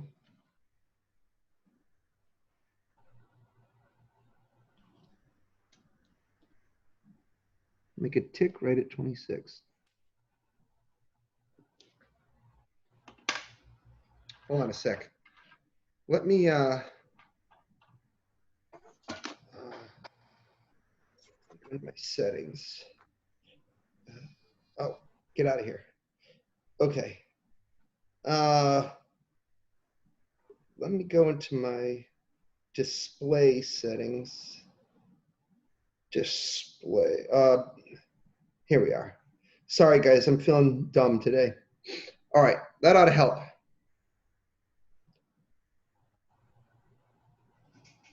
Okay. So you'll notice that I've made tick marks at 0 and at 26. Let me just check those here with my good eyes. Yeah, it's pretty decent. I'm now going to set my compass to that. Let me just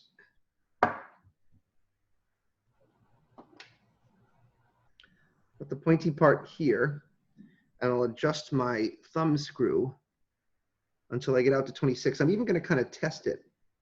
I even do a little test drag and make sure that it goes right, oh, sorry, my eraser was blocking you, right through the center of the line, okay? Okay. Next up, I'm going to take my tracing paper.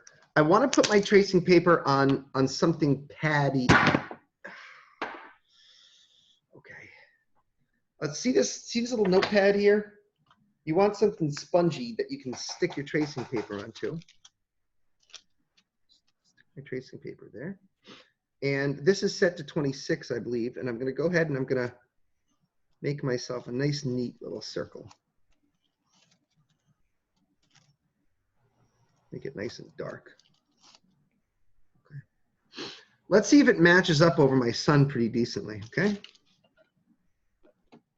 Oh la la, that's why they pay me the big bucks, folks. Perfect circles, okay? Right there. All right, now before we can track our sunspots, believe it or not, it's really easy to drift this thing sideways while you're tracking.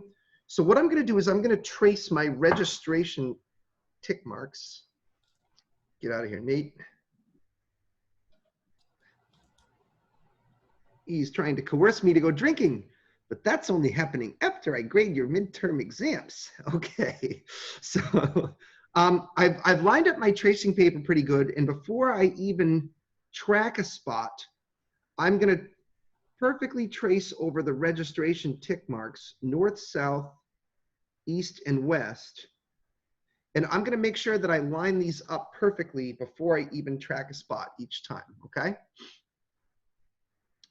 So I'm already kind of registered here at 7.7, and you can see right through my tracing paper, there's my spot.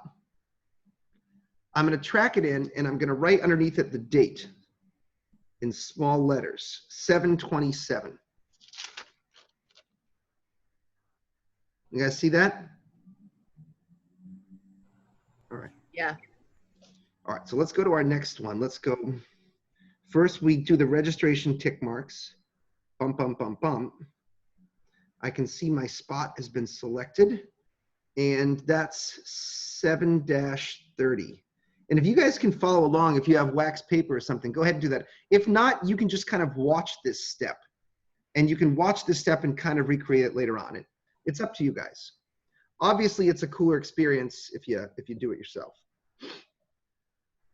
Line up my registration tick marks. There we go, 8-1. Line up my register. You know, one of the fun things about doing this online is it's less good for you guys because you're not getting your hands dirty, but I usually don't do the labs. I usually just kind of patrol around and watch you guys do them. So sort of for the first time ever, I'm doing the labs and seeing how good I am. 8-3. I mean, I had to do these very similar labs when I was in college. And then we'll track the next one. In fact, for all I know, I actually used this lab book when I was in college. 8-6. Okay. So this is my southern spot here. We're gonna call the southern spot the B spot. So what I'm gonna do is I'm gonna label this over on the side B. That's my B spot. And now we're gonna go for the A spot. I'm gonna line up my registration ticks carefully on 8-8. Grab that spot. That's 8-8. I could have made that better. Okay. Line up my registration ticks. There it is on 8-10. 8-10. I'm going to line up my registration ticks again. That's 8-12.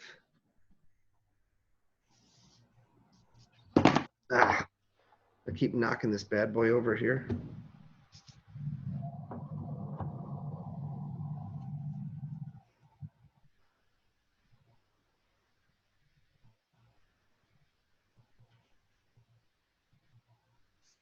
That's 8-14.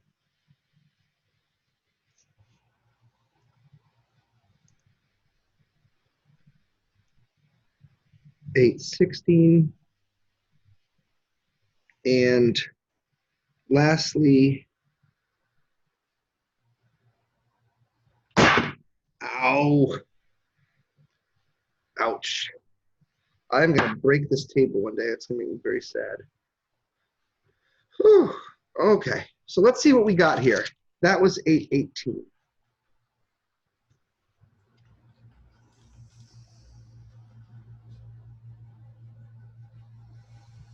And that's my A spot. Here's my final handiwork. What do you think? Looking pretty good? Looking good. If you don't have tracing paper, if you do have a printer handy, you could take a screenshot of that and hit print and print it out. That would be one way to do it. You might need a ruler for the next part, but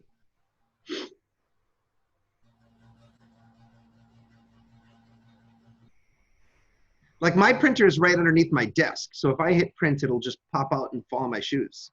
Some of you guys have to run up and down the stairs. I don't know what your deal is, but if you don't have a printer, you can just kind of follow along as best you can.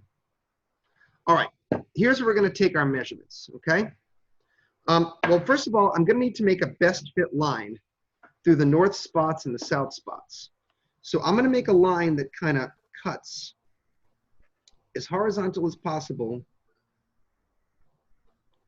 so that I have equal numbers of spots above and below, and well, boom. There's my A best fit line, okay? Now I'm going to make a B best fit line. It's kind of a smile. The spots are in a smile form, so I'll get 3 below and 2 above. Boom. There's my best fit line for the B spots. Probably could have been better, but you know, whatever. And now I got to measure these lines in millimeters.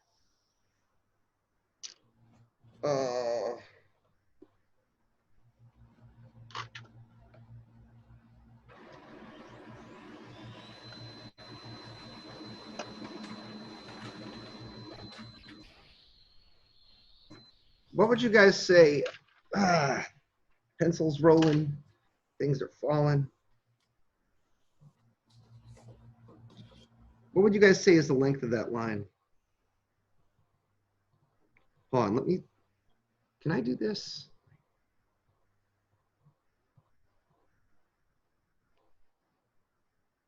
Yeah. Yeah, doggy.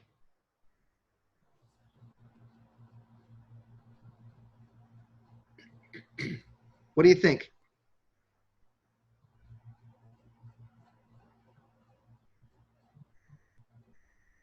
5.0. Yeah, or 50 millimeters. Okay, here's where you actually have to do some work with me, okay? 50 millimeters is our first line.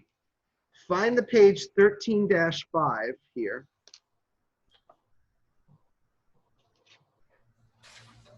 If I was like Dr. Octagon or something, if I was Dr. Octopus and I had 8 hands, this lab would be a cinch because I could hold the camera in one while measuring things with the other. 2 arms is just not enough. Just to the right of where it says spot A, I'm going to make a line that's exactly 5.0 centimeters or 50 millimeters. And I'm going to make it exactly that length here. It looks like I'm crooked because my camera's crooked, but I'm actually quite flat.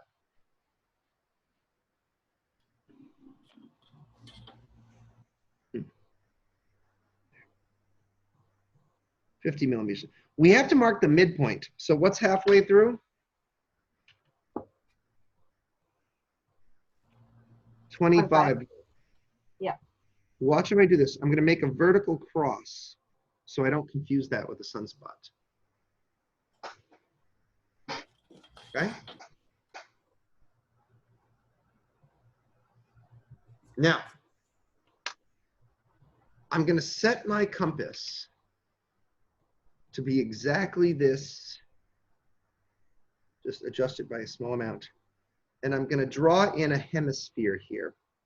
I really should have put some padding underneath because it's not going to stick into the glass table very well.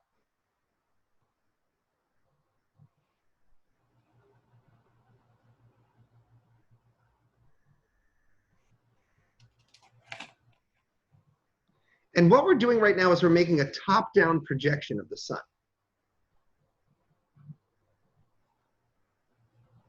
Okay, so I want you guys to understand what happened here. We're watching our sunspots as they drift across the face of the sun. Imagine that we took a giant solar system-sized pair of scissors and we snipped into the sun right at this latitude. I want to make a top-down projection so that if this was the sun, and the sun is a sphere, by slicing through at this particular latitude, I can try to watch 1 or 2 of the spots as they rotate through some number of degrees per day. And here's my argument. I want to find what's called theta dot. theta dot is the angular velocity. Hear me out on this, okay? Here's the plan. If I know the angular velocity, and it turns out to be something like 13 degrees per day, which is what I think it's going to come out to be, I can use this to find the period of the sun's rotation. Because I can argue that if the sun can rotate 13 degrees in one day, then that will be equal to its full rotation, 360 degrees, in some unknown period of days. In other words, the ratio of 13 degrees to one day will be the ratio of a complete spin to the time it takes that spin. But then that means I can solve for the synodic period by doing 360 degrees divided by my average angular velocity. Because, whoa, I was like, why is it red? It's because my finger. Whoa, that's like the blood, right? You can see the blood through my finger. Or do I just have a red finger? I don't know. All right, anyways. 13 degrees in one day is 360 degrees over the period, and I solve for the period as 360 over theta dot. Does that make sense? That makes sense to me. Okay. So this then is a top-down projection of the sun, and I want to project my sunspots onto the surface. Before we go forward, let's also do this for spot B, so we can kind of factory style this.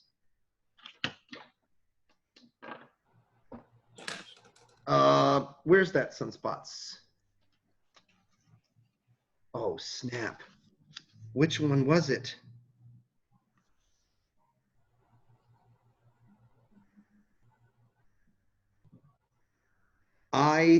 It was neither of these. I think I've done this lab too many times. Okay.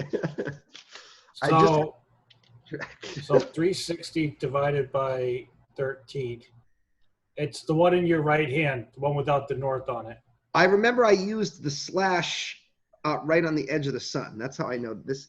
Oh, also you can tell by, I cut this today. It's, whoa. There's a delay between me pointing and this. The delay is awkward to watch on that screen. Okay. Oh, wicked. Yeah, it's been that way for a while. It's like, what? Was I telling you guys about how Cox wants me to increase my bandwidth? Yeah. I probably should do that. All right, anyways. I'm yakking. So 360 divided by 13 is like 27.7, which is 28 days. Well, hold on. We haven't discovered it's 13 yet. Joel, save that question for just a moment, because I know what question you're going to ask, and it's a damn good question. That's a very important question that you're about to ask. Okay. Hold it for a second. What would you say is the length of the bottom line?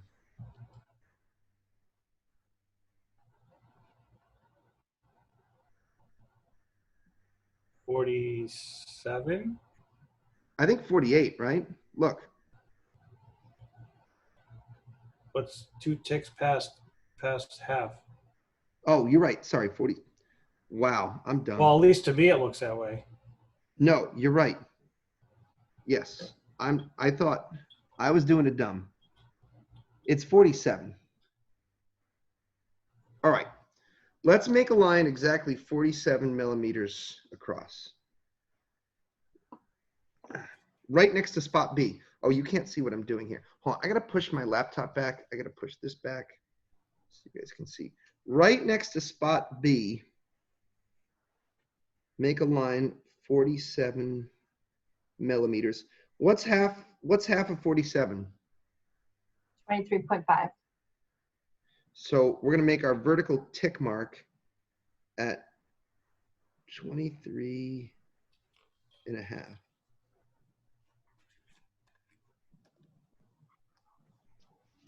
And then we're gonna try to set our compass to that and draw in our hemisphere. So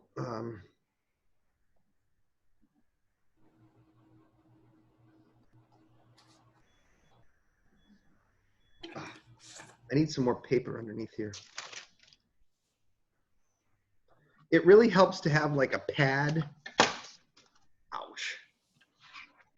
I'm being real clumsy today. I don't like it. You need a pad underneath, something you can really grip into.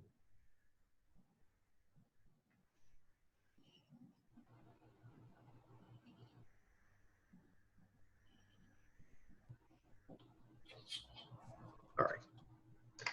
Now here comes the fun part. We need to transfer our spots onto these lines at exactly the same positions. So one cute way to do this with some padding underneath is to lay the line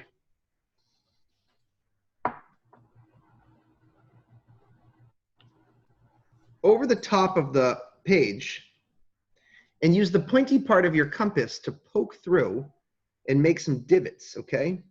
This is the part you don't want to poke yourself with right here. So I'm going to poke through the spots, dink, dink, dink, dink, dink, dink. I'm poking through those spots, and then I'll poke down here for the B spots.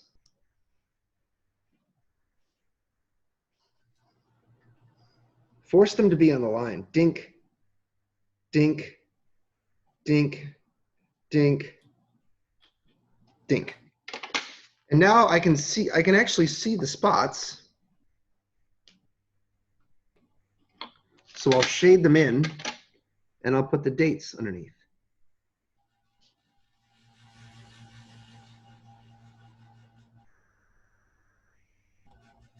For this bad boy, for my A spot, 8-8, 8-10, 8-12, 8-4, okay. 8-8, 8-10, 8-12, 8-14, 8-16, and 8-18. Okay? And then down here, 7-27, 7-30. So this.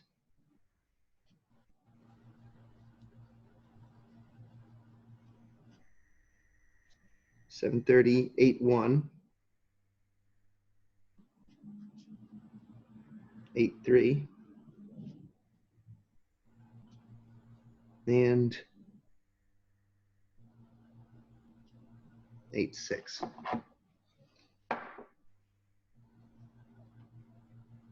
Oh, the tape. I forgot about the tape. Use the damn tape.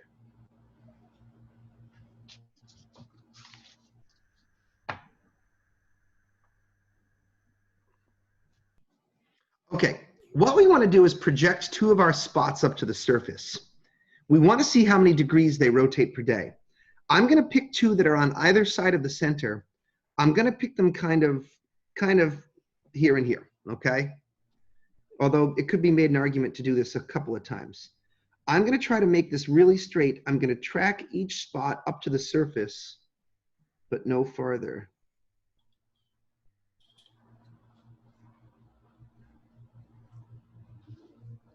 And now I'm going to draw a line from the center. Watch this. This one you have to extend all the way out. I'm going to extend it with the from the center to the intersection of the sunspot with the surface and all the way out. And you guys should try to reproduce this at home.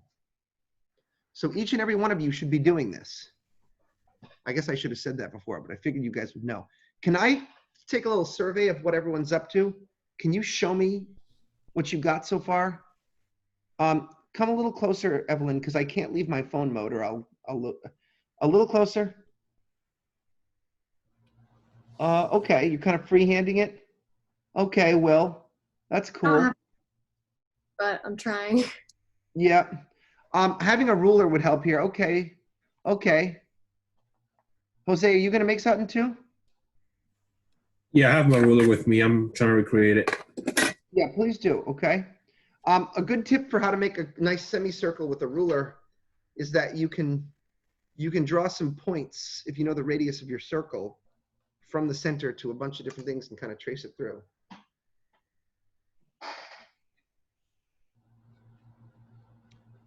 All right.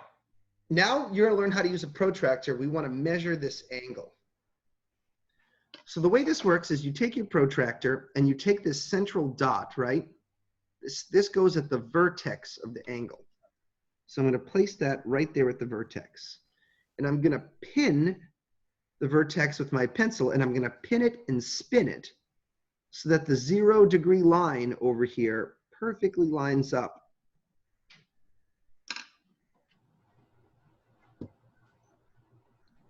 with one of the arms. And then I can read off the other arm. Now, if you're wondering whether you use the top or the bottom, this angle you should be able to clearly see with your eyes is less than 90 degrees, right? So you want to use the top angle. What's our measurement, would you say?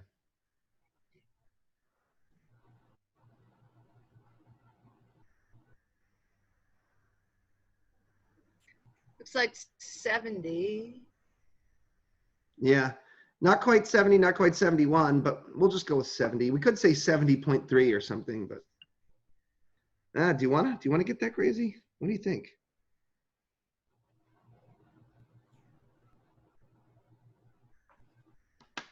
I just took a second measurement. This time it's a lot. Let's just say 70 degrees. Write that in the vertex of your angle right there. Kudos if you can actually make your angle 70 degrees. Having a $10-cent protractor around your house is not a bad idea, guys. You can do things. These are tools. Tools for the intellectual. Tools for the educated person. Okay, let's take a measurement down here. Let's measure this bad boy.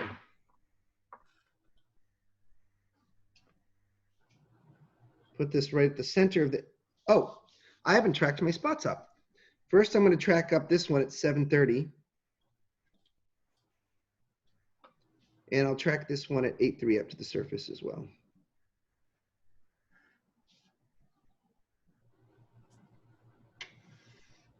Extend those lines out really far. They have to intersect exactly with the surface. If your lines don't intersect with the surface, I'm going to be annoyed. Okay. Jose, at some point, show me what you got so I can understand where you're at. I have this so far. This is for my spot A. All right. Pretty, huh? Extend. Oh, wait, hold on, Jose. You're missing. Jose, you're missing Yep. critical part. Jose, I can't. On your paper, look what's going on over here. No. We got some issues. You have to extend 2 of the spots up to the surface of the sun, right? Oh, okay, I haven't done that yet. And if I noticed, your line just kind of went paying off over here somewhere, but it's got to match up with your 810 spot. Do you see what I'm saying? It's got to meet where the 810 spot intersects the surface of the star. So that detail is and kind 816. and 816. Those are 2 critical. Okay.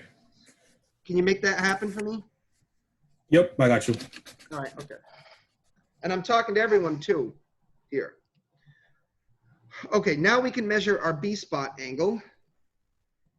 Put the compass here at the vertex of the angle. I'm going to pin it, and I call it pin it and spin it. I spin it until the 0 lines up. Class, help me read my angle, please.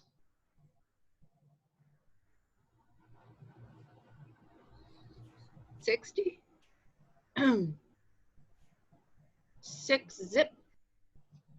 Yeah, let me wiggle my pencil around here. Yeah, it's actually 60. Wow, nice even Steven numbers. I was just gonna say we're getting lucky they're even. Yeah, well, as if 60 is any better than 61 or 59. We're not numerologists, are we, Shay? Well, yes, I am. How dare you say I'm not? You don't step on a crack and you break your mama's back. Do you play that game too? Oh, all the time, all day. Oh, really? No.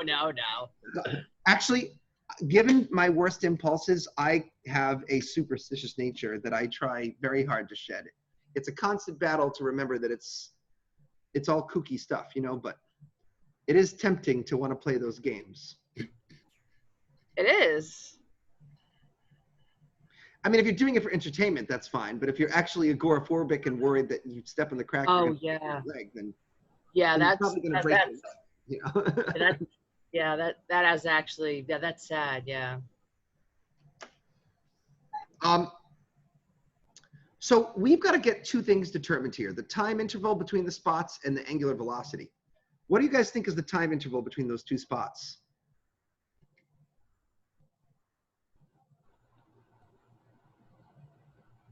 42 hours.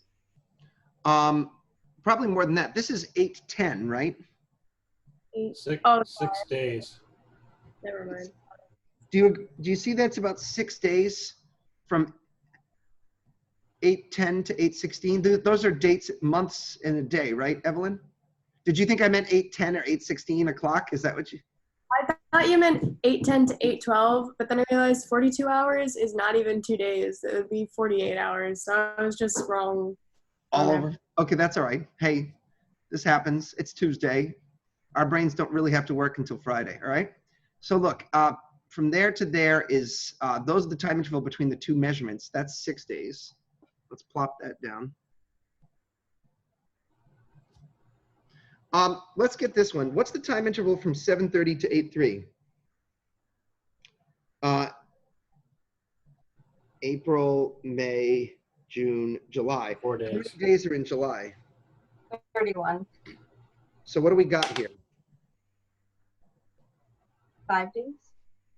Haha, you screwed up. You screwed Yeah. up. Let me show you how. Watch, ready? You've got the 7/30th. Then you go to the 31st. That's 1 day. Then you go to the 1st. That's 2 days. Then you go to the 2nd. That's 3 days. And then you go to the 3rd. That's 4 days, right? Yep. But Trixie. Very.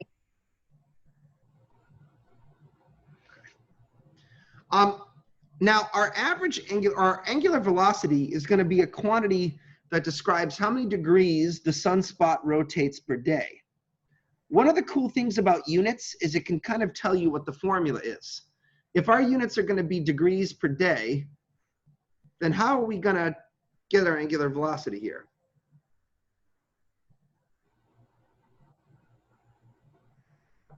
Divide 70 by 6 days. Yeah, so we'll divide 70 degrees by 6 days. Where's my calculator here? I love the rolling chair.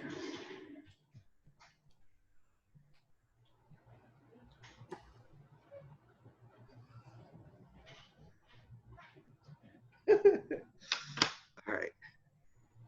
70 divided by 6. Let's keep, now look, we only measured to 2 sig figs, but we're temporarily going to keep 3 sig figs. I'm going to make this 11.7 days. 11.7 degrees per day. Thanks, dude. That's what I meant to say.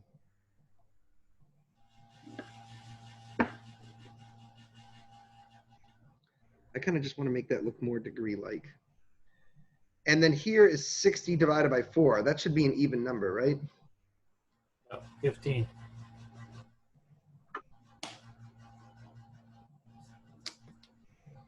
So what's the average of these two? Oh, 15.0 is what I should have written down. 15 plus 11.7 equals that divided by 2. Not bad. 13.4 degrees per day.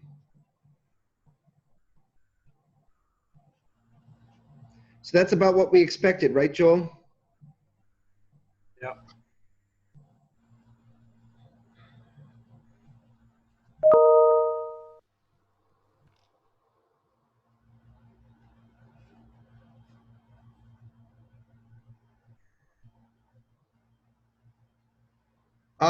Let's go to the next page. We're not going to do a C-spot one because it's already 4 o'clock and I'm getting tired of this. Two, it's better to have one in the northern hemisphere and one in the southern hemisphere anyways. Let's put our average angular velocity of 13.3 degrees per day.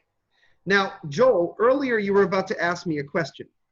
I had decided that I can calculate my synodic period by doing 360 degrees over my average angular velocity, which in this case is 360 degrees over 13.3 degrees per day. I don't know exactly what you were going to ask, but I had a hunch that I might. Let's first do that. Let's do 360 divide by 13.3. 13.4, right? I don't know if it matters that much. Well, maybe a little. No, Sorry. it's a fraction.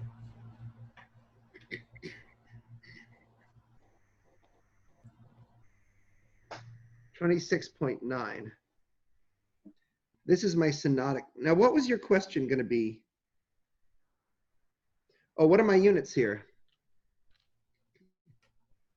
Days. Yeah, degrees. Degrees over degrees per day gives you days. Now, do you remember what your question was? Do you want to ask that now, or? So like the moon is done in like 28-day intervals.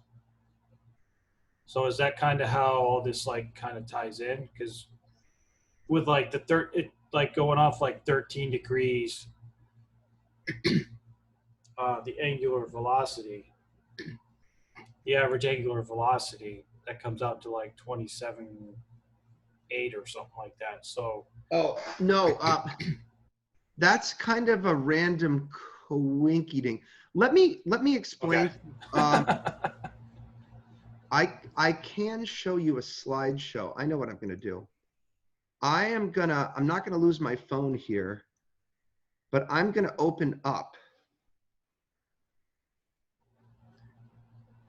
a folder. I'm going to open up a slideshow from my Astronomy 1010 course. You guys don't get quite as much astrometry in this class as you do in the 1010 class.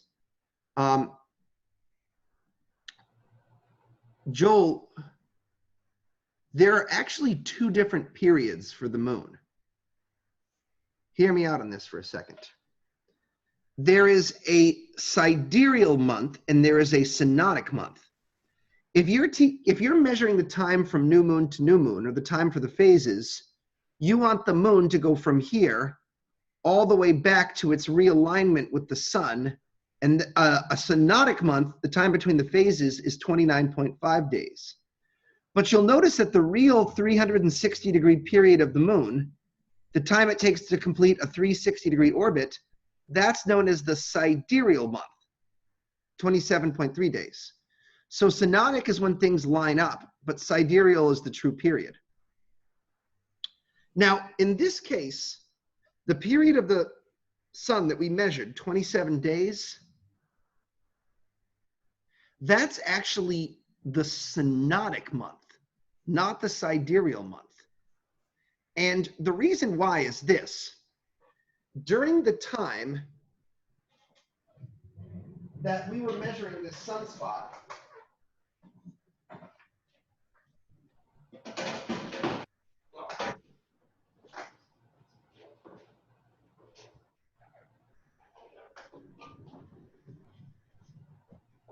I'll try to have my camera be the Earth here. Here's the sunspot that we were tracking.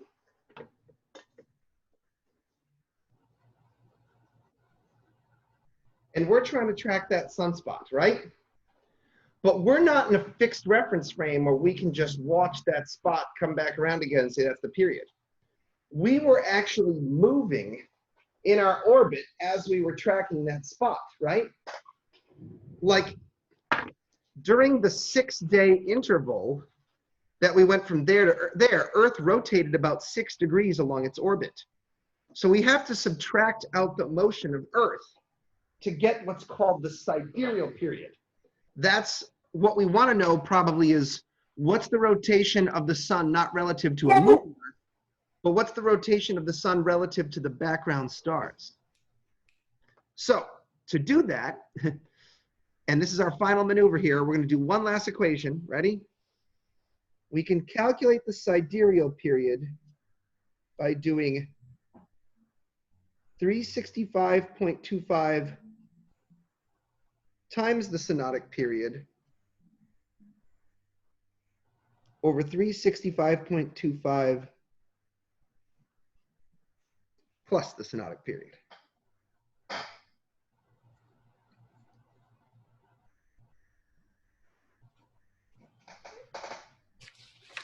Okay.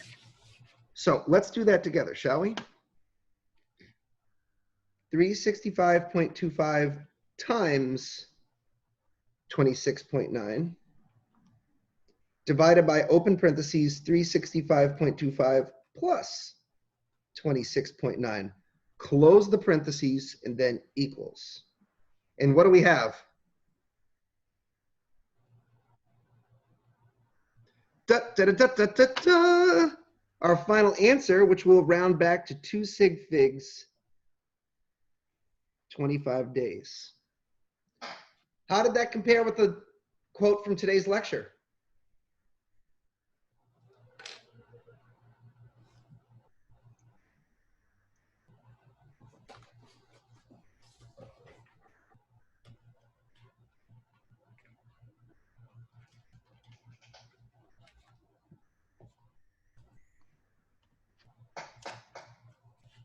How'd we do? Oh, yeah. They spin at different speeds. Well, but we measured one spot in the northern hemisphere and one in the southern hemisphere. And by taking their average, Will, we got to 25 days, right? So we exactly computed the equatorial rotation of the sun. Not bad from tracking a few spots. I want to say hi. Hold on, wait at the end. Oh, never mind. I'm not muted. That's okay. That's okay. You can say hi. She's very, very cute. Yeah, I want to say hi. We're pretty much done here. Hey, does anyone want to see anything again? Like, I know you guys are still copying. Would you like to see, sorry, I'm just trying to mute the screen so I can find you guys again. There you are. Would anyone like to see the tracing paper, the final calculations? Do you have all that stuff?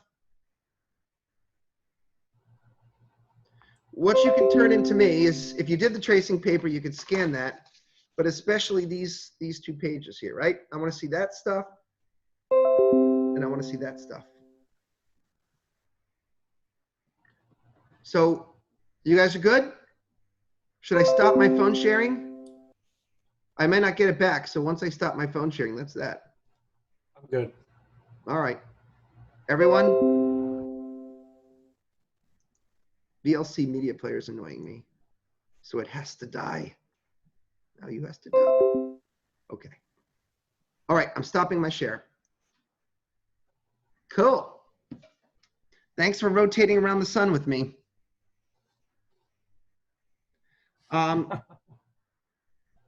Let's see. I graded some of your tests, but not everybody's. I only graded a couple of them.